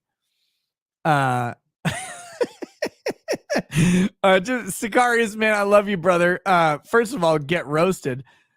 Second of all, go get it. Alex Bleeping Jones, welcome to Paralegal Status. And Juan Azevedo says, Nick, can you repeat the following? Monkey brain fucky. I don't know. I got really drunk and I couldn't stop laughing at that for some reason, Lamau. Monkey brain fucky. There you go. All right, guys. That's the end of the show. I was going to do Twitch. Fuck, it's 3:40 now. Here's what I'm going to do. I'm an asshole. I'm not going to do Twitch. Fuck you. I'm going to do locals. We're going to have a fun time. I've got a new game on Twitch. I'm either going to start it tomorrow or over the weekend. Base Crocodile. I have not seen your fucking chat. Here, I'm going to check one more time. I'm not going to fuck you over if it's there. Based. It's Crocodile. I found it. Holy shit. 2 of them. No, that's a different thing. Okay. Base Crocodile. Here we go. I found it. I'm sorry I missed it. Mandy, I missed yours. I read yours. I career shamed you, woman. Angie, I miss yours too. Okay, there's clearly something that happened. I see it. I see it. I see it. I see it. I see it. Give me a second, guys. I'll be right back. I'll be right back. I found all of these chats. I found them all. Don't leave. I'll be right back.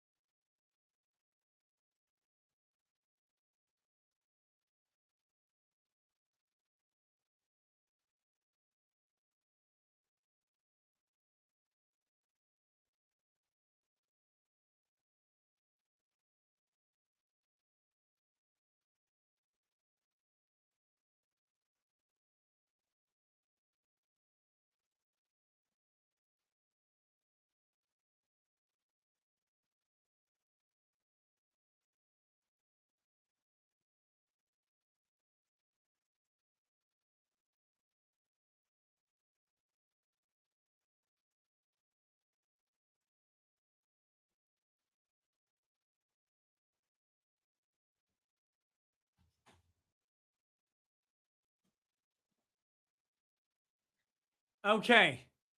Only lost 300 people. I had to pee so bad.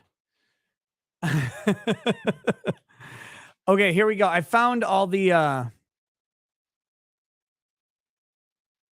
found all the chats that I missed. Here we go. Jim McCobb says if you choose not to purchase the services of a pro, that's voluntary celibacy. Involuntary celibacy doesn't exist. Try to comprehend the argument, chat. Like I get your argument. I get your argument, but I guess it's not an issue with your argument. It's an issue with the fact that here's where I think people are falling into this. You're saying incels don't exist because they could just go get laid by paying for it. But the problem is not around the definition of incel. The problem is around how the term is applied to people, because the truth or fiction of the voluntariness of celibacy is irrelevant, right? Like if a guy who's super awkward and sweaty and has Mobius syndrome, like Russell Greer or whatever, goes to pay for sex, just because he has sex, that doesn't make him not the popular definition of incel, worthy of ridicule of people. Like Russell Greer is worthy of ridicule, not because he's an incel, but because he's a piece of shit. But that doesn't stop people from ridiculing people for what they define as incels. And if you fit a certain profile, whether you have sex or not, like actually, if you are an incel actual or an incel theoretical, it's irrelevant. Like you're a piece of shit by societal standards. And that gives them permission to routinely tell you that you're a piece of shit, to oppress you, to prevent you from getting employment, like to stop you from living. That's the crazy thing. It has nothing to do with the actual nature of incelery or not. It has everything to do with how society is giving permission to these people to treat men that they don't like. And again, I get called an incel. I'm clearly not. Like or at least wasn't. I mean, I guess you guys don't know, but at least at one point in my life, I wasn't, because I have 5 children. So at some point, I pretty much had to have sex at least once. And then, well, I guess maybe I just jerked off into a cup every time. I don't know. I wasn't there for it. But this idea that like incel is related to actual sexual endeavors is not true. So that's where I think people are having a problem with what your argument is. P-Dog Knight, you'll soon see why email is a bane of my existence. Well, maybe you'll see it. I did see it. Boomering is hard. I got your email, brother. I will respond to you. Mandy Karavichus says, I thought about your business proposal and you need to be a majority silent partner with all your lawyer money and we can hire Farron to boot. Yes, tits out for haram oil change. Almond John 1, give a toast to Coolio. He died yesterday. I got you. I got you, Coolio.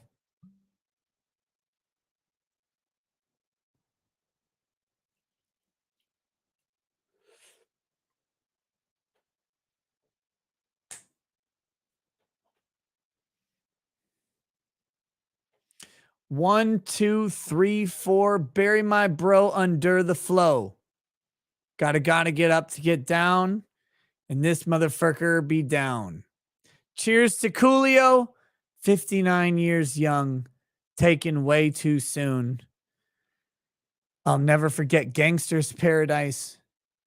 1, 2, 3, 4. And every other song you did, brother. Rest in rapper heaven.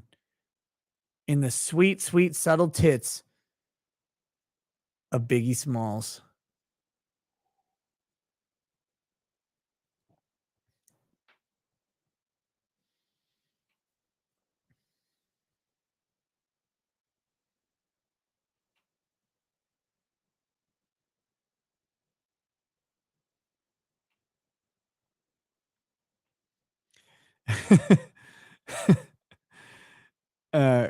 Gerner and Vid says you assume they're yours. It's a pretty safe assumption if you look at them. Okay, here we go. Legal Vices has shot you an email and available for Brooks if the call goes out. Oh, the call's definitely going out. Love Branca, Legal Vices. This is my spirit animal support staff for these trials. Of course, I'll invite a couple other people, but I've decided that when I do trials from now on, 4 to 5 people is about my limit. I do not want to have 9-person panel streams on trials. They're unwieldy. They're ugly. They're fucking awful. They're fucking awful. It's unmanageable. People don't like them. People are like, when you get a couple people who get into a good rhythm, they don't talk over the testimony too much. I know that sometimes they do, but when you get to like 9 people, it's unmanageable. The Squid says, with all the big tech sanctioned targeted harassment and cancel campaigns from the left, it's only a matter of time before they figure out just how many men are just one bad day away from the plot of falling down. Well, the last time they figured it out, it was a fucking weird lesbian, right? Like, that's what happened to YouTube. They were lucky it was a woman who couldn't shoot. Honda 420 sent you an email, brother. Also, what's in the store for Twitch tonight? I don't know. I don't think I'm going to do Twitch tonight. It got too late. I'm going to do locals though. We're going to do Twitch this weekend at some point. I promise. American Beauty's on the list. We've also got some video games. I'll tell you the game I bought. I bought Darklight. Have you guys heard of Darklight? It's a Metroidvania game. It looks pretty fucking cool. So I'm going to do them. Going to do them. But I'm not going to do it tonight. Lido Enchanted, yes. Edibles on locals. I'll do an edible tonight. We'll have an hour to 2 hour stream. It'll be fun. Guys, I'm supposed to do this. I'm so bad at this. This show today is brought to you by recadalaw.locals.com. Come join my locals. Come join my locals. If you wonder, Legal Mindset said this the other day, and it made me think, I'm going to steal that. If you would rather, like, if I would rather you super chat me or join my locals, join my locals. $5 a month for the paid option. Join it for free. But if you want to participate, $5 a month for the paid option, it means the fucking world. Like that stable recurring income is so goddamn helpful for us. It is so helpful for us. And Locals is a place to do it. Plus, I get to do a lot of fun streams on Locals and they don't censor. So come on over there. Personally offended that you haven't gotten Dead or Alive Extreme Venus Vacation. Guess what? Locals just created Locals Gaming. We might be doing some Locals Gaming streams soon. Might be doing some Locals Gaming streams soon. Dead or Alive Venus Vacation with all the downloads. I think I just have to keep the titties covered. See Hoodie CL Hunter says, what do you think of Kamala Harris said that we're allies with the Republic of North Korea now? I don't think we're allies with North Korea. I'm not sure that that's true. Pros, it won't be a 2-hour local stream. It'll be about an hour. As the people who have watched the edible streams can typically attest. Susan Eckstein says, easy, Nick. Some of us women can shoot and handle ourselves. Why do I have to go easy?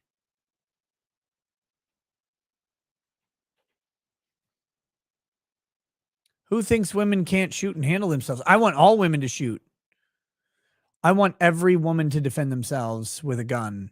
I would prefer that rather than you guys being brutalized and raped. Guns are the equalizer. Like, not for me. Like, look at me. I'm not like a big intimidating guy. I'm tall, but like I'm slender. I'm not hurting anybody. But there are big intimidating guys out there who take advantage of women all the time. Shoot them. Fucking kill them. Kill them twice. I don't fucking care. Like, kill them 100 times. These people are monsters. They deserve every bullet that goes through them and probably more. There's no careful about it. Women who shoot guns, guys love that. Sexy as shit. What was the line from The Whole 9 Yards that Michael Clark Duncan said to Amanda Peet while she's naked holding the gun? There ain't nothing finer than a fine naked woman holding a gun. Now you all kinds of fine, ain't you? It's perfect. Go do it. All right, here we go. See Hoodie says, or wait, see Goody says, reminder, Nick loves getting emails. Send all your unsolicited messages to ricada@ricada.org and he'll be sure to read every last one. Fuck you. I hope you die. See Hoodie says, everyone email Nick tonight. I know I will. Fuck you. I hope you die. Mark DeQuesney. Atheism is Unstoppable has been doing a lot of deep dives into criminals being released after being proven innocent by social justice activists. Look, here's the thing. If you can raise reasonable doubt, I'm for it 100%. I don't care if they're 100% guilty. If you can raise the doubt because the government didn't do their job, then they should walk free. So maybe we would have something to complain. Maybe we would have something to talk about. See, Hoodie says Nick is into Lady Raggeds pegging him. I think I read that one. It's not true. Not true. Never get pegged, guys, ever. It's gross. Hyperstrike says, got locked on Twitter. Thread showing support for various minorities for all but straight white males. Made a joke in the thread about SWM ... we hate you. How do I deliberately label something as joke on Twitter? You can't. Jokes don't exist. They're not real. They're not real at all. Says Price 92. Twitch is like Odyssey.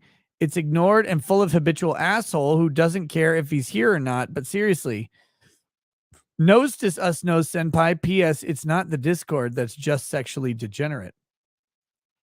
I read all of the Odyssey chats tonight. I read all of them. Oh, wait, except for I don't recall 22, says lol. There you go. That was the last one. That was the only one I missed. Would it be gay for your boyfriend to peg you? Yes, absolutely. What the fuck is wrong with you? But anyways, thanks guys, for joining me. Thank you to Rumble. Thank you for Odyssey, for everybody there. I will keep you guys posted. I'm still waiting. That I've got, Base Crocodile. I read your chat. Angie Hariver, I missed your member chat. Okay. I'm very sorry, but sometimes my YouTube window resets And when it does, the member chats go away and there's nothing I can do about it. So Angie, just tag me. Just tag me with your chat. I'll read it before we go. You're going to see this in about 10 seconds. So I'll wait. Thank you to Rumble. Thank you for Odyssey. Guys, I've talked about a big potential deal that's supposed to be coming through this week, or supposed to be developing this week. It has not developed yet. They told me next week. So I will keep you guys posted. I can't talk about it until things happen, but I'm trying to be as transparent as possible, and I'll be transparent as possible if and when it does happen. It's gotten pushed to next week, so I will tell you what's going on as soon as I know. Trust me, you will fucking know. That'll be it. Angie says, never mind, just have a good night. Oh, okay. By the way, if you want to talk to me, just talk to me. No super chats involved or anything. Come to Locals. I'm going to do a live stream. I'm going to eat some food. We're going to talk and have some fun times. And I'm going to do, I'll take a THC edible, which is legal in my state now. It's completely legal. Nothing wrong with it. And after about an hour, I'll get goofy and then I'll shut the stream down. It'll be fun times. Go do that. Go do that. I love you all who are on Locals. I love you all, of course, whether you watch or not. But ricadalaw.locals.com. It's 100% free. The stream is not limited to local subscribers. But if you want to chat, if you want to participate in the chat, there is join the Locals channel to do that. But you don't have to. If you just want to watch because you're like a cuck or whatever, you can watch and jerk off all the same. I'll be jerking off on stream. That's a joke. Locals doesn't allow nudity or pornography. Palmyra says, always the same people for each stream, the same 4 to 5 people. Palmyra, what are you talking about? 4 to 5 people where? On Locals? The last Local stream was 500 people. Anatoly Dyatlov says, please tell Josh to make Kiwi plushies. That's a good idea. But yeah, come hang out. We'll see you then. All right, guys. Have a good night. And tomorrow, Elijah Schaefer. We're going to have a blowout stream. It's going to be a ton of fun. Don't miss it. Peace. Peace.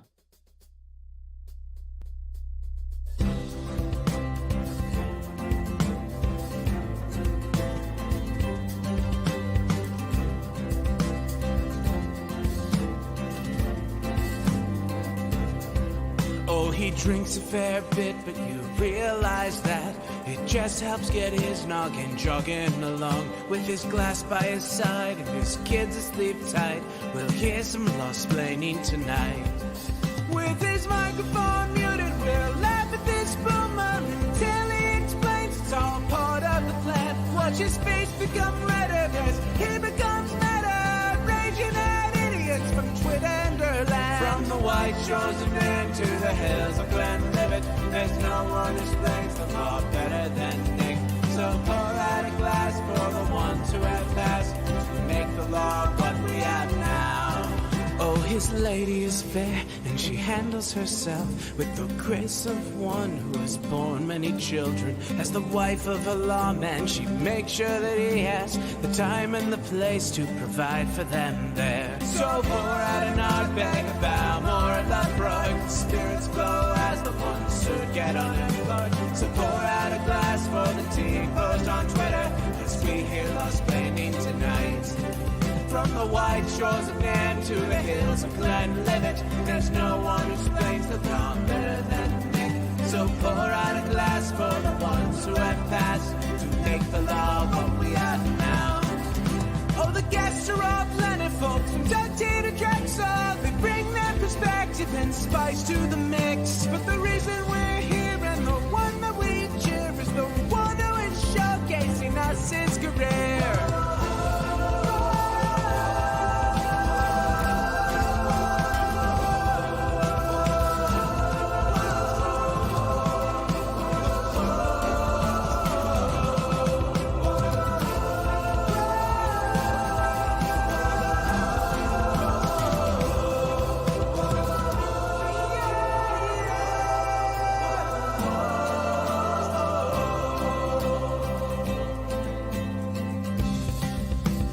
pour out an art bag about more of the Freud. Spirits flow as the ones who get unemployed. So pour out a glass for the T-pose on Twitter as we hear Lost Blaming tonight. From the white shores of Nan to the hills of Glenlivet, there's no one who explains the thought better than Nick. So pour out a glass for the ones who have passed to make the law what we are.